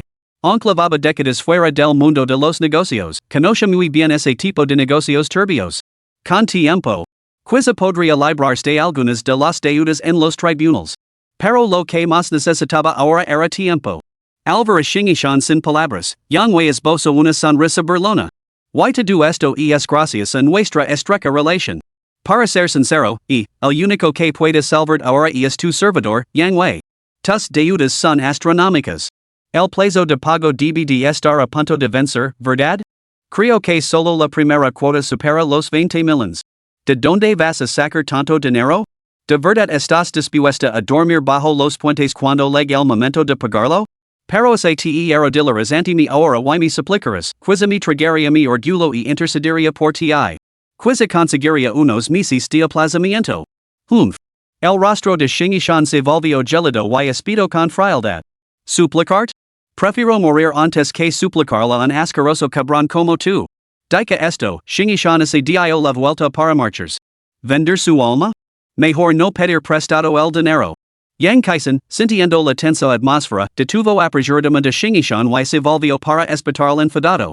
Maldito idiota. ¿Qué tonterías dices todo el día? Fuera. Necesito hablar a solas con Yang Wei parecía completamente afligido. Pero al captar la mirada significativa de su hermana mayor, resoplo con frialdad y salió furioso, con el rostro encendido. Una vez que Yang Wei se hubo marchado, Yang kaisen esbozo apresuradamente una sonrisa forzada, tomó las manos de Shingishan y la hizo sentarse. Ya ves como ha acabado todo. Es un inútil. No lo tomes en serios. Yo también soy mujer. Entiendo las dificultades a las que te enfrentas ahora, Oyala pudiera ayudarte. Pero Yang kaisen cambio de tono y suspiro. Aun así, tú conoces a Yang Wei. Por muy desesperanzado que es mi hermano. Siempre me ha dicho lo mucho que te adora. Si pudieras. Shingishan la miró sin expresión. ¿Era esto un maldito caso de uno haciendo de policía bueno y el otro de policía malo? Hermana Xayan, no hace falta que continues. Si esa es la única forma de conseguir el préstamo, me voy. Se levantó, dispuesta a marchars. Pero Yang kaisen la agarró del brazo. Vamos, no es eso lo que quería decir. Por favor, escúchame. Yang kaisen pensaba rápidamente mientras hablaba con fervor. No hay rencor tan profundo que no se pueda superar, ¿verdad? Solo es un pequeño desacuerdo entre vosotros dos. Mira, somos gente de negocios. Todo se arregla tomando unas copas.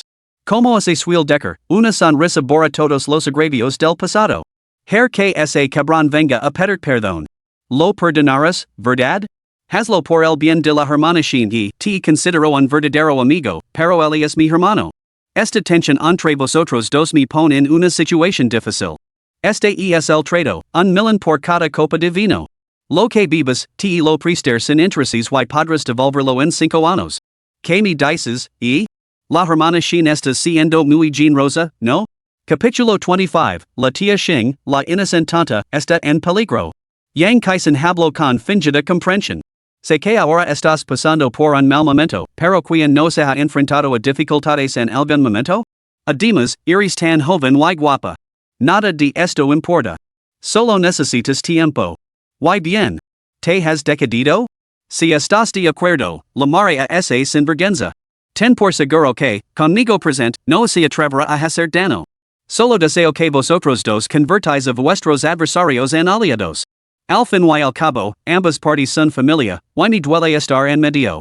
Shingishan frunció profundamente el seno. Como dice el refrán. Cuando estés en la miseria, evita a tus amigos en la adversidad, evita a tus parientes.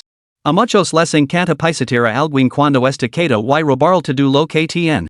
Enclavado más de una década fuera del mundo de los negocios.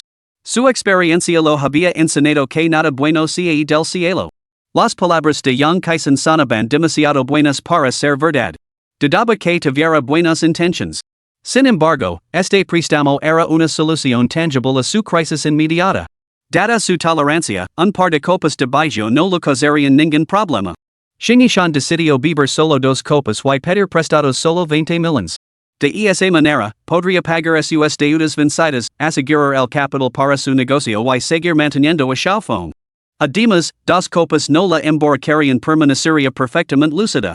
Muy bien, tu silencio significa que lo estás haciendo en favor a tu hermana mayor, ya. Con eso. Yang Kai Xan se levantó alegremente, salió rápidamente de la sala privada y regresó con la misma rapidez.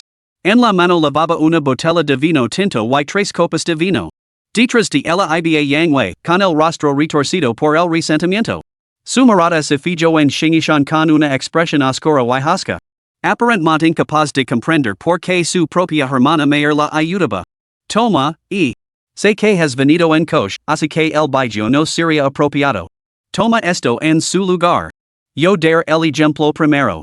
Yang kaisen parecía comprender perfectamente las preocupaciones de Shingishan. Rápidamente se sirvió una copa de vino tinto y se la bebió de un trago. Yang Wei, date prisa y servele una copa ¿Qué te pasa? Tienes más de 40 años y sigues pensando en esas cosas todo el día. Te lo advierto, es mi mejor amiga. No vuelvas a faltar al respeto. Servali una copa para compensar tu comportamiento pasado. Y no es una persona mezquina. Bibi esto y dejemos el pasado en el pasado. Yang kaisen rogio, con las mejillas temblorosas. Shingishan se dio cuenta de que yang kaisen en siquiera había traído baijo, sino vino tinto. Incluso se había bebido una copa ella misma para bajar la guardia de la gente. Esto la tranquilizó considerablemente. Si no era por el bien del monje, entonces por el bien de Buddha. Por mucho que despreciara a Yang Wei como persona. Yang kaisen lo estaba siendo de gran ayuda en ese momento. Así que Shingishan tomó la copa de talo transparente y así sirvió una pequeña cantidad de vino tinto. No hace falta, hermana Exian, yo me encargo. Luego así lo bebió de un trago. El sabor lo resultaba familiar. No tenía nada de peculiar. Esto alivió un poco los nervios tensos de Shingishan. Lo sé. Y Shingishan, te he hecho daño en el pasado. Te pido perdón. No volverá a ocurrir. Yang Wei murmuró con un puchero, sirviéndose casualmente un vaso pequeño y bebiéndoselo de un trago. Eres magnánimo, con un corazón tan vasto como el mar. No me guards rencor. Con eso, salió furioso de la sala privada, con aspecto de estar completamente agraviado. Hoy, Xiaowei, ¿a dónde vas? Tú. A pesar de las insistentes llamadas de Yang Kaisen, no miró atrás ni una sola vez. Bueno, así es él. No solo tú, yo también lo desprecio. Solo te has tomado una copa, ¿no? Son 10 millions. Se ha ido, así que te her compañía. Hace mucho que no nos vimos. Bebamos y divertámonos. Yang Kaisen sonrió radiante, con un entusiasmo inquebrantable. Shingishan se unió a ella. Cada una bebió medio vaso cada vez y pronto se acabó la botella de vino tinto. Dada su capacidad para beber, eso no era nada. 5 vasos ya, verdad, y? Te transferí los 50 millions en breve. ¿O te apetece seguir? Yang Kaisen se lo ofreció con cordialidad. Hace mucho que las hermanas no tomemos una copa juntas. Si te apetece más, puedo traer unas cuantas botellas más. Pero Shingishan negó con la cabeza. No hace falta, hermana Exian. Con esto basta. Solo tenía intención de tomar 2 copas de baijo. Pero este vino tinto bajaba tan fácilmente como el agua. En ese momento, su mente se aceleró, considerándose tomar unas cuantas copas más. Después de todo, cada copa adicional significaba pedir prestados otros 10 millions. De esa manera, una vez que tuviera dinero para su negocio, podría dejar la chafón una suma considerable. Ella había aportado los 20 mil yuans de bonificación que había ahorrado durante tanto tiempo por ella. Como su tía, sentía que tenía poco que ofrecer a cambio. Incluso así su negocio fracasaba y al final no podía devolverlo, ¿qué importaba? Después de todo, una deuda más no supone una carga demasiados piojos hacen que uno se inmune al placer. ¿Qué más daba si debía 100 millions o 200 millions? Pero si fueran 50 millions. Y pudiera dar 10 millions a Chulufong. Entonces él podría saltarse décadas de lucha. Animada por esta idea, se bebió 5 copas de vino tinto con facilidad. Esta botella en particular estaba bien, pero no había garantía de que la siguiente lo estuviera. Por lo tanto, se mantuvo cauteloso y rechazó la oferta. Hermana Exian, 50 millions son más que suficientes. Gracias, ni voy a marchar. Tan pronto como Shingishan terminó de hablar. Una repentina olida de Mario la invadió. Se tambaleó violentamente al ponerse de pie. ¿Cómo? ¿Cómo podía ser? ¿Estaba borracha? Giró la cabeza rápidamente y miró la copa de vino vacía y a Yang Kaisen, que parecía perfectamente normal. El vino estaba bien. Entonces debía ser. El vino, la copa. ¿Estás borracha? Yang Kaisen frunció el seno mientras se inclinaba hacia ella con voz cálida. Entonces te llevara a descansar. Tú. Shingishan se desmayó rápidamente. Su último pensamiento consciente fue ver cómo se abría de nuevo la puerta de la sala privada, dejando ver a Yang Wei entrando lentamente con una sonrisa lasciva. Hermana, ha sido un truco muy inteligente. Yang Wei miró a Shingishan, inconsciente en el suelo. Se acercó a Yang Kaisen con una sonrisa lasciva y recogió la copa de vino que Shingishan había dejado tirada. Así que esto es lo nuevo que ha traído el señor Angshan? Joder, que impresionante. Lo examinó con curiosidad. Efectivamente. La razón por la que solo la tía Xing y Yang Kaisen bebieron de la misma botella de vino tinto. Pero solo Shingishan sufrió efectos adversos. Porque la droga no se había mezclado con el vino. Se había aplicado en el borde interior de la copa. Este líquido claro, inodoro y transparente era un brebaje de nuevo desarrollo. Una sola gota podía no curar un elefante, y además contenía otros aditivos. A simple vista era indetectable. Pero una vez que el vino se vertía en la copa, se tragaba junto con el vino, y nadie sospechaba nada. Así fue precisamente como Shingishan cayó víctima. Hermana mayor, ¿podrías darme una botella pequeña? Solo una sería sufficient. Yang Wei suplicó con un guiño picaro. Si tuviera eso. Sus viajes de negocios con atractivas subordinadas serían mucho más convenientes. Pero Yang Kaisen abrió mucho los ojos, con una expresión feroz como la de un tigre. Yang Wei. Maldita si, me lo prometiste. Has todo lo posible para conseguir de Shingishan. Si lo has olvidado y sigues haciendo tonterías fuera, ¿crees que me enganas tan fácilmente? Al ver la cara de Yang Kaisen retorcerse de rabia, con todos los músculos de sus mejillas hinchadas temblando. Yang Wei se estremeció y gimió, con la cabeza gacha. Mi padre no es diferente el tuyo, porque me gritas. Capítulo 26, La tía Xing ha tenido suficiente. Yang Wei. No quiero volver a pilarte haciendo tonterías. La próxima vez, no esperaré a que el viejo intervenga, yo mismo te dejaré lisiado. Lo sé, hermana. Solo estaba bromando. No lo hair. Mas te veil. Yang Kaisen lo miró con frialdad. La familia está planeando algo importante últimamente. El viejo se lo toma muy en serios, incluso ha invitado al señor Angshan. He oído que el capitán Qin Yan, de la oficina provincial, ha sido enviado a Qinshan. Después de ocupar de Shingishan, será mejor que mantengas un perfil bajo. No causas problemas fuera y lanes la atención de Qin Yan. De lo contrario, aunque es mi propia carne y sangre, no podré salvarse como un error. El señor Angshan te matará con sus propias manos. ¿Lo entiendes? Al or esto. Yang Wei se estremeció violentamente y se apresuró a asegurarlo. Hermana mayor, quédate tranquila. Sé cómo comportarme. Al ver la actitud obediente de Yang Wei. Yang Kaisen asintió con satisfacción. Lanzó una mirada despectiva a Shingishan, que yacía inconsciente en el suelo, y se burló. Lavala a la habitación. Alige cámaras de vigilancia. Recuerda, espera al menos 10 minutos antes de entrar. Cuando esta zora engriada se despierte, estará aún más ansiosa que tú. Cuando tengas las imágenes, ya sabes lo que tienes que hacer. ¿No eres tú el experto en este tipo de cosas? Al or esto. Yang Wei asintió inmediatamente con timidez. Hermana, lo sé.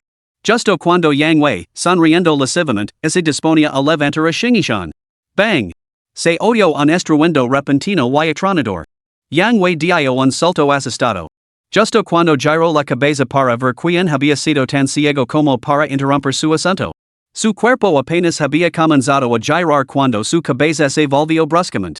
Una sombra oscura pasó zumbando ante sus ojos, rozando la mejilla antes de estrellarse con fuerza contra la puerta calcada detrás de él. La fuerza del impacto hizo que toda la sala privada temblara ligeramente, haciendo incluso que la lámpara de cristal se balanzara. Este repentino giro de los acontecimientos dejó a Yang Wei pálido como la cera.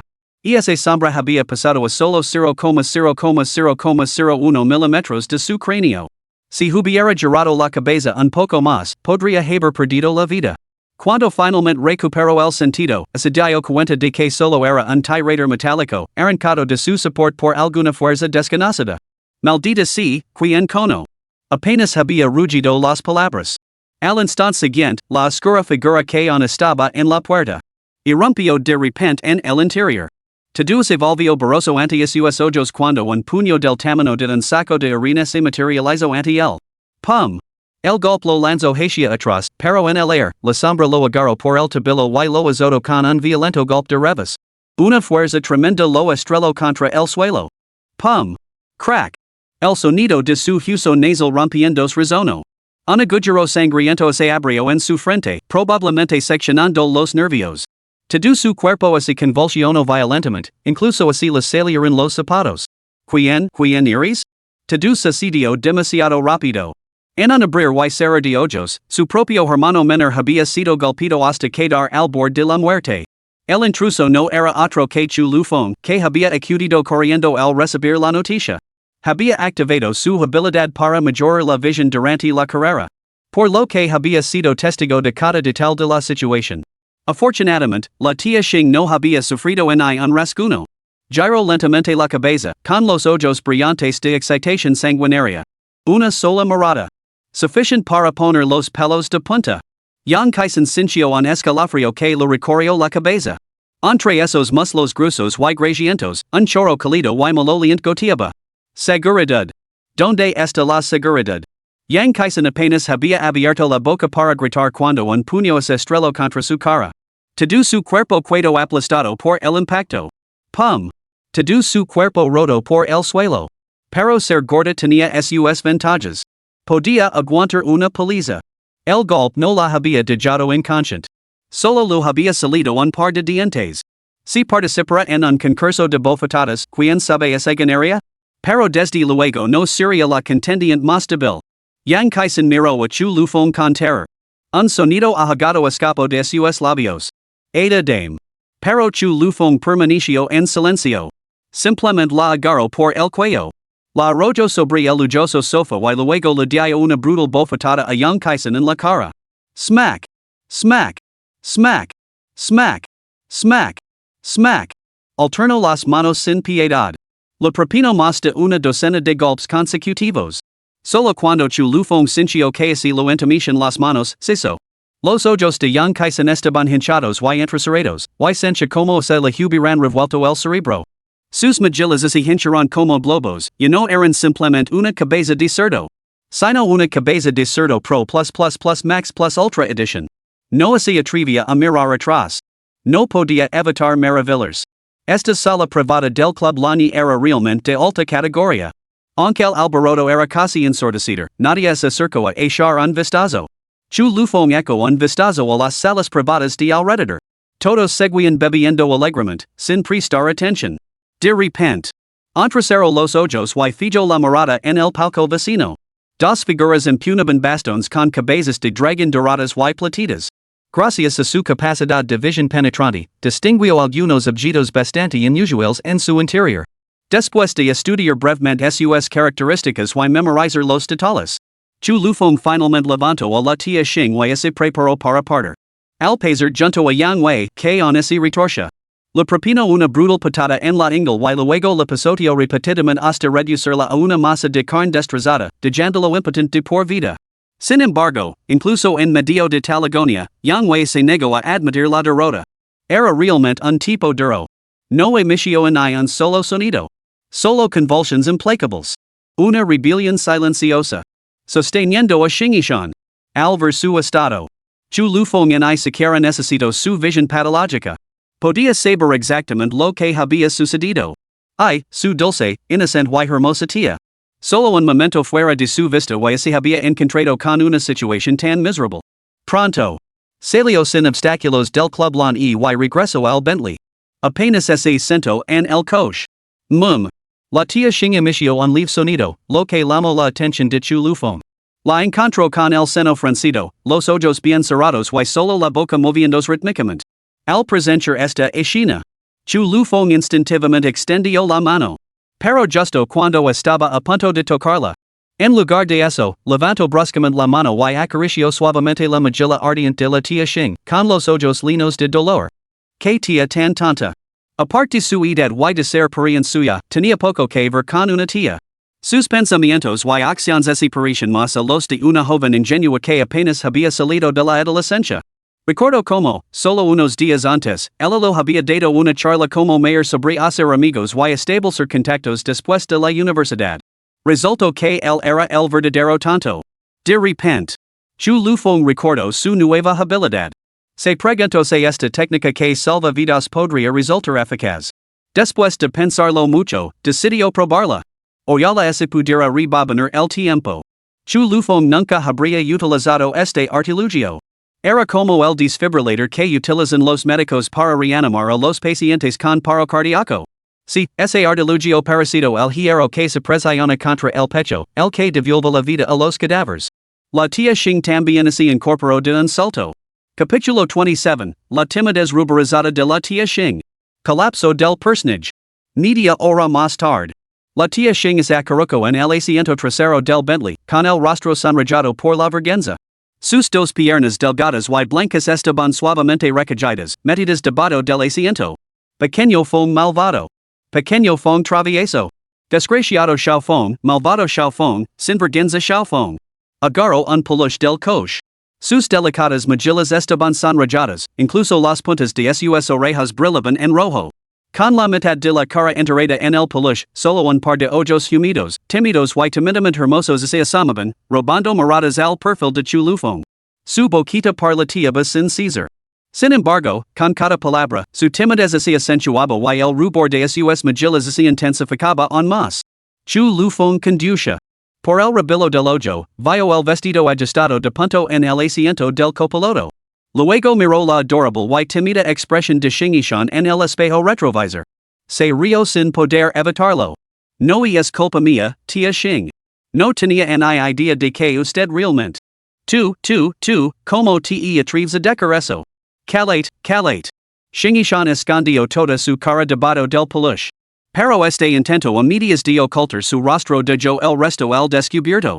Rápidamente se lo quitó de nuevo. Enroscada en una bola apretada, solo quedaban visibles la mitad de sus mejillas sonrojadas y carmesí. Al verla sonrojarse tan intensamente, parecía que sus mejillas pudieran gotear humedad. Chu Lufong no dijo nada más. Se concentró únicamente en conducir el Bentley. Por un momento. El habitáculo solo salino con el suave zumbido del motor y la respiración ligeramente acelerada de Xingishan. Sin embargo, en medio de esta atmósfera de silencio. ¿Cómo voy a volver a mirarte a la cara? Por el amor de Dios, soy tu tía. Xingishan no pudo contenerse más, su voz era tan débil como el zumbido de un mosquito. Maldito xiao fong, estúpido xiao fong, apestoso xiao fong. Ahora no podía mirar a nadie a la cara, su imagen estaba completamente arruinada. Cuanto más lo pensaba, más tímida se sentía. Sus diminutos puños rosados golpeaban el peluche como gotas de lluvia. Para aliviar su propia tensión y vergüenza. Esto dejó a Chu Lufong divertido y exasperado a la vez. Porque el comportamiento tímido y adorable de la tía Xing le daba esa sensación de estar enamorado? En ese momento, el coche se detuvo en un semáforo en rojo durante varios segundos. Giró la cabeza y extendió la mano. Recorrió el delicado cuello de Xingishan, rozando suavemente el lóbulo de la oreja de la tía Xing. Lo acarició la nuca. Una sensación indescriptible lo atravesó como una descarga eléctrica. El esbelto cuerpo de la tía Xing tembló. Todo su cuerpo escueto flácido y débil, incapaz de reunir en una pizca de fuerza. Tía Xing? ¿Todavía te de vergüenza? Un beso lo curara. Al arresto, Xingishan levantó su pequeña cabeza, con las mejillas sonrosadas que parecían absolutamente tentadoras. Vamos, déjame morderte hasta matarte, pequeña fong traviesa. De repente, mostró dos pequeños colmillos y, enfadada, se lanzó hacia adelante haciendo un puchero. Sus dientes se hundieron en el brazo de Chu Lufong. De vuelta en el garage de la villa. Xingishan seguía tímida, incluso escondiéndose y negándose a salir del coche. Pero Chu Lufong la cogió con firmeza. Como se elevara a su propia hija, se dirigió directamente al baño. Las mejillas de Xingishan seguían sonrojadas, y sus ojos rebosaban timidez y nerviosismo. Giró ligeramente la cabeza, incapaz de mirar a Chu Lufong a los ojos. Apoyó la mejilla contra su amplio pecho y escuchó los fuertes latidos de su corazón, lo que, curiosamente, le proporcionó una abrumadora sensación de seguridad. Inconscientemente, se dio cuenta de que le gustaba bastante esa sensación de ser lavada en brazos. Obedient como una gatita, solo murmuró suavemente. Apestoso xiao fong, te dije que no me levaras en brazos. Mi querida tía Xing, ahora no soy yo quien apesta. Voy a dar un baño rápido, todavía tengo que lavar el coche. Tú. Humph. Xingishan estaba nerviosa y molesta, pero sin saber qué decir. Solo pudo resoplar indignada y quedarse en silencio. Chu Lufong llevó a Xingishan a la casa y la dejó con cuidado en el baño de arriba. Regresó al garage y llevó el coche mientras recordaba la escena en la asociación Lani. Un destello de crueldad cruzó sus ojos. En el camino de regreso, lo había preguntado a la tía Xing sobre los antecedentes de la familia Yang.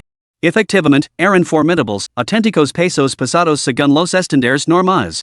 El patriarca de la familia Yang había sido en su día la figura más destacada de Xinjiang. El padre de Yang Kaisen también era el segundo al mando en otro lugar, y los rumores sugerían que pronto podría ser trasladado de vuelta.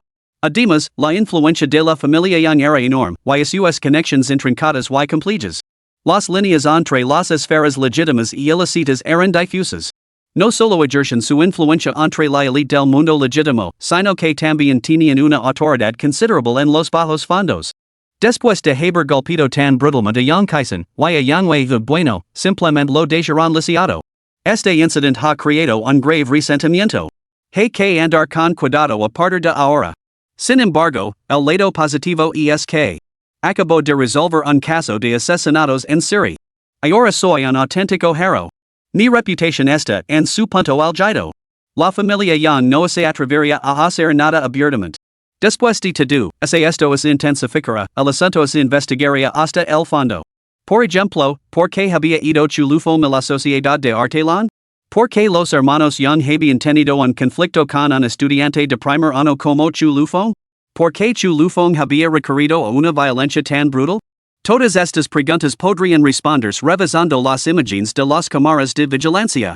Por supuesto, así podrían destruir las imágenes. Pero, ¿bastaría tu palabra para convencer a alguien? Que un día entró tranquilamente en la sociedad Lanart, se encontró con los hermanos Yang en ese preciso momento y luego procedió a golpearlos hasta dejarlos inconscientes? ¿Y es probable? ¿Afirmas que no había ninguna razón? ¿Simplemente que Chulufong tuvo un episodio? ¿Tomasa todo el mundo por tanto? A menos que tu familia Yang tenga realmente un dominio absoluto sobre Chinchon, nadie se creerá esa historia. Y Chin Yen ha legado. Una vez que se publican las imágenes de las cámaras de seguridad, quedará claro que Yang y Yang Kaisen eran los que tenían motivos ocultos. Sí, Chulufong golpeó a alguien. Pero que hay de que tú lo drogaste? Antes eso que acaba de resolver un caso de asesinato y ahora ha salvado vidas, no premiarlo por su violencia sería absurdo. Revelar esto solo empeoraría la reputación de la familia Yang, sin reportar ningún beneficio. Por lo tanto, Chulufong concluyó que los Yang se tragarían esta píldora amarga. Al menos hasta que su propia prominencia se desvaneciera, probablemente se abstendrían de atacarlo. Por supuesto. Quedarse de brazos cruzados esperando la destrucción no era propio de Chulufong. Cualquier cosa que albergara malas intenciones hacia él, ya fuera una persona o un objeto, debía ser cortada de raíz. Era extremadamente prudente, incapaz de tolerar cualquier consecuencia adversa. Por lo tanto, su mente se puso a trabajar rápidamente. Decidió centrarse en los dos individuos que empuñaban los bastones con cabezas de dragón de oro y plata. Para ser honrados como invitados de la familia Yang, sus antecedentes eran sin duda formidables. Pero esto presentaba una oportunidad intrigante. Gracias a su visión de rayos X, Chulufong había discernido el contenido de sus bastones. Estaban llenos de varias sustancias de excepcional pureza, polvo blanco, azúcar en roca, y otros artículos similares. La familia Yang, sus intereses comerciales son bastante amplios, ¿no? Si fuera necesario más adelante, esta información podría compartirse con Chin Yen. Mientras estaba en la comisaría hoy, también se enteró de que Chin Yen acababa de ser trasladada allí. Como jefa de la Brigada Provincial de Investigación Criminal y de Narcóticos, alguien del calibre de Chin Yen era sin duda una funcionaria de nivel subdirectivo. Incluso podía movilizar los recursos pertinentes de toda la provincia para llevar a cabo su trabajo, su poder era innegablemente formidable. Una figura así trasladada de repente a Chincheng. Era difícil no sospechar que pudiera estar relacionado con el polvo blanco que había detrás de estas dos personas. Si fuera posible, se podría utilizar a Chin Yen como una espada para apuñalar a la oveja. Por supuesto, esos eran asuntos para más adelante. Después de un día agitado, el cielo se había oscurecido y parecía más agitado que todo un mes. Sin embargo, Chulufong se sentía completamente eufórico. No había olvidado la tímida petición de Xingishan de ese mismo día de esperar hasta la noche, para que él lo ayudara. Chulufong estaba igualmente ansioso por descubrir cómo lo ayudaría la tía Xing. Justo en ese momento, una voz ligeramente tímida se dijo oír. Xiao Fong. No has terminado todavía.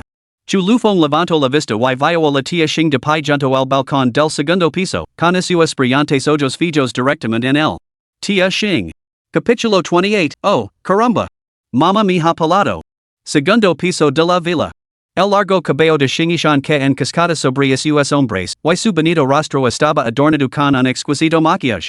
Se cubrio el pecho con una expresión tímida, dejando el descubierto a sus hombres blancos como la nieve. Esto no se parecía en nada a su habitual comportamiento digno, elegante y noble. Ahora lavaba un vestido negro de encaje con escote en v profundo y espalda descubierta. Cuyo escote revelaba una capa de encaje transparente de color purpura pálido de bayo. Era totalmente sensual, pero elegante y refinado, irradiando el aura de una distinguida socialite. La falda a medida asesina a la sensual cintura de la tía Xing, sin revelar en un gramo de exceso de carne, sino acentuando las curvas donde debían ser redondetas y esbeltas donde debían ser delicadas. Mostraba a la perfección su impecable figura, perfeccionada a través de años de práctica de yoga. Sus muslos blancos como la nieve estaban envueltos en medias transparentes, complementadas con un par de zapatos de tacón de aguja de Valentino, con la parte superior negra y la suela roja, que adornaban sus pies de jade. No solo alargaban sus piernas, sino que también amplificaban el encanto y el atractivo ilimitados de la joven. Xing se encontró bajo la mirada directa de Chu Lufeng. Su corazón se aceleró por la vergüenza y sus mejillas se sonrojaron. Aunque ella la había examinado minuciosamente en el coche momentos antes. Ella seguía sintiéndose profundamente tímida. Después de todo, esto era diferente a su estado inconsciente. Ahora, ella estaba realmente conscientemente ofreciéndose conscientemente al hijo de su mejor amiga.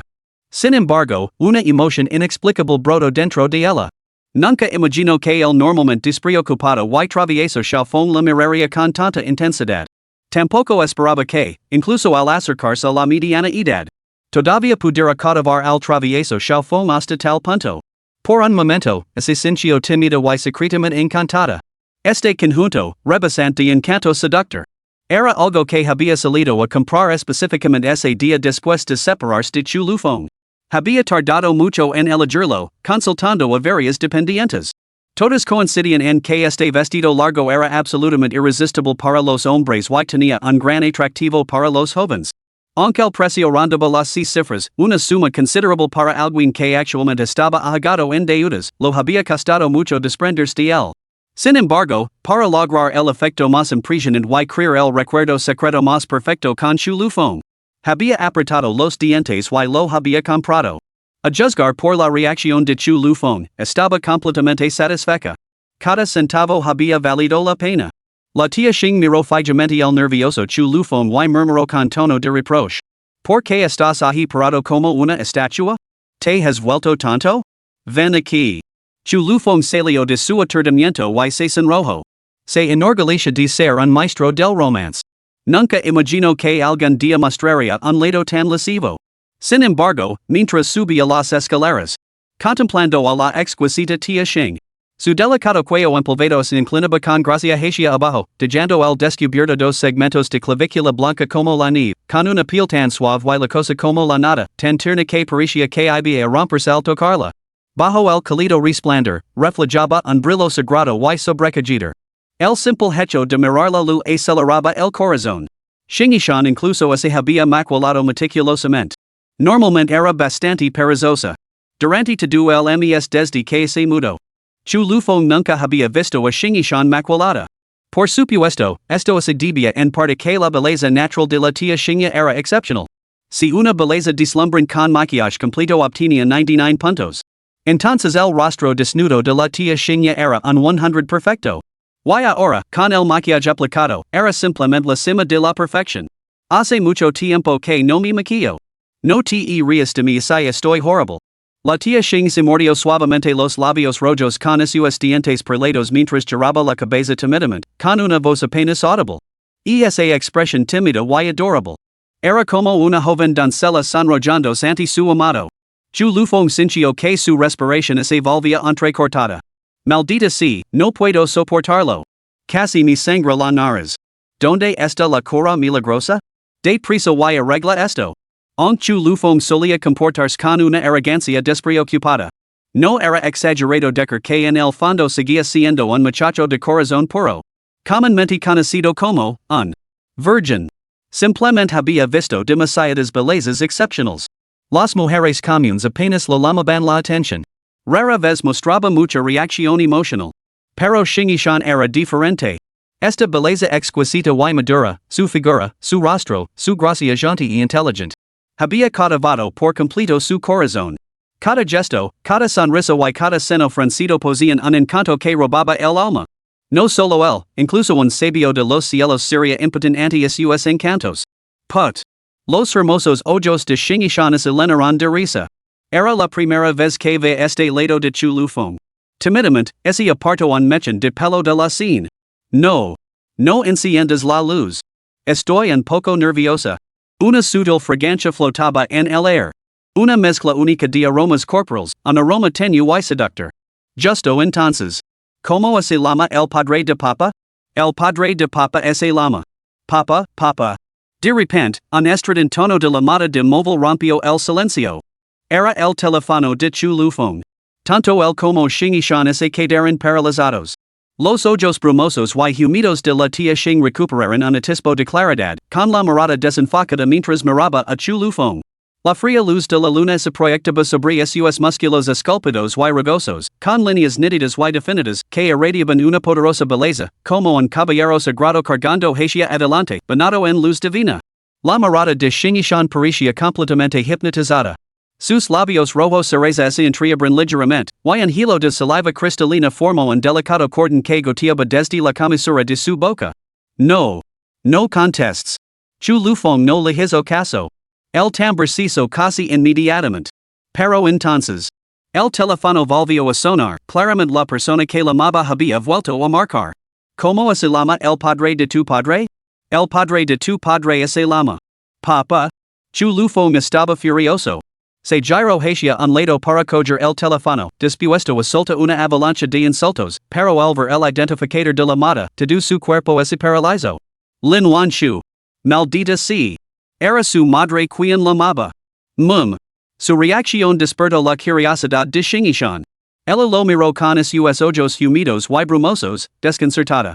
Chu Lufeng levantó el dedo índice, haciendo un gesto de silencio hacia Shingishan, y luego respondió a la llamada. Hola, mamá. ¿Qué te ha hecho recordar de repente que tienes un hijo hoy? Al oír las palabras de Chu Lufeng, el esbelto cuerpo de Shingishan tembló. El rubor rosado de sus mejillas se desvaneció al instante, sustituido por palidez. Sus aturdidos ojos almendrados se llenaron de terror de repente, mientras intentaba levantarse frenéticamente de la cama. Pero Chu Lufeng estaba preparado. Extendió la mano y la presionó suavemente para que se quedara tumbada. Ante la mirada furiosa y aterrorizada de la tía Xing, sacudió la cabeza y pulsó el botón del altavoz. Niño malcriado. ¿Qué cosas tan crueles estás diciendo?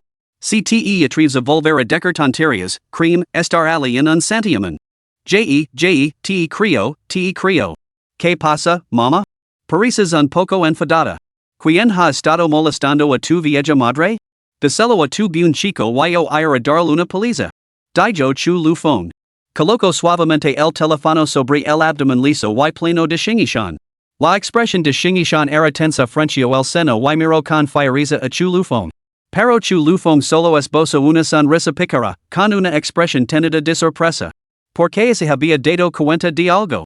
Un indicio de encanto incontrolable asacando en lo profundo de los adorados ojos almendrados de Shingishan. ¿Quién hubiera pensado que la elegante, refinada y graciosa tía Xing tendría gusto por este tipo de cosas? Capítulo 29, escucha mis excusas. No, mis explications. Ve a jugar a otra parte. No me hagas enfadar. No estoy de humor para tus tonterías. ¿Dónde está la tía Xing? ¿Qué está haciendo? La he llamado una docena de veces y no contesta. Solo entonces Shingishan recordó que su teléfono se había quedado sin batería hacia tiempo, se había olvidado por completo de cargarlo. Al oír esto, Shingishan inmediatamente agitó las manos frenéticamente hacia Chu Lufeng, indicando que no la mencionara. Pero Chu Lufeng simplemente cavó los labios en una sonrisa burlona. La tía Xing está justo a mi lado. Estamos viendo la tela. Probablemente su teléfono esté muerto, ¿eh? ¿Qué pasa, mamá? ¿Necesitabas a la tía Xing para algo? Al oír esto, Shingishan se tensó al instante y abrió mucho a sus ojos almendrados. De repente, un rubor se apoderó de sus pálidas mejillas, desprovistas de color. Por supuesto que la necesito. Rápido, has que coger el teléfono. El tono de su madre era urgente, como si hubiera ocurrido algo trascendental. Lo tengo en altavoz, mamá. Tú y la tía Xing sois mejores amigas, se quería susurrar secretos, tratan como si fuera invisible. Déjame escuchar, prometo no interrumpir. Chu lufong bromeo, pero su mirada se posó en el rostro de Shingishan, una mezcla de terror y encanto. Esto despertó en él un sentimiento inexplicable. Chu lufong. No me hagas perder los estribos. Pedele a la tía Xing que coge el teléfono. Alvara mama, parecía genuinamente preocupada por algo serios. Shingishan, al darse cuenta de que evadir la era inútil, rápidamente desapareció su delicado cuello y se aclaró la garganta.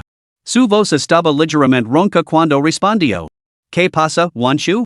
¿Por qué de repente se te ocurrió llamarme hoy? Vaya, vaya. Te atreviste a hacer esto a mis espaldas. Lin Wanshu casi gritó. Sin embargo, su voz tenía una suavidad y elegancia inherentes. Incluso cuando es alzaba, conservaba una cualidad gentil y afectuosa que no inspiraba miedo. Pero eso era lo normal. Ahora, al oír esas palabras, Shingishan casi se orina encima. Su rostro se quedó instantáneamente sin color, poniéndose mortalmente pálido. Incluso Chu lufong se sorprendió. ¿Qué demonios? ¿De verdad mamá me ha puesto un micrófono oculto? ¿De verdad lo sabía? Shingishan se mordió el labio, incapaz de hablar. Lin Wanshu continuó con su diatriba. ¿Seguimos siendo mejores amigas? ¿Cómo has podido hacerme esto? Aunque la voz de Lin Wanshu seguía siendo suave y amable. En ese momento transmitía una amenaza innegable. Parecía como si algo terrible estuviera a punto de suceder. Al instante, a Shingishan se lo erizó el velo de la cabeza y un escalofrío lo recorrió la espalda. Yo. El rostro de Shingishan se quedó sin color y sus palabras se entrecortaron. ¿Cómo diablos iba a explicar esto? Después de todo, como dice el viejo refrán, atrapa al ladrón con las manos en la masa, atrapa al adúltero en el acto. Y ahí estaba ella, atrapada. Explicar, no, aunque intentara escabularme, no sabría cómo. Estuve tentada de arrodillarme y confesar mi culpa. Chu lufong contuvo la respiración, sin atreverse a hacer ruido. Ay, Dios mío. Nos han pelado. Mama realmente me puso una cámara. Mama, todo es culpa mía. Chu lufong arrebató el teléfono, dispuesto a asumir toda la responsabilidad. Pero antes de que pudiera hablar, la fría risa de Lin Wanshu resonó en el dispositivo. ¿Pediste dinero prestado a otros pero no a mí? ¿On me consideras tu mejor amiga? El repentino giro de los acontecimientos. Dijo a Chu lufong y el nervioso Shingishan momentáneamente paralizados. ¿Pedir dinero prestado? ¿Cuánto tiempo pensabas ocultármelo? Si no fuera porque unos amigos me lo han contado hoy por casualidad, nunca habría sabido que debías tanto. ¿A qué demonios estás llegando, Shingishan? Yo, naturalmente, quiero a tu adorable chico. Por supuesto, eso era solo la imaginación desbordada de Chu lufong. Después de todo, la mente de Shingishan estaba completamente nublada en ese momento, sin tener ni idea de la situación. Para decirlo claramente, estaba completamente desconcertada. ¿No tienes nada que decir? El banco está a punto de embargar la casa. ¿Puedes permitir pagarlos? En un momento como este, ¿no acudiste a mí? ¿Acudiste a otra persona? Te pregunto, ¿qué es lo que pretendes conseguir exactamente? ¿Te apetece dormir bajo un puente? Chu lufong intervino apresuradamente. Mama. Bueno, hoy he descubierto un compartimento secreto en la villa que contiene más de 8 millones en oro. Luego, la tía Xing y yo encontramos otro contacto, la tía Limengshi, que accedió a prestarnos 10 millones, así que, en cuanto las palabras salieron de su boca, los ojos de Chu lufong se abrieron de par en par al instante. Maldita sea.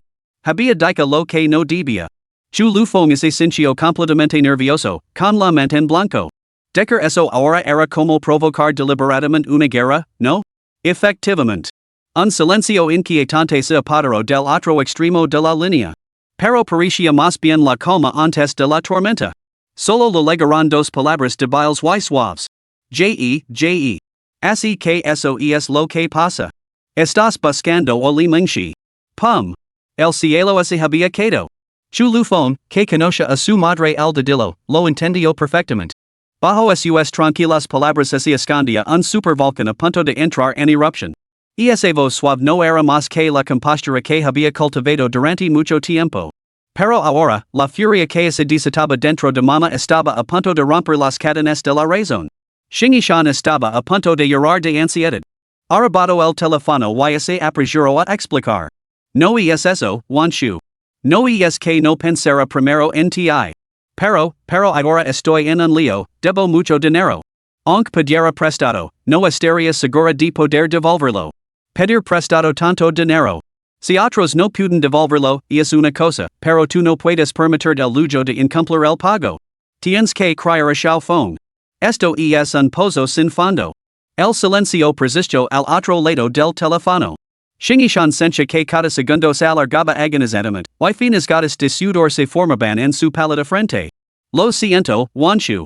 Yo, no quería ocultártelo. Es solo que. Sencha que la cabeza lo iba a estallar. ¿Qué demonios estaba pasando? Por fin. Lin Wanshu habló, con su voz tan suave como siempre, sin revelar ninguna emoción.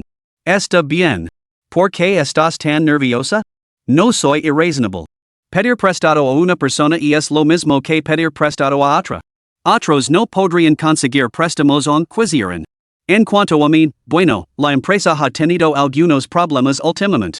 He estado luchando todo el día y solo he conseguido reunir 20 millones. Ya están en tu cuenta. En cuanto al resto, pensar en algo. Si liga el caso, vender la empresa. De todos modos, alguien ha ofrecido 200 millones por ella. La vender y pagar tu deuda. No. El resto, Shingishan se negó sin dudarlo un instante. ¿Vender la empresa? ¿Cómo iba a ser eso posible? Era el trabajo de toda la vida de Lin Wanshu. Había dedicado casi toda su vida a ello, ¿cómo iba a venderlo sin más? Y ahora, con unas perspectivas de mercado tan prometedoras, incluso podría salir a bolsa en unos años y alcanzar los 100,000 millones de valor de mercado. Un activo tan valioso, ¿cómo iba a venderlo sin más? Sin embargo, sabía lo sentimental que era Lin Wanshu. Realmente podría hacer algo así. No lo hagas, por favor, no lo hagas, Wanshu. Te ruego que pienses en Xiaofeng. Todavía es joven y tiene muchos gastos por delante. Yo me encargo de mis propios asuntos, no debes interferir. En el peor de los casos, simplemente acabarías con todo, ¿no? Respondió Lin Wanshu con calma y suavidad. Shingishan se mordió el labio y no dijo nada. Oh, tú. Está bien. Deja de entretener con ideas tan extremas. No estás sola. Kiki no sabe nada de esto, ¿verdad? Xing Kiki era la hija de la tía Xing. Había heredado perfectamente todas las virtudes de Shingishan y era radiante y hermosa. Media año más joven que Chu Lufeng, actualmente estaba estudiando en el extranjero. Wanshu. Shingishan laro emocionada, empapando las sábanas con sus lágrimas.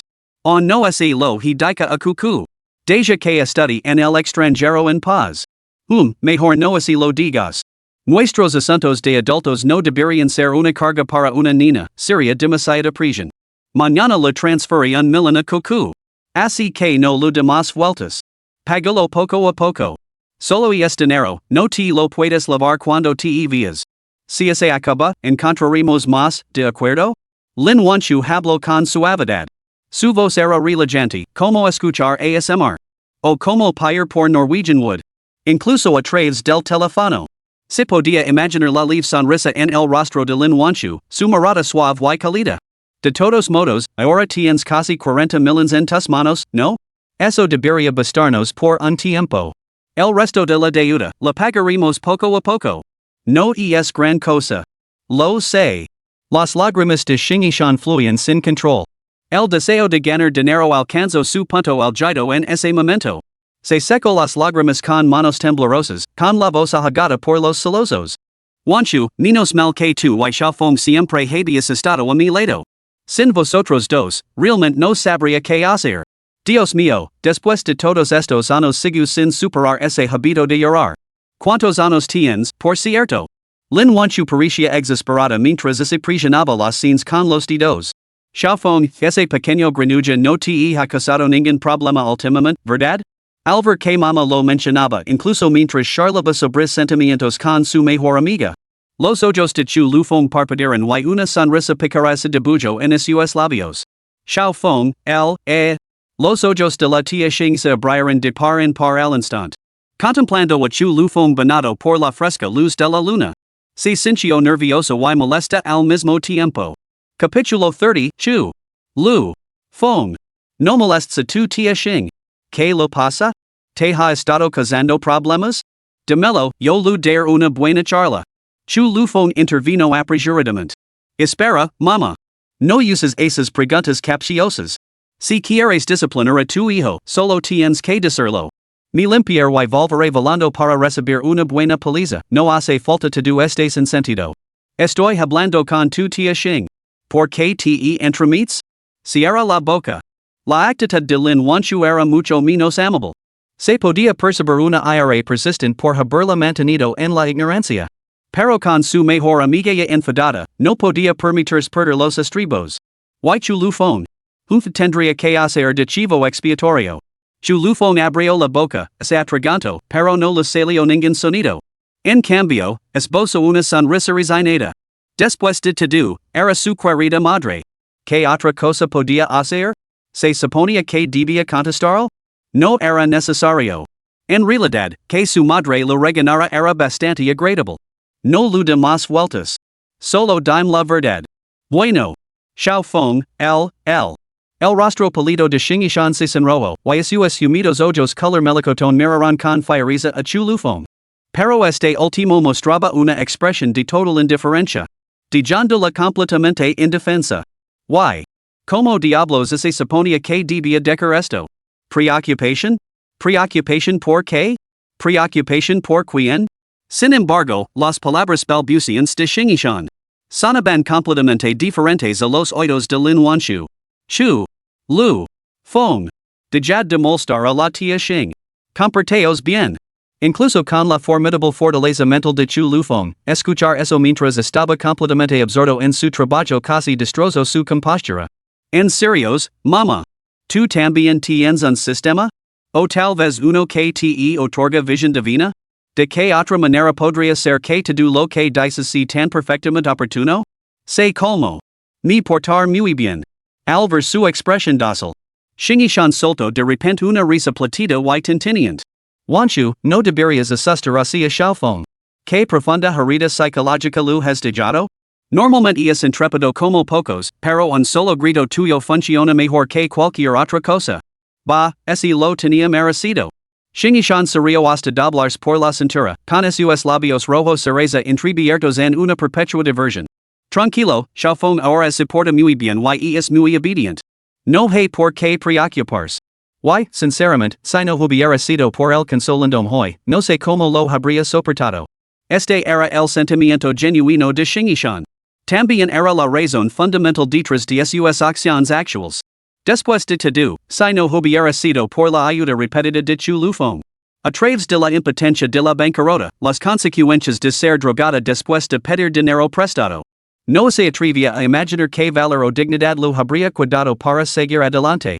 Y es muy posible que ya hubiera terminado en la azote. Desde la 30ª planta hasta la planta baja, sin escaleras en ascensor.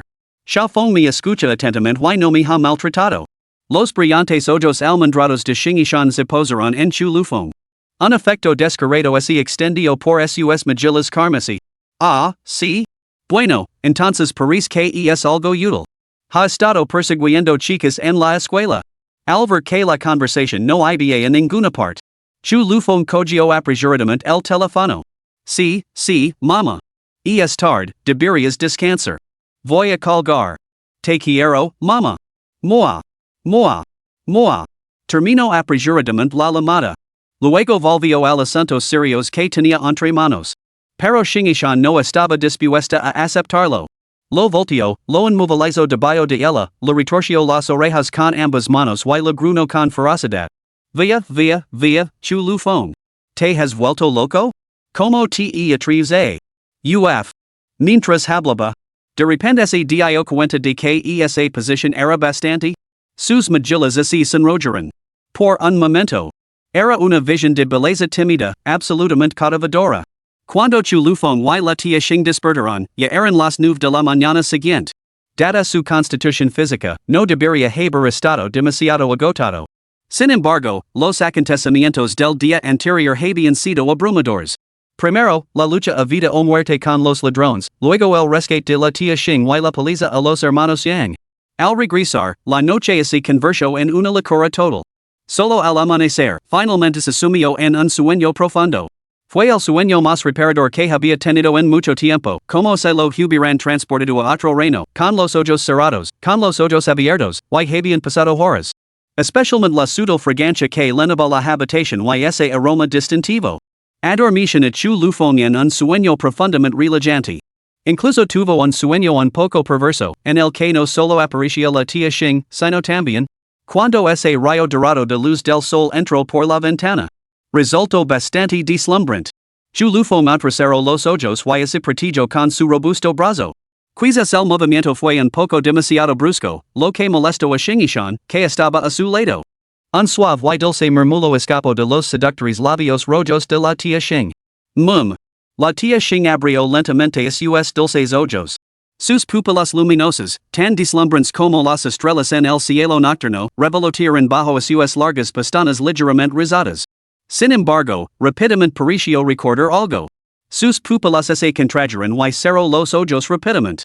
Todo su cuerpo se congeló, su respiración se volvió larga y mesurada, pasando de automática a manual. Al presenciar esta escena, Chu lufong no pudo evitar encontrarla divertida.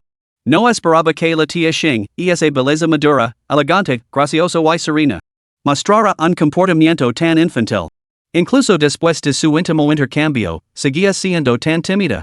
Parecía que la tía Xing lo había aceptado, pero no del todo.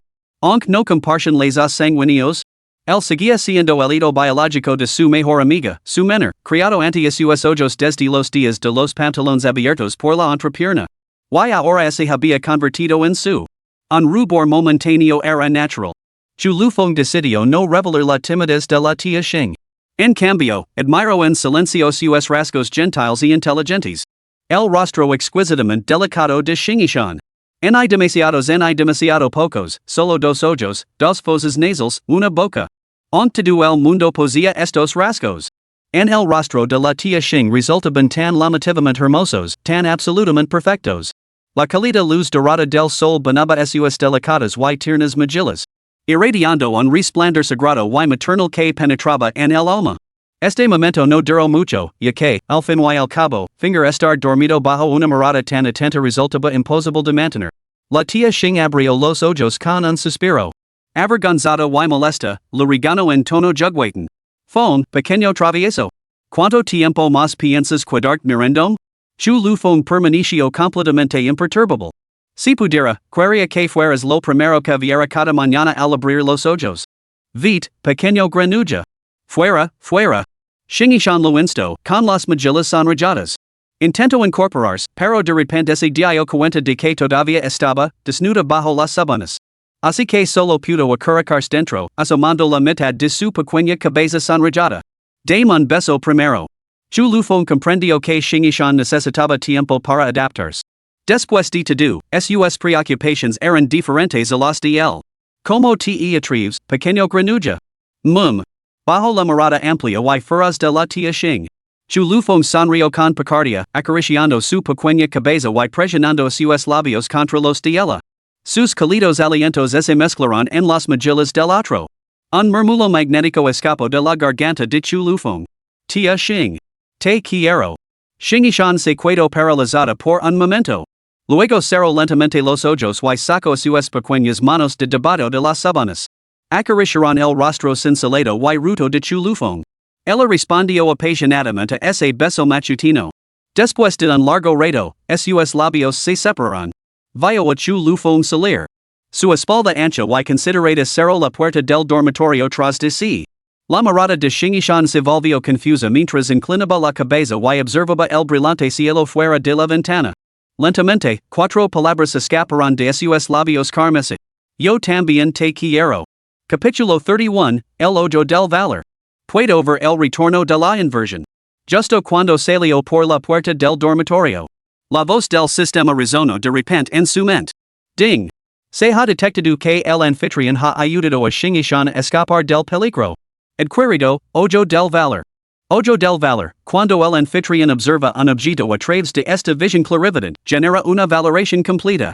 Este análisis disecciona todos los atributos fundamentales del valor composición material, antigüedad, origen y, teniendo en cuenta las condiciones actuales del mercado, ofrece una evaluación precisa y detallada del retorno de la inversión del objeto. Chu lufong es equado paralizado. El ojo del valor. Esta maldita cosa es una bendición para conseguir gangas.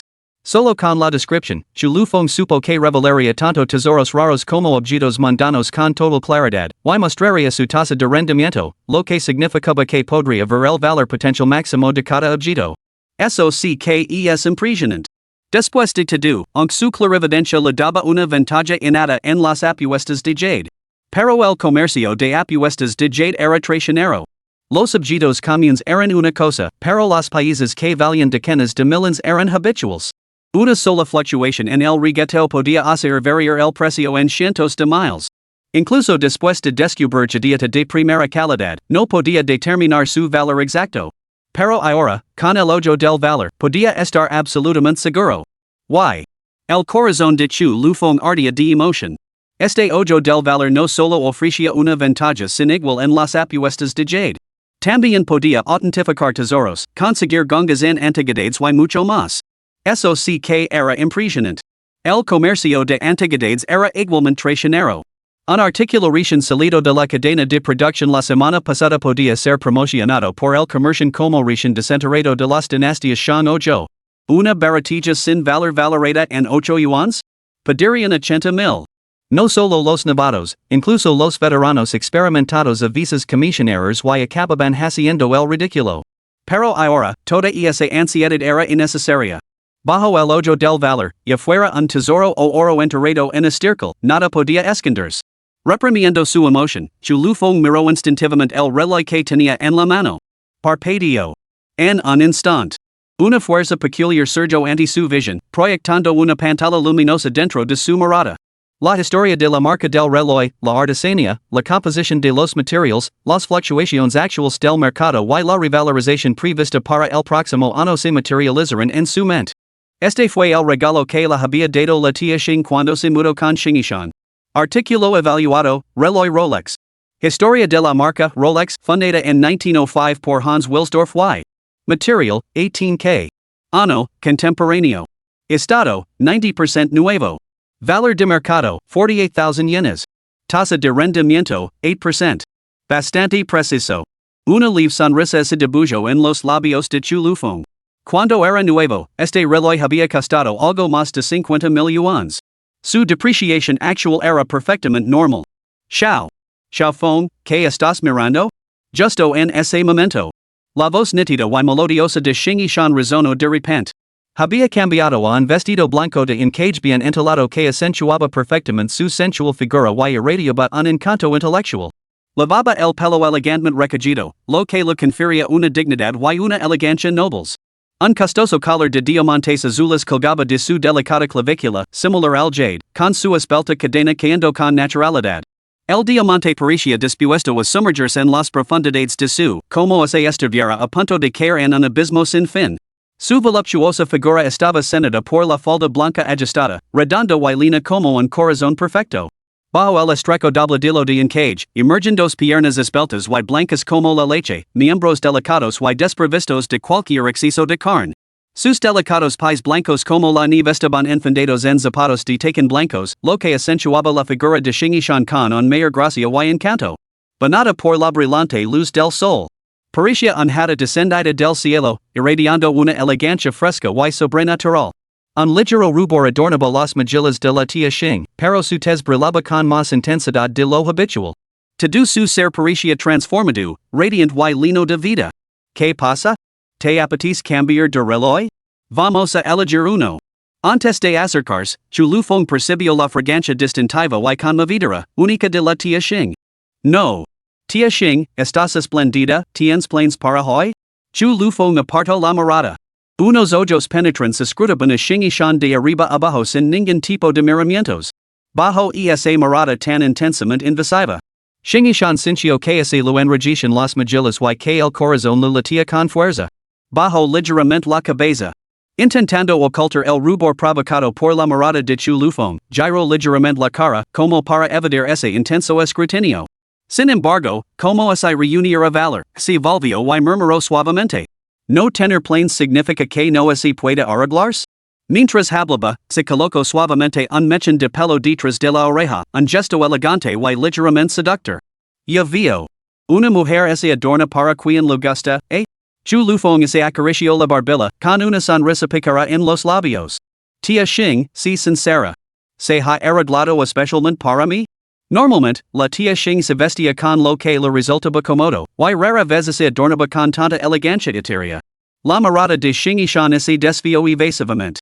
Su habitual decisión y eficiencia desaparecieron por completo en ese momento. En su lugar, apareció una timidez juvenil. Bueno. Las mejillas de Xing se sonrojaron mientras murmuraba suavemente, sin negar sus sentimientos. Xiao Feng, aunque pero, yo. Las palabras de Xing se entrecortaron, como si algo se le hubiera atascado en la garganta. Respiró hondo, tratando de calmarse, pero sus manos ligeramente temblorosas dilataban su tensión interior. Levantó los ojos para mirar a Chu Lufeng. Su mente era un lío enredado, sin saber cómo empezar. Chu Lufeng se inclinó hacia delante, rodeando suavemente con sus brazos la esbelta cintura de Xing y atrayéndola con firmeza hacia él. Xing dejó escapar un suave suspiro. De repente, todo su cuerpo quedó envuelto en el cálido abrazo de Chu Lufeng. Su nariz se vio envuelta por el familiar y tranquilizador aroma que emanaba de él, y su frenético latido se detuvo por un instante. Pequeño Feng. Chu Lufeng inclinó suavemente la cabeza, y su cálido aliento rozó la oreja de Xing mientras murmuraba suavemente. Tia Xing, entiendo tus inquietudes y reservas. Ten por seguro que este asunto quedará entre nosotros. Y es nuestro pequeño secreto. Solo, cuando estemos solos, Tia Xing, tú. Ella levantó la cabeza y sus humidos ojos color melocotón se encontrarán con los de Chu Lufeng. Se mirarán profundamente, y una corriente invisible pareció flor entre sus miradas. Un encuentro de mentes. No hacen falta palabras. Él la entendía y ella lo entendía a él. La vida es corta aprovecha el día. Tia Xing, tengo un poco de hambre. Podrías prepararme un poco de pechuga de pollo. Media hora más tarde. Xing lanzó una mirada fulminante a Chu Lufeng, sin apartar sus hermosos ojos de él. Pequeño travieso Feng. Ella tenía la ingenua intención de sacar pechuga de pollo de la nevera. Para preparar el desayuno a Chu Lufeng. Sin embargo, en cuanto entró en la cocina, él la abrazó por detrás. Sin decir palabra, comenzó a darle una charla sobre los beneficios de la leche caliente para la belleza. Insistió en que una taza por la mañana la revitalizaría durante todo el día. Luz sirvió una taza calmada. Capítulo 32, un rendimiento del 8000%. La hermosa mujer con Chongsem. Después de comer y beber hasta saciarse. Chu Lufeng estaba listo para empezar a ganar dinero. Así que arrastró a Xing directamente a la calle de antigüedades de Qincheng. Esta calle de antigüedades era un vasto mercado que reunía apuestas con piedras de jade, antigüedades, porcelana, jade y mucho más. Era prácticamente unos grandes almacenes. Hoy estaba en más concurrida de lo habitual. La razón era sencilla. Hoy se celebraba aquí una subasta de piedras en bruto de jadiata de alta gama. El lugar estaba repleto de gente. Los conocedores de jade y los comerciantes adinerados de todas partes se frotaban las manos con expectación. Tenían los ojos fijos en las piedras en bruto de jadiata expuestas en el escenario. Xiao Feng, ¿qué hacemos aquí?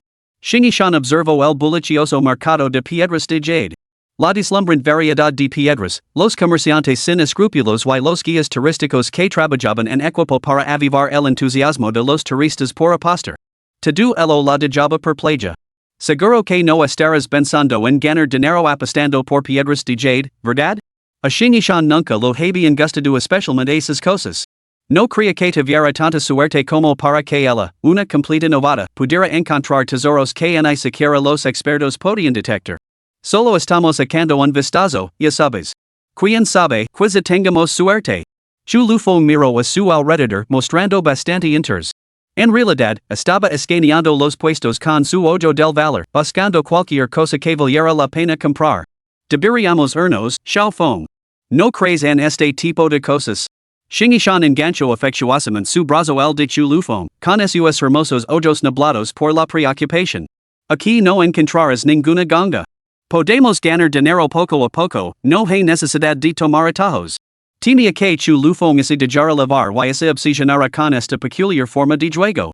No hay prisa, Tia Xing piensa en ello como nuestra cita. ¿Me harás compañía? Al resto, Xing apretó los labios. Muy bien. Sin más preámbulos, se concentro en acompañar a chu lufong mientras pasaban. Muchos de los vendedores ambulantes de antigüedades luchan el clásico atuendo de granjero y montaban puestos improvisados con lonas de plástico rayadas y en cubiertas de barro.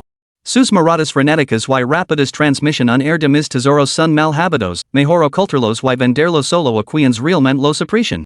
Por supuesto, estos actores experimentados eran más admirables desde lejos, cualquiera que se dejara engañar era un tonto. Se acercaron a un puesto al borde de la carretera. Chu lufong se agachó, sonriendo. Déjame echar un vistazo. Artículo evaluado, brazalete de jade. Material, vidrio de alta resistencia. Apariencia muy similar al jade hutien, con alta blancura, estructura distintiva y dureza excepcional. Relativamente resistente a los impactos. Se utiliza comúnmente para falsificar piezas sensibles como pulseras de jade hutien. Antigüedad, moderna. Calidad, extremadamente pobre. Valor de mercado, 20 yuans. Rentabilidad de la inversión, prácticamente nula. Resumen, no vale la pena comprarlo. Basura sin valor, solo apta para engañar a los novatos más ingenuos que se dejan llevar por la ilusión de encontrar una ganga. Echo un vistazo a la información de la pulsera de jade. Los ojos de chu lufong parpadearon al hacer un descubrimiento. El ojo del valor proporcionaba información ligeramente diferente dependiendo del objeto que se evaluara. Pregunto con indiferencia. ¿Cuánto cuesta esta pulsera de jade? El vendedor, vestido con ropa de campesino, sonrió y gesticuló. 80,000. Maldita sea. Realmente empiezo con 80,000. Vamos, jovencito, tú sabes lo que hay. Esta paisa es extraordinaria, proviene de un lineage muy distinguido. Se remonta a las dinastías Shang-Zhou. El rey Wen de Zhou se la regaló a su consort, la reina viuda Tai-Si. ¿Sabes quién es, verdad? Es venerada como el epítome de una esposa y madre virtuosa. Honrada póstumamente como la madre de la literatura. Es tan valiosa que prácticamente es un tesoro nacional. Incluso la emperatriz Wu Zetian la llevó más tarde. Te contaré en secreto, esa vieja bruja la deceba tanto que emisió un edicto por todo el país, quien la encontrara sería recompensado con 1,000 países de oro y el título de marcas. Así que 80,000 no es mucho. Bueno, joven, ¿qué le parece? Si le parece demasiado caro, digame su precio. Los negocios se basan en la negociación, ¿no? Tesoro nacional. Lavado por la emperatriz Wendy y la emperatriz Wu Zetian. Chu lufong frunció los labios. Sin decir nada, devolvió en silencio el brazalete de jade. Maldita sea, que de caro. Shang-Zhou? Más bien la semana pasada. Ya han pedido 80,000, que hay que regatear? Olvidé de rebajar el precio a la mitad. Incluso se ofrecieras una décima parte del precio de venta, digamos 800, no, 200, el vendedor aceptaría encantado en el acto. ¿En serios, de verdad crees que somos japoneses? Hay que admitir que chu lufong admiraba sinceramente esta gente. Dicen tonterías con tanta facilidad, inventando historias de la nada como se las sacaron de un bolsillo. Y sin una pizca de vergüenza o vacilación, lo dicen todo con tanta convicción, como si fuera la verdad absoluta. Eran actores natos. Era una pena que no escribieran novelas ni crearan historias.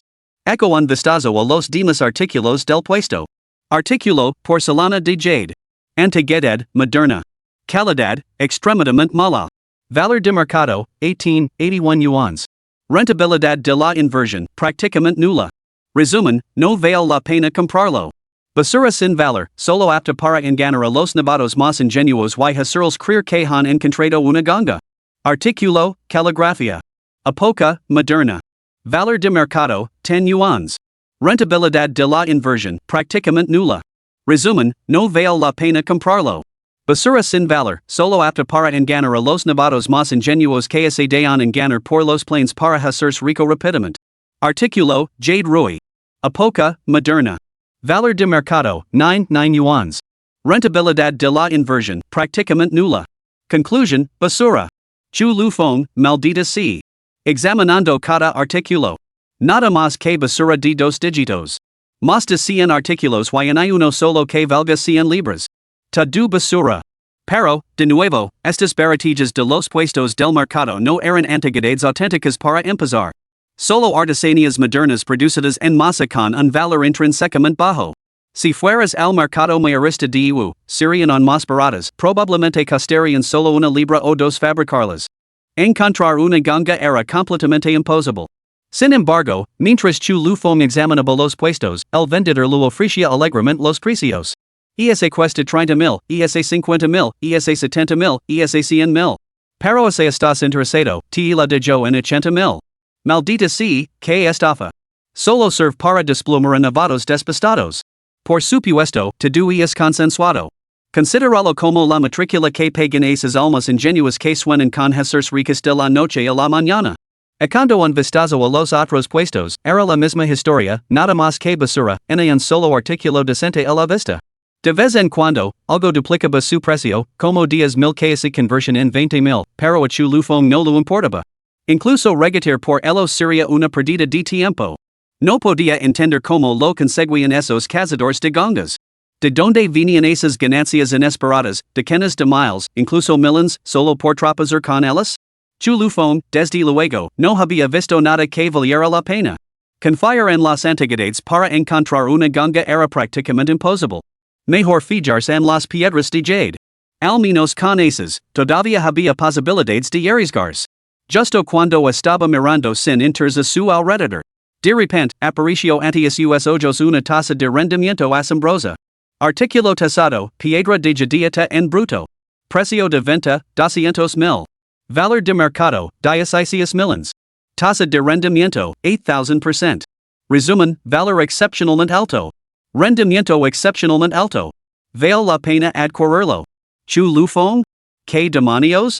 Espera, 8,000%? Eso es un rendimiento de la inversión 80 veces mayor. Maldita sea. Se quedó mirando fijamente, con los ojos muy abiertos. Era un terreno baldío al final del callejón trasero de la calle de las antigüedades. Ali se había construido una sala improvisada, creando un nuevo espacio dentro de la calle de las antigüedades. Había guardias de seguridad en la entrada y la gente entraba y salía en un flujo constante.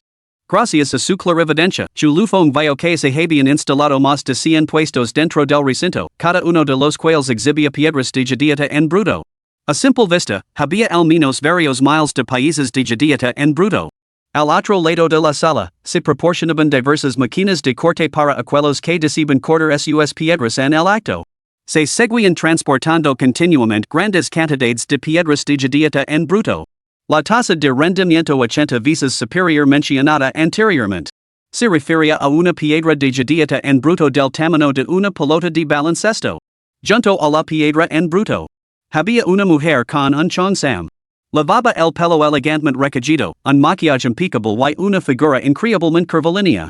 Su piel de porcelana brillaba casi dolorosamente bajo la luz del sol. Su falda se abría hasta el muslo, y el chipo acentuaba su trasero perfectamente redondeado. Mientras se balanceaba con cada paso, el susurro de su falda atraía todas las miradas, despertando una imaginación sin límites. Capítulo 33, La tía invita a todo el mundo. Vamos, tía Xing, echamos un vistazo ali? Xingishan todavía estaba un poco aturdida cuando chu lufong la rastro consigo. Ni siquiera habían entrado todavía. Cuando oyeron los vigorosos gritos que provenían del interior. Novedades de la cantera de la Aganchi, jadiata negra wusha, solo 200,000. De la mina damacan, fijens, donde se extrae con frecuencia jadiata de primera calidad. Verde tipo hielo de primera calidad con ventanas visibles. Compradores interesados, digan su precio, el mejor postor si lo leva.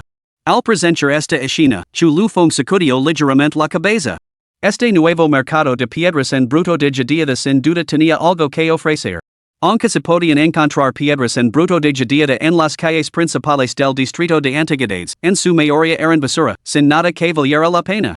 Las ganancias rara vez superaban los 40 o 50,000 yuans, y las más altas apenas alcanzaban los 10,000.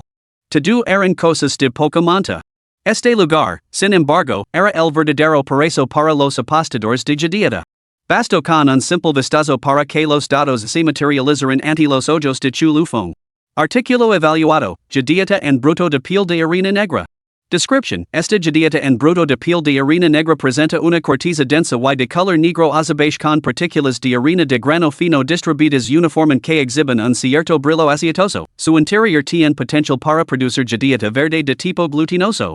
Precio de venta estimado, 300,000 yuans. Valor de mercado, 500,000 yuans. Rentabilidad de la inversión, 66,7%. Resumen, rentabilidad prometedora, vale la pena adquirirla. Artículo, Piedra en bruto de jadieta lavada con harina moxisha.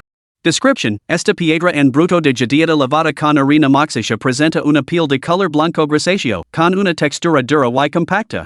Su interior tiene potencial para jadieta tipo hielo con inclusiones verdes. Precio de venta estimado, 1, 2 millions.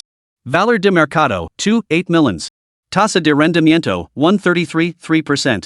Resumen, rentabilidad sustancial, vale la pena adquirirla. Sorprendente, incluso continía jadieta premium tipo hielo. Chu Lufong examinó esta jadieta tipo hielo a través de su visión de rayos X. Su transparencia era excepcional, con una textura jalada y brillante similar a la escarcha cristalina. Los tonos verdes de las secciones translúcidas brillaban intensamente, formando patrones en forma de cinta. Complementando la base similar al hielo. Creaba una estética única. Y fuera transformada en un colgante, pendientes o una pulsera, tendría un valor excepcional. No es de extrañar que alcanzara los 2 millions y medio, esta pieza es realmente exquisita. Artículo de tasación, jadieta en bruto huicachanco frog skin.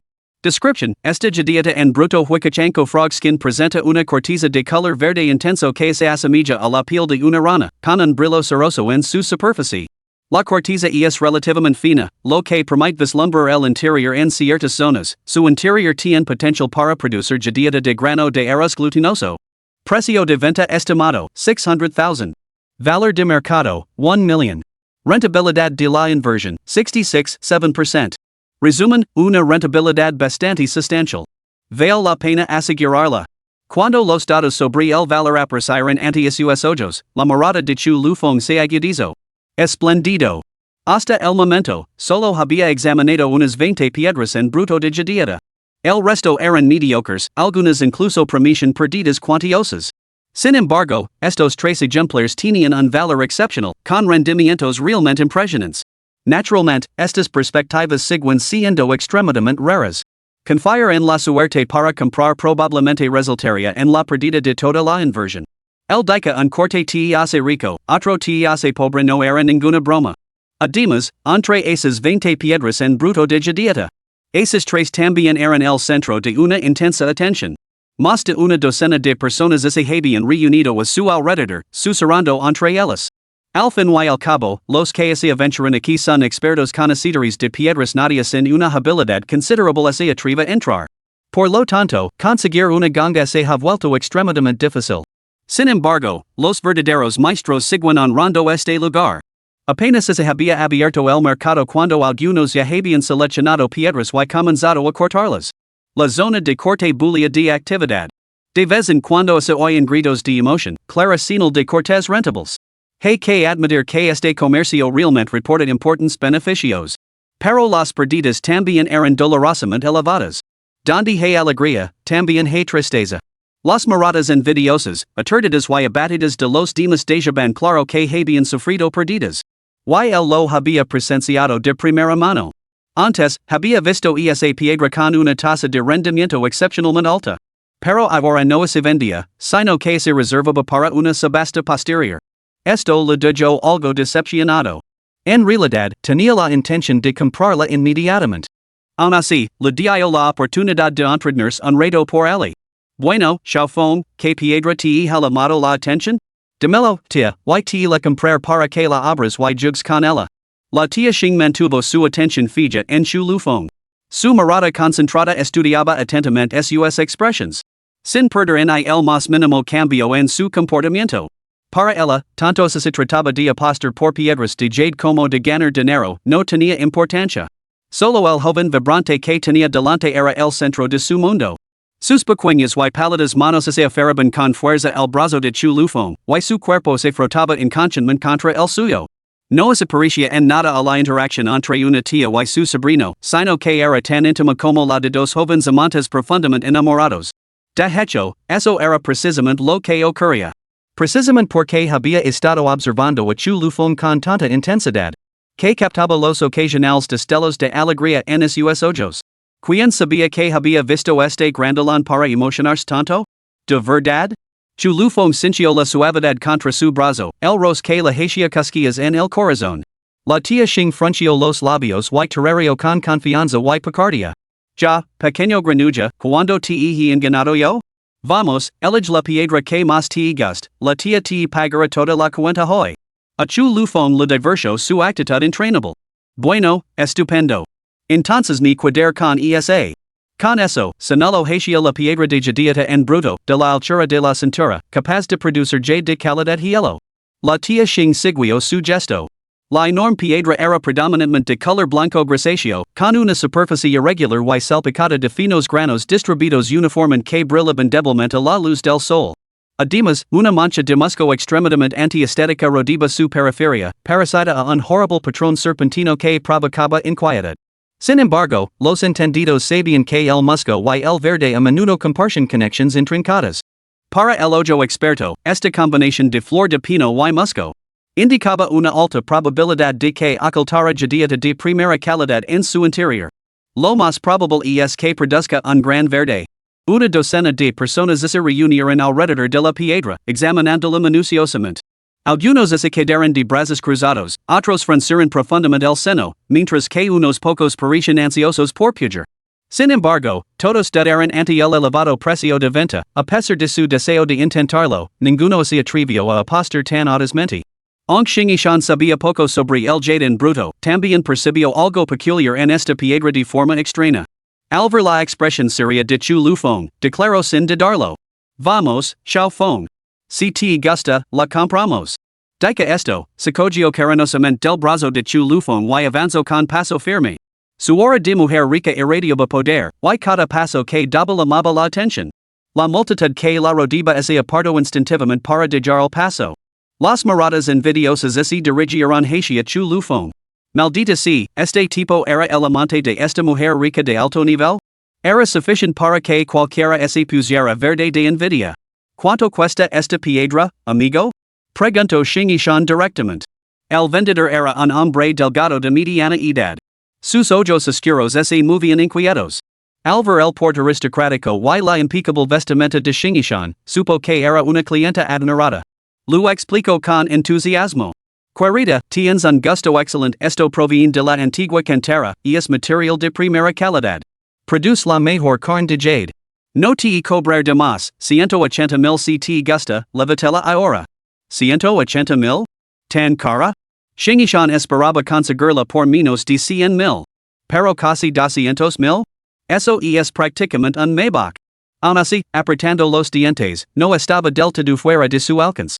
Se volvió para pedir la opinión a Chu Lufong. Pero Chu Lufong se limitó a negar con la cabeza. ¡Qué ingenua! Ante un operator tan astuto, no pudo ocultar su vacilación en absoluto, y la estafaron como una tonta. El precio de mercado del sistema era solo de 1-2 millions. Aun con 1-8 millions on obtendría beneficios. Pero menos ganancia equivalía a perdida, y Chu Lufong no podía soportar sufrir un revés. Diga su mejor precio. No conseguirá este trato por el precio que pide.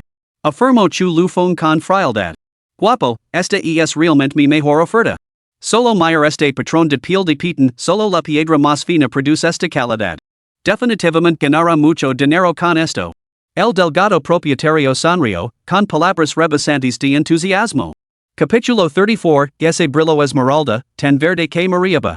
Chu Lufong permaneció sereno, con la mirada fija en el democrático propietario.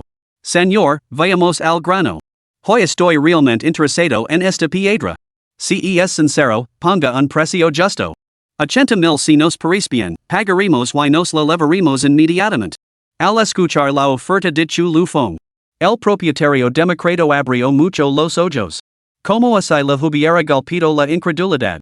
Joven, esa es una oferta escandalosamente baja. ¿800,000?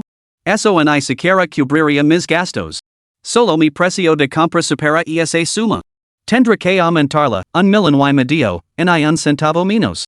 Xingishan también se quedó desconcertada. 1,000,000 menos de entrada.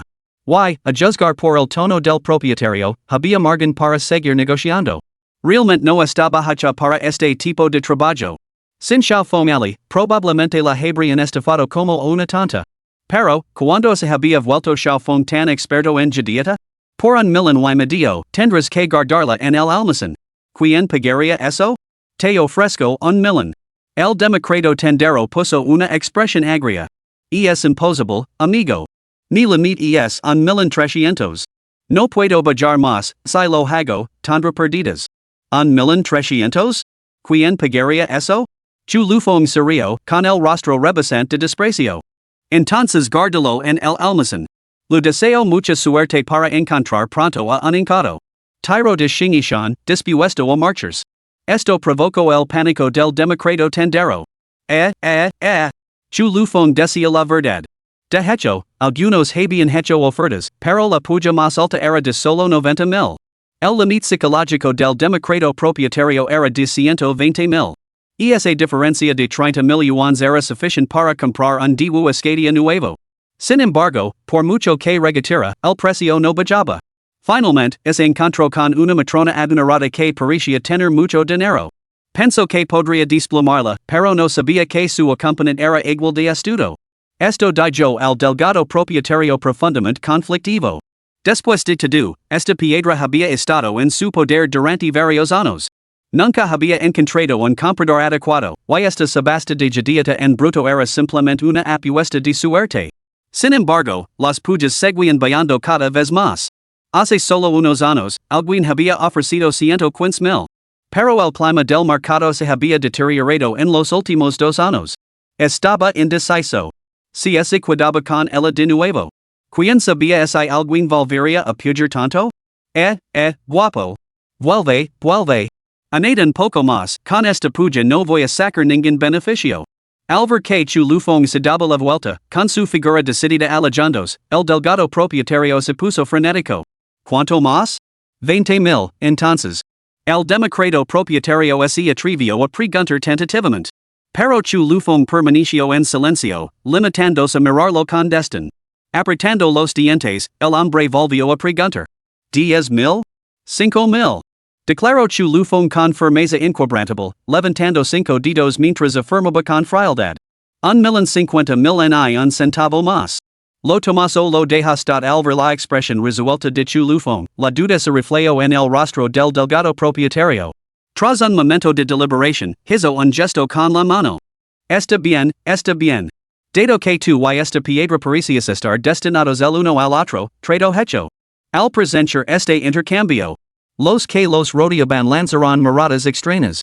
Algunos sacudiron la cabeza con exasperación. Otros mostraban expresiones de lastima o burla. A sus ojos. El valor de mercado de la piedra apenas superaba los 800,000 yuans, muy lejos de ese precio. Al fin y al cabo, aunque la piedra tenía muchas probabilidades de contener jade, seguía siendo solo una posibilidad.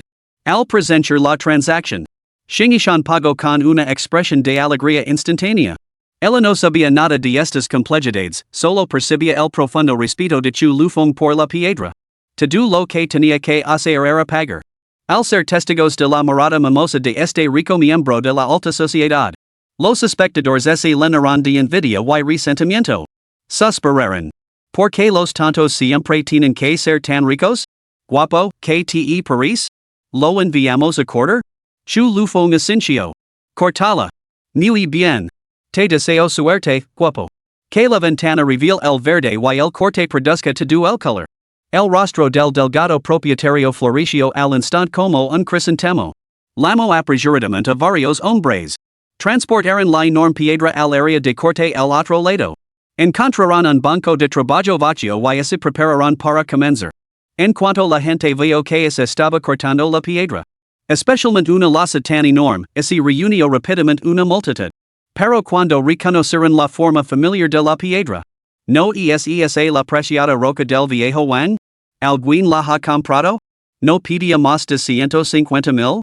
¿Qué ha pasado? ¿Por cuánto ha vendido? ¿1,050,000? Joder, que bolsillo más profundo. No está mal el precio. Mientras no se agreed por dentro, no debería haber problema en recuperar la inversión. Difícil de decar. Mira esa vida serpentina. Hipólito esta piedra antes, la vida casi atraviesa el centro. Es propensa a agrietarse mucho. Una grita y se echa a perder. Exacto. El viejo Wang ha sido muy perspicaz toda su vida, ha cortado innumerables piedras, pero no se atrevió con esta. Debió de considerar que el riesgo de que se agrietara era demasiado alto como para arriesgarse. Los murmullos de los que la rodeaban no cesaban. Shingishan, naturalmente, oía esas voces. Sus hermosos ojos ese entrecerran ligeramente, dejando entrever un atisbo de descontento. Comprar esta piedra era solo por diversión, la ganancia era un extra. Incluso sin ganancia, podría dissuadir a Xiaofeng de seguir con apuestas tan arriesgadas. De cualquier manera, ella no tenía nada que perder. Sin embargo, estos susurros corrían el riesgo de ejercer una presión abrumadora sobre Xiaofeng. Ella dio un paso adelante y su delicada mano tomó suavemente la de Chu Lufeng mientras él marcaba la piedra. ¿Qué pasa, tía Xing? Chu Lufeng se volvió con una sonrisa. No es nada, querido. Suba o no, no importa. No le de demasiada importancia al resultado, solo estamos divirtiéndonos un poco. La tía Xing le tranquilizó con delicadeza, con la esperanza de aliviar la carga de Chu Lufeng. Pero, presión?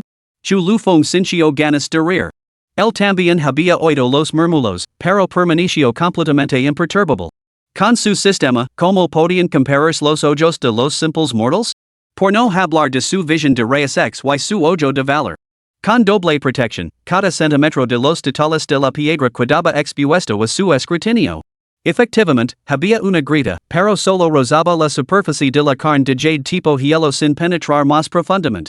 No pasa nada, tía Xing confía en mí. Chu Lufeng enganchó su dedo meñique alrededor de la palma de Xingishan. Esta sutil muestra de afecto en público hizo que sus mejillas se sonrojaran ligeramente. Déjalo ya, maestro. Finalmente, Chu Lufeng terminó de marcar las líneas de corte. Estas líneas evitarían dañar la pulpa del jade. Y maximizarían la exhibición de la impecable jadita de alta calidad que había en su interior. Muy bien, jefe. Le deseo suerte con cada corte y una serie de ganancias inesperadas. El experimentado operator de la máquina cortadora de piedras no perdió tiempo y activó la máquina una vez que confirmó las marcas. Gak. Cuando la máquina cortadora comenzó a funcionar, se oyó un crujido de piedra rompiéndose. La multitud de curiosos aumentó aún más, llegando a ser ahora de 30 o 40 personas. Sin embargo, cuando vislumbraron bajo la ventana la carne de jade de esta piedra, que revelaba dos vastas y miserables manchas de piedra blanca, se produjo un grito colectivo de consternación. Maldita sea, otra obra maestra del inmortal que abre ventanas, está arruinado. Y es una auténtica basura. No queda en un ápice de jade, solo un amasillo de gritas grandes y pequeñas. Incluso si hubiera algo de jade, está hecho añicos. Quizás sirva para hacer cuentas, pero se perdería al menos el 90%. Te dije que esta piedra no servía, que era una porquería que solo traía perdidas. Ese viejo tortuga la ha tenido durante años, demasiado asustado para cortarla, sin poder venderla tampoco. Hoy por fin lo hemos conseguido ante las burlas de los que lo rodeaban. Xingishan apretó una vez más la gran mano de Chu Lufeng. No pasa nada, pequeño Feng. Chu Lufeng sonrió, indiferente, y respondió con calma. Subira de valor, tía Xing confía en mí. Sigu cortando. Sigu las líneas que he marcado. Los que estaban cerca no pudieron evitar sacudir la cabeza y reírse entre dientes. Dinero de tantos, sin duda. ¿Han aferrándose a la esperanza en esta situación? Algunos ya habían comenzado a marcharse, sacudiendo la cabeza. Pero entonces, tras varios cortes consecutivos, los ojos del maestro cortador de piedras se abrieron de par en par, llenos de sorpresa y incredulidad. Lo tenemos, chief. Es verde. Su voz temblorosa resonó. Al instante, todas las miradas se volvieron hacia él. Uno por uno, estiraron el cuello y observaron con la respiración contenida. Cuando el agua de la máquina cortadora levó el polvo, un vívido destello verde se reveló de repente. Ese brillo esmeralda era casi inquietamente vívido. Capítulo 35, Tía Xing, déjame enseñarte taser tesoros. Maldita sea. Ese verde? Es al menos jade glutinoso, ¿verdad? Algo no está bien. Jade glutinoso? Esta maldita cosa es al menos jade heladu. Maldita sea. Jade heladu de alta calidad. Tan verde. Y esas 7 u 8 gritas importantes a su alrededor evitan precisamente la pulpa del jade. Dios mío. Maldita sea, que suerte. Junto a ese verde intenso, varias gritas sorprendentemente grandes atravesaban la piedra, haciendo que a uno se le acelerara el corazón. Sin embargo, como por intervención divina, habían evitado perfectamente penetrar en la pulpa del jade. En un instante. Todo el recinto estalló en conmoción. El alboroto atrajo instantáneamente la atención de los demás. En un instant, eso agolparán docenas de personas. Incluso aquellos que en estaban examinando otras piedras se acercarán, murmurando con asombro. No solo es de color verde hielo, sino que la calidad de la base, similar al hielo, también es magnífica. Que transparencia tan excepcional. La textura se asemilla al hielo pristino recién extraído de un glaciar, absolutamente magnífico. Y ese verde flotante, es tan vívido que parece que pudiera gotear agua. Combinado con esta base de alta calidad similar al hielo, es una combinación perfecta. Y no tiene defectos. Debe ser una bendición de los antepasados. Esta textura de alta calidad similar al hielo es demasiado hermosa y delicada. Creo que vale al menos 2 millones como precio de salida. Más que eso. Creo que podría alcanzar los 250,000. Una vez talada, es una ganancia segura. El corte de Chu Lufeng fue ejecutado con maestría. No estaba completamente talado, solo tenía una forma aproximada. Sin embargo, este enfoque maximizaba el valor inherente del jade y dejaba un espacio ilimitado para la imaginación. ¿Qué se escondía bajo la carne verde sin talar? ¿Podría ser el mejor jade verde imperial? Incendió los corazones. Inmediatamente, se oyeron voces entre la multitud. Guapo, deja de talar. Dámelo por 150, ¿vale? 1,500? No 10,000? Es una ganga. Te der 200,000, guapo, déjame cuidármelo. 220,000, mío. Ni lo cuido. Las pujas se hicieron cada vez más fuertes. Algunos incluso se acercaban para ganarse el favor de los demás. Cualquier ojo perspicaz podía darse cuenta de que no se trataba de obtener beneficios, sino de cuántos beneficios obtener. Al oír los gritos de las pujas a su alrededor, los ojos de Xingyixian brillaron al instante. No sabía nada de jade, pero entendía que el precio se estaba disparando. No era de extrañar que Xiao Feng estuviera tan seguro de sí mismo. Sus ojos almendrados parpadearon. La admiración volvió a brillar en su mirada mientras observaba a Chu Lufeng. ¿Cómo podía ser tan formidable este pequeño granuja? Le daba la inexplicable sensación de que lo sabía todo y lo podía todo, de que lo entendía todo. Al ver ahora su expresión tranquila y serena. Era como si hubiera sabido este resultado desde el principio. Dicen que un hombre seguro de sí mismo es el más encantador. Xingyixian se sintió completamente cautivada. Quizás algún pensamiento sugerente había cruzado por su mente, porque un repentino rubor se extendió por sus pálidas mejillas. ¿Realmente podía ver a través de las cosas? Pero ¿cómo podía ser eso posible? A Xingyixian le dolía la cabeza de tanto pensar, así que decidió dejarlo. ¿A quién le importaba? Cuanto más hábil fuera Xiao Feng, más feliz sería ella. No tardó mucho. Esa jadiata verde hielo de alta calidad fue adquirida por un empresario de Hong Kong por 3 millones. Comprada por 105 millones, vendida por 3 millones, un asombroso rendimiento de la inversión del 185 a 71%. Un aumento colosal de su valor. Las ganancias lovían a raudales. El valor estimado por el sistema era solo una referencia para Chu Lufeng. Al fin y al cabo, los acuerdos comerciales se forjan mediante la negociación. Ganar o perder depende totalmente de la propia habilidad.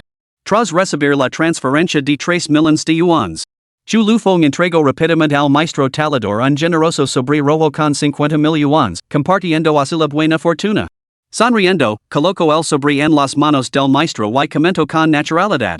Maestro, su destreza es realmente excepcional. Ha evitado perfectamente ese gran defecto, un trabajo excelente, sin duda. Un corte que produce tal beneficio, por favor, acepte este sobre rojo. Compartamos todos esta buena suerte. A decir verdad, no era necesaria una suma tan generosa. Normalmente, 1 o 2 mil yuans habrían sido suficientes. Pero para desviar la atención de la multitud. Añadiendo 2 o 3 mil yuans más, hizo que la gente común creyera realmente que se trataba de la excepcional habilidad del maestro. Esto hizo que el maestro talador de piedras se le diera una amplia sonrisa.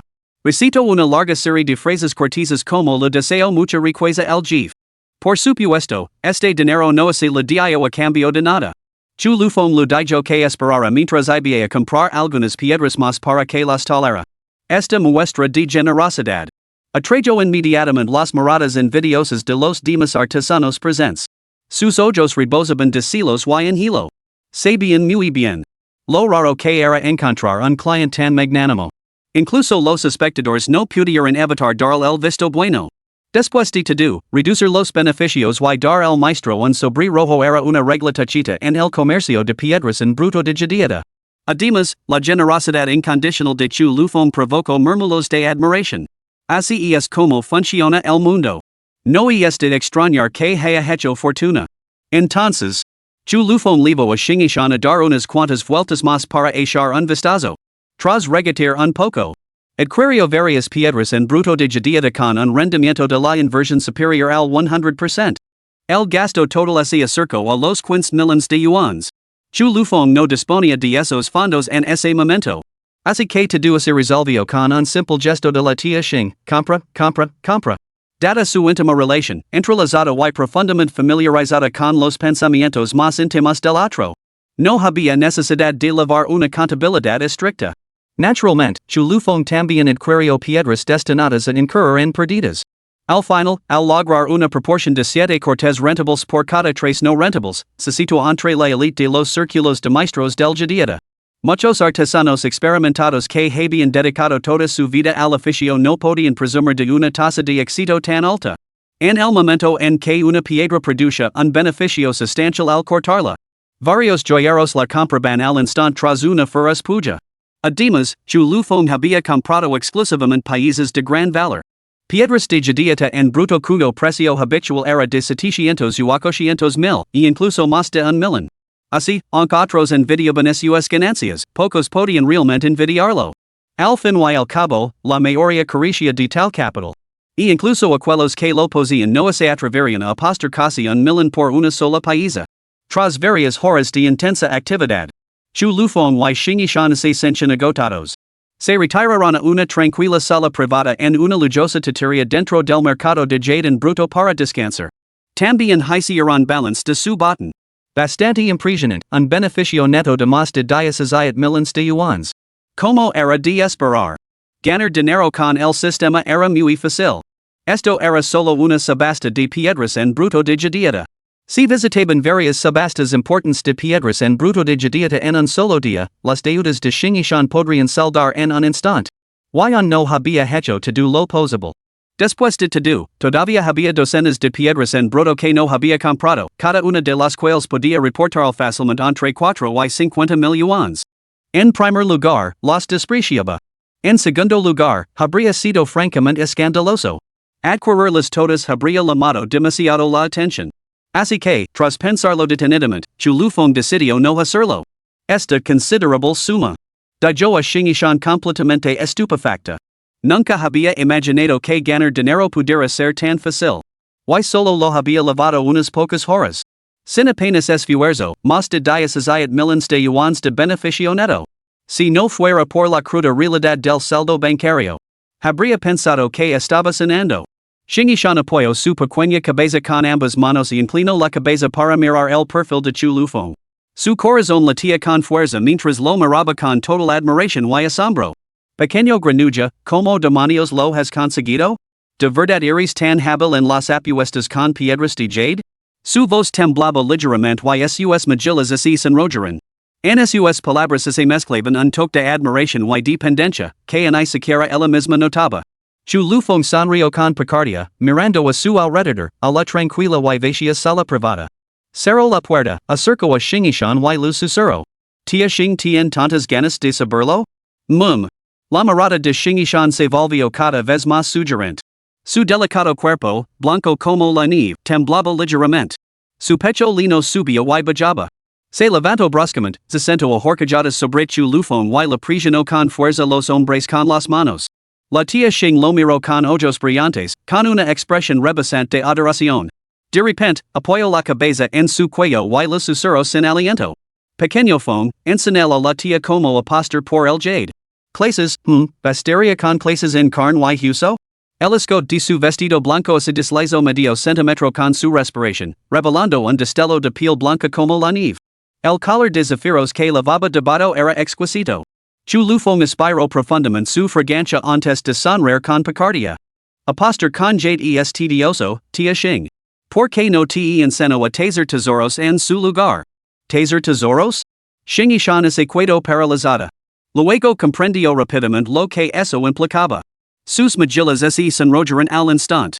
Su tes brilaba tan intensamente que parecía a punto de gatir humedad, incluso las delicadas puntas de sus orejas se volvieron escarlatas. Capítulo 36, Esto no es incrustaciones de oro, es jade imperial. Unos minutos más tarde. El esbelto cuerpo de la tía Xing se estremeció de repente mientras se ponía en pie toda prisa. Demasiado te. Xiao Fong, no, necesito ir al baño. Antes de que pudiera terminar. Salió corriendo de la sala privada como si hubiera de un desastre. Al ver la apresurada y desalenada retirada de la tía Xing. Chu Lufeng no pudo evitar sacudir la cabeza. Se llevó la mano a la nariz. Quedaba un ligero aroma a sandalo. El aroma único y sutil de Xing, bastante agradable. Calculó el tiempo. La subasta estaba a punto de comenzar. Se conseguía unas cuantas piedras más de alto rendimiento en la subasta. Especialmente esa jadieta en bruto que prometía un rendimiento 80 veces mayor. Podría alcanzar hoy la mitad de su objetivo mensual. Esplendido. Con esa suma, realmente podría desplegar sus alas. Después de todo, la inversión de valor no se limitaba a la jadieta en bruto o a conseguir gangas en antigüedades. Las acciones, los fondos, el mercado de divisas, todo era viable, y esas vías eran más fáciles de rentabilizar sin llamar demasiado la atención. Justo cuando Chu Lufeng estaba sumido en sus pensamientos. Se abrió la puerta de la sala privada. Pero no fue la tía Xing quien entró. En su lugar, entró una belleza voluptuosa, vestida con un vestido de tirantes y corte de cola de pez que revelaba un amplio escote color crema. La falda de cola de pez estaba meticulosamente diseñada, con una abertura lateral que llegaba hasta la cintura, dejando al descubierto un par de muslos blancos como la nieve. Con unos tacones de aguja altísimos, su delicado rostro ovalado tenía una piel tan suave como la seda y una mirada seductora y languida. El vestido ceñido se ajustaba a su esbelta cintura, mientras que su generoso pecho se balanceaba con cada paso. Al acercarse Chu Lufeng, derramó deliberadamente sobre sí misma, empapando al instante su atuendo. Inclinándose hacia él, le susurró al oído. Joven maestro llevo bastante tiempo observando tus habilidades para talar piedras son realmente notables. Serías tan amable de seleccionar una piedra para mí también. Solo elige una para mí y te acompañar durante toda una semana con este atuendo, ¿de acuerdo? Pestañeó sugestivamente. Se agachó y se apoyó en la rodilla de Chu Lufeng. Su mirada era cautivadora mientras le cogía la mano grande. Le mordió suavemente el dedo, luego se lo llevó a la boca y lo lamió. La mayoría de los hombres ya habrían perdido el control. Pero Chu Lufeng frunció el seno al instante. ¿Quién demonios te crees que eres? ¿Estás intentando inflar el precio? Chu Lufeng retiró el dedo de un tirón.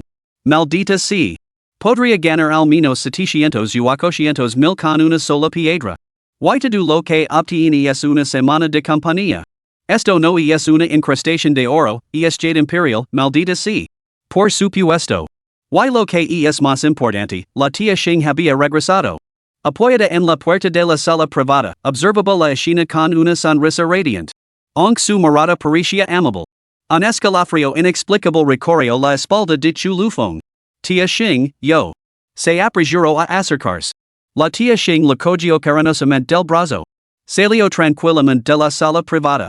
Sus tacones altos resonaban con fuerza contra el suelo, y cada golpe era como una puñalada en el corazón de Chu Lufeng. Pequeño Fong, que estaban discutiendo tan íntimamente? Chu Lufeng se sintió divertido y exasperado a la vez. Lo canto con todo de tal las extravagantes exigencias de la impresionante mujer con el vestido de tirantes y cola de pez. Al resto, la tía Xing frunció ligeramente el seno y una pizca de disgusto brilló en sus ojos. Exacto. Mi Xiao Fong tiene tanto talento que una sola piedra en bruto podría reportar cientos de miles. Está delirando, cree que es cualquier cosa menos sencilla. De repente. Se plantó ante Chu Lufeng, inclinando la cabeza timidamente. Xiao Fong. La tía es más guapa que ella, ¿verdad? La tía lo sabe es mayor. Después de hablar, se mordió instintivamente el labio inferior con los dientes. Sus delicados y rosados labios parecían aún más sensuales y tentadores bajo la suave presión de sus dientes nacarados. Aunque confiaba en su propia belleza, sabía que tenía una debilidad, su edad. Esa era la brecha insalvable entre ella y Chu Lufeng. Chu Lufeng se quedó paralizado. Entonces, se activó su modo de sinvergüenza puro. Desliza la mano por el delicado cuello de Shingishan, acaricio suavemente la suave mejilla de su tía y la pellizco el lóbulo de la oreja. A continuación, lo rodeo la nuca con el brazo. Y la atrejo hacia su pecho. Inclinandos, lo susurro suavemente al oído. ¿En qué piensas, mi querida tía Xing? Eres mucho más hermosa que ella, ¿sabes? Tanto en mi corazón como en mis ojos, mi pequeña tía Xing es la más hermosa de todas. Y tía Xing, ¿dónde está tu vejez? No eres vieja en absoluto. Anoche estabas tan salvaje como una joven de 18 años. El calor de su gran mano y el aliento caliente en su oído. Una sensación indescriptible la atravesó como una descarga eléctrica, extendiéndose instantáneamente por todo su cuerpo. La tía Xing se sonrojó al instante, con el corazón latiendo con fuerza. Su cuerpo temblaba incontrolablemente. Se sentía completamente débil, incapaz de reunir en una pizca de fuerza. Tú, pequeño granuja, Xiaofeng, sabes muy bien cómo hacer feliz a tu tía. Su voz temblaba suavemente, sin rastro de su elegancia y dignidad habituales, sustituidas por una gruesa capa de timidez y reproche coqueteo.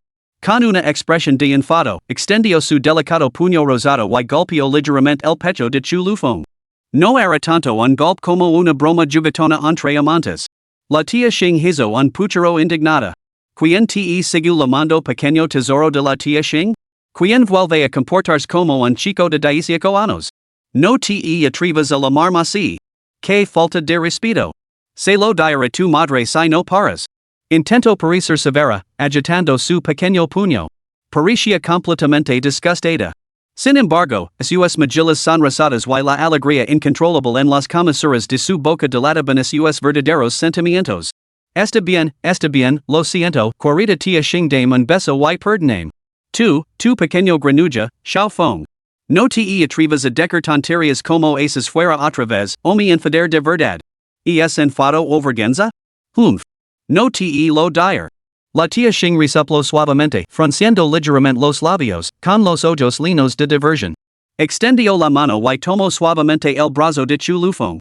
Apoyando la cabeza en su hombro, caminó lentamente hacia adelante. De vez en cuando, le lanzaba una mirada furtiva a Chu Lufeng. Su mirada reflejaba emociones complejas, timidez, alegría y un atisbo de dependencia que ni siquiera ella misma había reconocido en sí misma. Al ver sus afectuosas figuras alejándose. La impresionante mujer con el vestido de tirantes finos y cola de pez dio una patada al suelo con frustración, con el rostro enrojecido por la irritación. Había esperado tanto tiempo para este momento. Si Shingishan hubiera legado solo un momento más tarde, estaba segura de que habría conseguido a Chu Lufeng. Después de todo, esta táctica nunca lo había fallado antes. Pero ahora, sus planes se habían frustrado, dejándola humilada y furiosa. De repente, frunció el seno. ¿Por qué los dedos de Chu Lufeng tenían un sabor peculiar? Una idea cruzó por su mente. Pa. Su mirada hacia Shingishan se volvió aún más resentida. En ese mismo momento, los preparativos para la subasta en la sala habían concluido. Los traslotes de piedras en bruto de jadiata destinadas a la subasta habían sido entregadas en la zona entre bastidores, listas para la puja. La mujer con el chipo, de figura explosivamente voluptuosa, ya había subido al estrado de la subasta. Su mirada era seductora y desprendía mil encantos. Mientras se balanceaba con cada paso, las curvas de melocotón ocultas bajo su chipo se balanceaban al unísono, despertando una imaginación sin límites. Capítulo 37, La belleza del Cheongsam, Zhou Ruobing. Buenas noches a todos. Soy Zhou Ruobing. Como subastadora jefe de la casa de subastas Xiaolong, presidir la subasta de piedras en bruto de jadiata de hoy. Zhou Ruobing era esa misma mujer con el Cheongsam. Su vestido, exquisitamente confeccionado y ceñido, realzaba a la perfección su voluptuosa figura. La abertura de la falda se elevaba desde la pantorrilla hasta la parte superior del muslo, dejando al descubierto una pierna impecablemente blanca y reliza, tan suave y flexible que parecía que se rompería con solo tocarla. Lavaba medias negras con ligueros de bordes rojos, suya banda elástica trazaba una sensual cava a lo largo de sus redondeados muslos, amplificando su encanto y atractivo. Mientras Zhou Ruobing caminaba, sus largas y bien torneadas piernas se balanceaban suavemente dentro de la abertura de la falda. Era nada menos que una invitación al pecado. Elegante pero innegablemente sensual, serena pero innegablemente seductora. Cada mirada, cada sonrisa, cautivaba sin esfuerzo a todos los hombres presentes. Debajo del escenario, el público estaba ahora abarrotado. Estas personas joyeros de jade, coleccionistas y inversores de todo el país se habían reunido aquí. Sus ojos brillaban con expectación y codicia. No estaba claro si estaban fijados en las piedras en bruto de judía de que estaban a punto de subestarse en el escenario o en esta mujer absolutamente cautivadora con su chipo. Cada uno tenía un manual que detalaba las piedras en bruto de judía de esta subasta. El personal había ofrecido uno a Chu Lufong, pero él no se molestó en cogerlo. Con su ojo del valor, quien necesitaba algo así? Shingishan tampoco había cogido uno aunque lo hubiera hecho, no lo habría entendido. Así, en toda la sala de subastas. Solo estos dos no habían hecho absolutamente ningún preparativo. ¿Sigues mirando? Te vas a baber encima. Desde el rincón apartado del asiento 69. Shingishan gesticuló violentamente y, de repente, su pequeña mano jalada cubrió los ojos de Chu Lufong. Ahora estaba realmente molesta. Desde que habían entrado. La mirada de esa granuja de Xiao Feng había estado fija en Zhou Ruobing, sin pestañear siquiera. ¿Cómo se pudiera atravesarla con la mirada? Su corazón se amargó al instante. Shingishan no había dejado de pensar en cómo managería a Chu Lufong si alguna vez conseguía novia. Para ella, parecía bastante sencillo. Al fin y al cabo, ella no era más que su tía, destinada a vivir su vida en las sombras. Robando migajas de afecto a Chu Lufong, casi como si fuera caridad. Pero eso bastaría.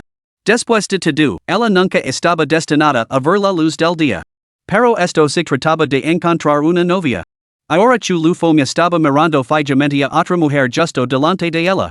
Una mujer con un chonsem cuyo porte, belleza y figura eran iguales a los suyos. Simplemente la irritaba. Estaba haciendo un berrinche.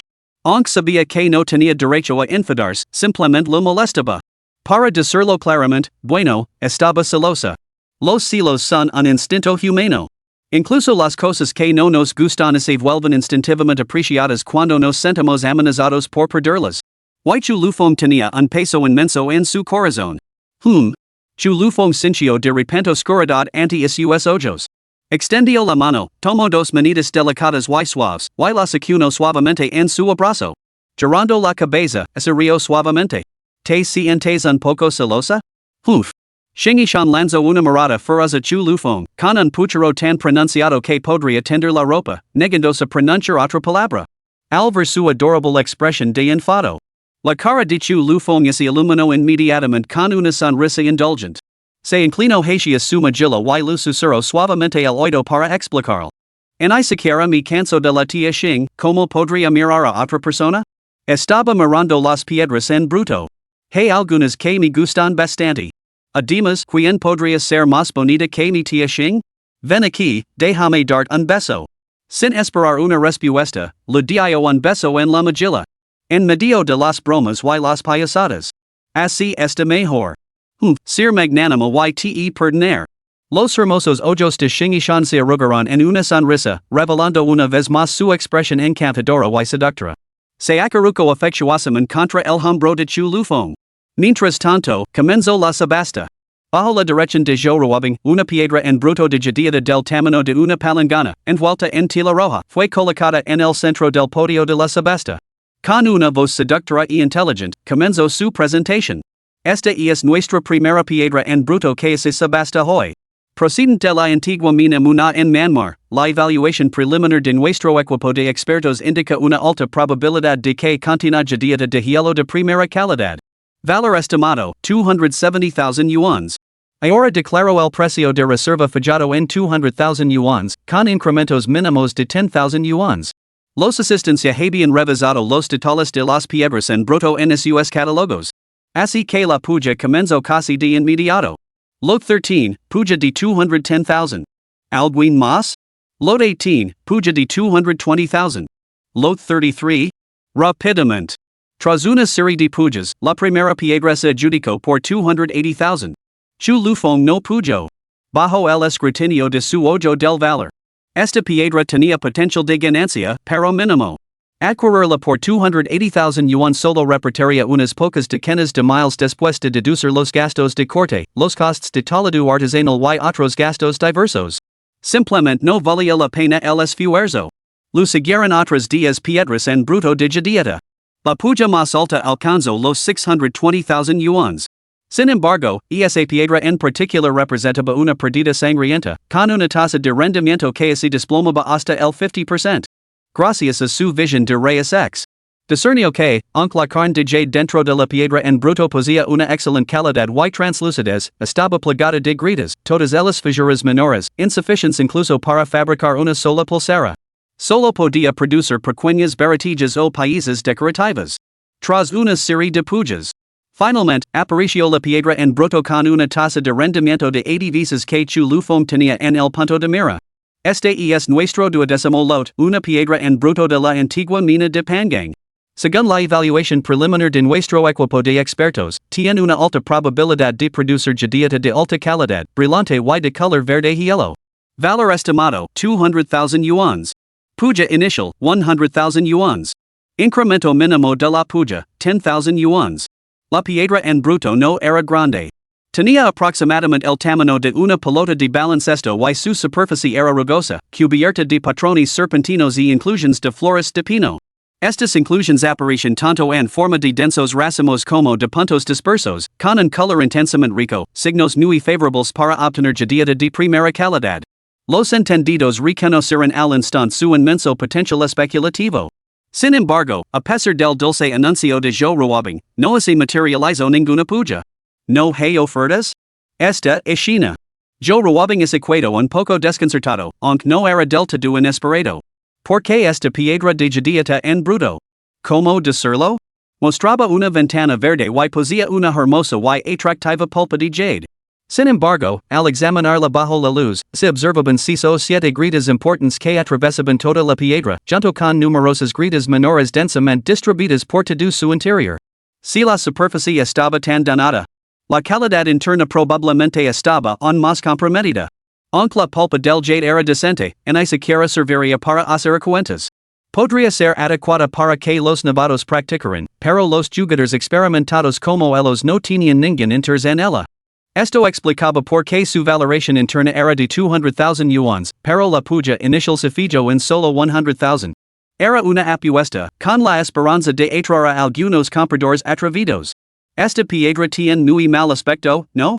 La superficie está llena de grietas. Grietas que llegan hasta el núcleo. Más vale venderla al kilo como si fuera o. Esta pieza no sirve. Pasemos directamente a la siguiente. Fíjate en estas grietas, que van de un extremo al otro.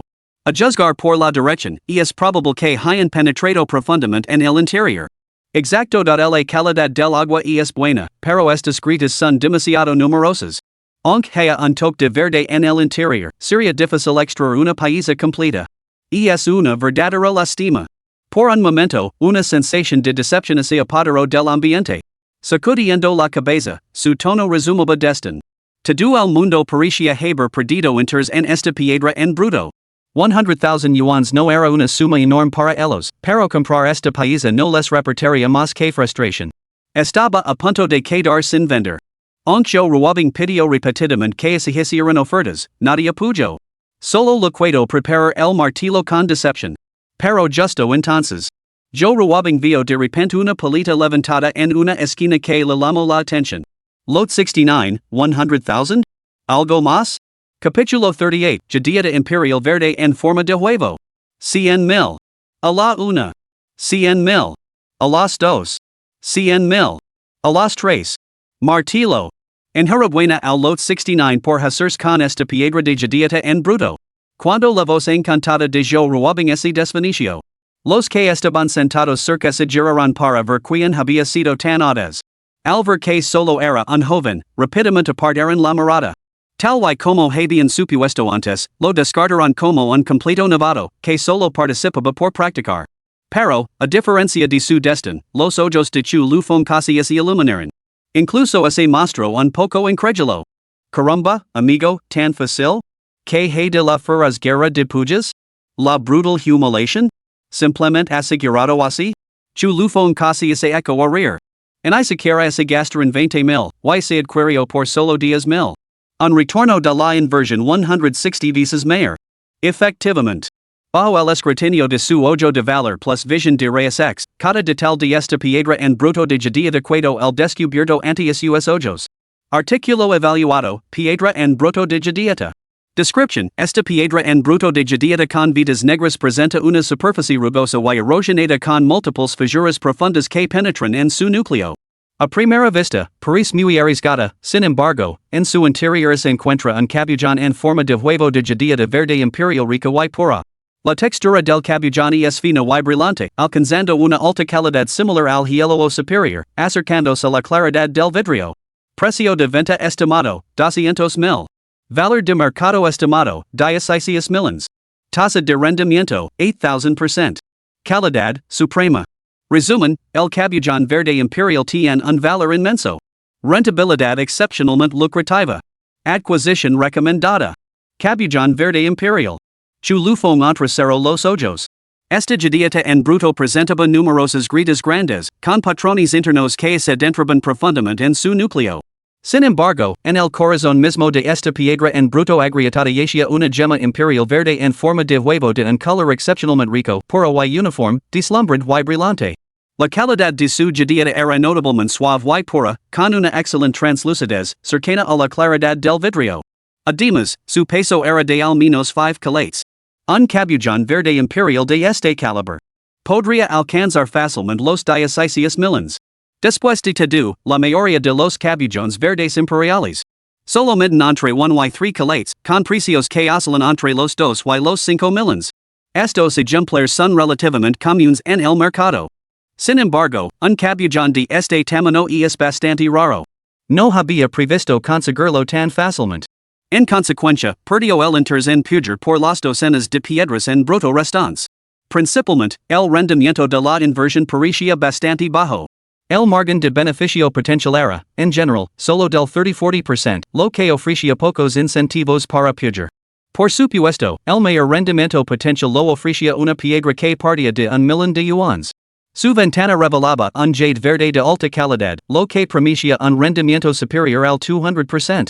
Si se compraba y se talaba meticulosamente hasta convertirla en una pieza acabada, probablemente podría alcanzar más de 3 millones de yuans. Sin embargo, la puja ya había superado los 2 millones y medio de yuans. Después de pensarlo un poco, decidió no hacerlo. Las ganancias de joya eran lo suficientemente sustanciales. No había necesidad de esforzarse más. Una vez concluida la subasta, el público procedió a liquidar sus pagos y cada uno recogió su respectiva piedra en bruto. Casi nadie se marchó, sino que todos se congregaron alrededor de las máquinas de cortar piedra. Muchos tenían la intención de cortar sus piedras inmediatamente después de la compra. De esa manera, si el corte daba un valor más alto, podían comerciar rápidamente para recuperar su inversión. Leverselas a casa significaba una espera incierta antes de poder venderlas. Yo Rawabing tampoco se marchó. En cambio, se quedó a un lado charlando con ricos comerciantes de jade, entablando amistad con ellos. Si encontraba jade de alta calidad digno de subasta, intentaría persuadirlos para que lo pusieran a la venta en su casa de subastas. Al fin y al cabo, las subastas de jade eran difíciles de organizar en aquellos días. Sin tesoros decentes, ni siquiera podían atraer a los postores. Su salario era lamentablemente bajo, apenas suficiente para llegar a fin de mes. Chaufón, esta piedra tiene muchas grietas. No es de extrañar que nadie haya pagado por ella. Incluso Shingishan, ajeno al comercio, podía ver la basura que había en la piedra que sostenía Chulufong. Parecía como si la hubieran aplastado y sacudido violentamente. Toda la piedra parecía estar a punto de romperse. Pero a Chulufong no le importaba lo más mínimo, y sonrió con descaro. Tia Xing, ¿por qué no le das un soplo? Quizás aumente su valor cuando la cortes? ¿Soplarla? Shingishan se quedó desconcertada por un momento, abriendo sus ojos almendrados con confusión mientras trataba de comprender que se traía entre manos el pequeño granuja. Sí, exactamente. Que travieso eres, siempre tratando de divertir a tu tía. Shingishan le lanzó una mirada juguetona antes de sacudir su cabello con un gesto extravagante. Intentalo. La tía Xing es tan hermosa. Y un soplo de aire fresco elimina estas grietas del jade. Basta, pequeño granuja. No te de vergüenza con toda esta gente mirando. Varios curiosos ya habían vuelto a sus miradas hacia ellos, ansiosos por ver quién era tan descarado. Pero cuando vieron a Shingishan, sus ojos se iluminaron. Hey que decirlo. Era realmente impresionante. La viva imagen de una matrona rica, que irradioba gracia aristocrática. Al instant. Uno por uno, lanzaron miradas envidiosas y celosas a Chulufong.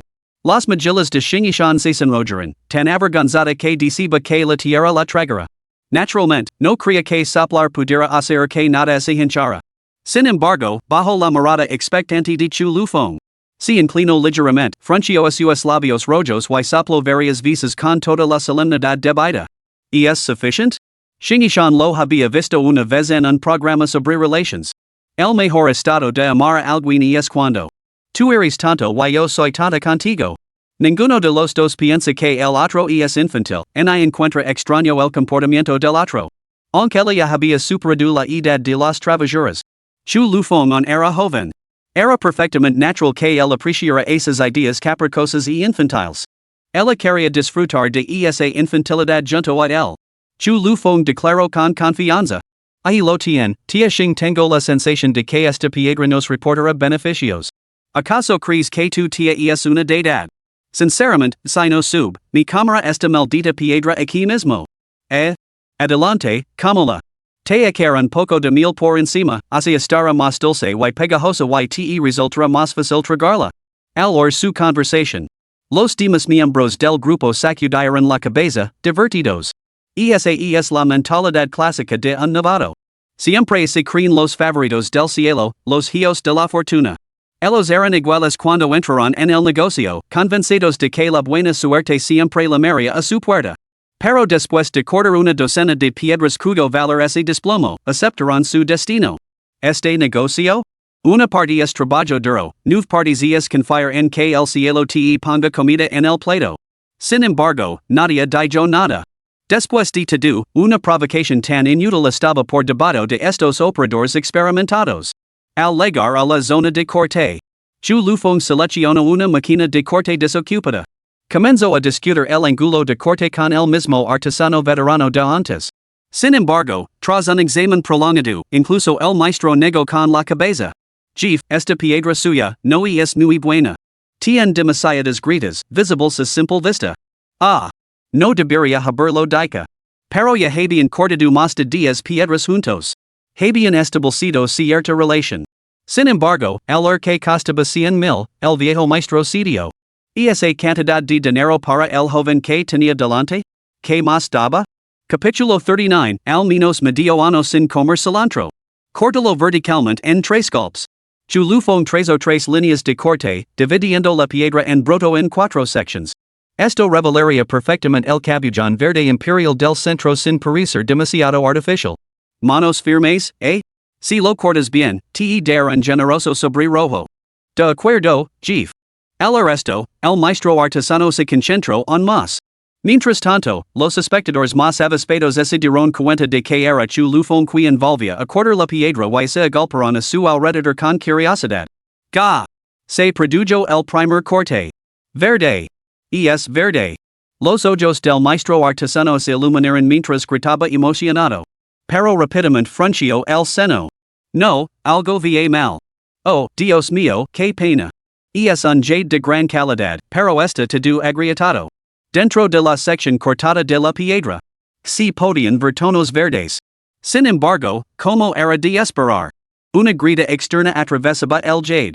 Numerosas fisuras más pequeñas salpicaban el interior, lo que dificultaba incluso la elaboración de una cuenta. ¡Ay, qué pena! Xiaofeng, esta vez el aliento de la tía no ha funcionado. Shingishan extendió las manos con impotencia. Chulufong lo susurró maliciosamente al oído. Quizás el ángulo era incorrecto, tía Xing esta noche te enseñar cómo soplar. Al resto, Shingishan abrió mucho los ojos y un rubor antinatural se extendió por sus mejillas mientras hacía un puchero. Pa. Que travieso eres, Xiaofeng. Quien te ha pedido que me enseñes. El rostro de Shingishan se sonrojó mientras tartamudeaba. Sus pequeñas manos se aferraron hábilmente a la cintura de Chulufong. Murmuró en voz baja, de forma que solo ella pudiera oírla. Yo puedo aprender con videos. ¿Aprender qué? Chulufong no lo había entendido bien, pero justo entonces, llegó el segundo corte. Este corte revelaría la superficie del huevo imperial green. Jeff, ese ha roto. Espera. El maestro artesano murmuró, algo desanimado. Pero de repente, sus ojos se abrieron con sorpresa. Grito con una voz que casi sacudió todo el recinto. Maldita sea, es verde. Es uno grande y verde. El volumen de su grito provocó una olida de asombro entre la multitud. Incluso los que estaban lejos se acercaron. Inmediatamente después, el lugar volvió a estallar con gritos ensordecedores. Parecía como si el techo fuera a levantarse. Maldita sea. ¿Quién dijo que esta piedra era basura? Es absolutamente magnífica. Dios mío, que joya. Esto es un cabullón de judía verde imperial, ¿verdad? Que textura tan fina, el color es tan rico y hermoso. Joven, lo vend? Luder 2 millones. ¿Puede permitírselo? Esta maldita cosa vale al menos 5 millones o más. Es demasiado hermosa. Nunca en mi vida había visto un cabullón de judía tan impresionante. ¿Qué? ¿Un cabullón de judía verde imperial? Dios mío, qué suerte. ¿Un cabullón verde imperial? Rápido, rápido, rápido. El joven maestro Viena, abran paso. En la máquina de cortar. Una franja de color verde cristalino apareció ante los ojos de todos. El verde era tan intenso que parecía gatir humedad. Era tan grande como un huevo de paloma. Al examinarlo más de cerca, la textura del cabullón era tan fina como la del jade más fino. A su alrededor, la carne de jade estaba plagada de grandes grietas que se entrecruzaban aleatoriamente por toda la piedra. Sin embargo, justo en el centro, donde se cruzaban estas grandes grietas, había una superficie impecable de color verde imperial con forma de huevo de paloma. Via, que se puede decir. Es nada menos que un milagro. Al ver el entusiasmo de la multitud, Shingishan se sintió bastante aturdida. ¿Qué demonios? Se quedó paralizada por la sorpresa. ¿Qué demonios acababa de aumentar tanto de valor? El alboroto atrajo a ricos comerciantes y coleccionistas de jade, que estiraron el cuello para mirar a izquierda y derecha. Se escuchó un coro de exclamaciones de asombro. Esto es realmente un cabullón de judía verde imperial. Santa María, Madre de Dios. Esa piedra en bruto agrietada? La que se vendió por 100,000? Maldita sea, la juz completamente mal. 100,000? Joder, estoy verde de envidia, me estoy volviendo loco. Todos los que presenciaron esta escena quedaron completamente atenidos. Sus rostros se sonrojaron, como si ellos mismos hubieran desenterrado esa piedra. Verde como un rayo de luz, era vertiginoso. Este cabullón de judía verde imperial era más fino, más saturado y más verde que la judía de alta calidad que algunos acababan de desenterrar. Entre la multitud. Incluso el normalmente sereno. Yo Ruabing, que había visto innumerables piedras en bruto de judía preciosas, se emocionó. Un cabullón de judía verde imperial de este calibre era extremadamente raro y precioso en el mercado. Incluso después de subastar innumerables piedras en bruto de judía a lo largo de su carrera, nunca había visto uno antes. Los ojos de Joe Ruabing se fijaron intensamente en ese cabullón. Como se temera que pudiera desaparecer al momento siguiente. Calculaba en silencio en su mente. Si este cabullón de judía verde imperial se transformara en una joya de primera categoría, su precio de subasta probablemente se dispararía más allá de lo imaginable. Su mayor ambición en la vida era subastar un solo cabullón verde imperial. Pero tales tesoros eran esquivos, imposibles de encontrar. ¿Quién hubiera pensado que hoy se encontraría con uno? Asegurar los derechos de la subasta no solo catapultaría a la fama hacia long auctions, sino que también lo reportaría una ganancia sustancial. Por supuesto, no se trataba solo del dinero, también lo reportaría una inmensa satisfacción profesional. Por un momento, la mirada que la mujer elegantemente vestida con un chipa dirigió a Chu Lufeng se volvió bastante matizada. Al escuchar la historia de cómo Chu Lufeng había adquirido esta piedra, los espectadores se enfureceron de envidia y se golpearon los muslos con frustración. ¿Nadie pudo contra él? ¿La consiguió por el precio inicial de solo 100,000 yuans? Maldita sea. Debe de tener una suerte increíble. Aquellos que habían despreciado la piedra momentos antes. Ahora se sienten consumidos por el arrepentimiento, con el corazón sangrando de remordimiento. ¿Quién podría haber imaginado que de una piedra tan agrietada saldría un cabullón verde imperial? Caramba, ¿quién podría predecir el resultado de una apuesta con jade? Uno por uno, derramaron lágrimas de arrepentimiento. Amigo, este cabullón tuyo es realmente esplendido, el color es totalmente puro y el tamaño es excelente. Te ofrezco 10 millones. Considerarias desasert DL? Un hombre de mediana edad se había acercado, adaptando un tono amistoso. Antes de que chu lufong pudiera negarse, otros comenzaron a gritar por encima de él. Es un cabullón verde imperial de primera calidad. Te doy once millions. J, el mejor poster gana. Tracy Millens, así lo leva fuyu jewelry. Te doy Tracy Millens y medio. En un instante, la multitud estalló en una cacofonía de pujas. El precio así disparó a 15 Millens. Se había convertido en una subasta en miniatura. 15 Millens? ¿Por esto? ¿Una piedra tan pequeña valía 15 Millens? Algunos espectadores estaban completamente atenidos. Después de todo, sabían que la judía verde imperial era preciosa. Pero no se habían dado cuenta de que podía alcanzar sumas tan astronómicas. No es de extrañar que digan que en este negocio, un corte te hace rico y el siguiente deja sin un centavo. Una inversión de 10 mil yuans que rinde 15 Millens? Era asombroso. De repente, la envidia y el resentimiento brotaron, incluso provocando fantasias descabelladas. Si hubieran ganado esa piedra, al menos podría pesar medio año sin comer cilantro. Por supuesto, las pujas en situ fueron bastante favorables, pero Chu Lufong seguía insatisfecho. El valor de mercado estimado por el sistema era, en efecto, de solo 16 Millens. Pero eso se debía únicamente a que el cabullón imperial verde en forma de huevo poseía una calidad excepcional.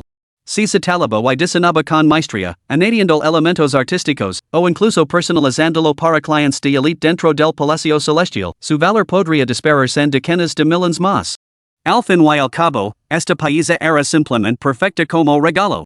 Especialmente adecuada para ciertas personas que no deben ser nombradas, para regalar. Por lo tanto, en su opinión, este cabullón subastara podría alcanzar unos 25 Millens. Habiendo lo adquirido por solo 10 mil, saldría ganando en cualquier caso. Maestro, cuídalo bien, y es invaluable.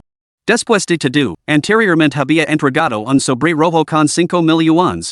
Así, el experimentado artesano envolvió el fragmento de cabullón de judía con sumo cuidado antes de entregárselo a Chu Lufong. Al ver esto, Chu Lufong no dudó.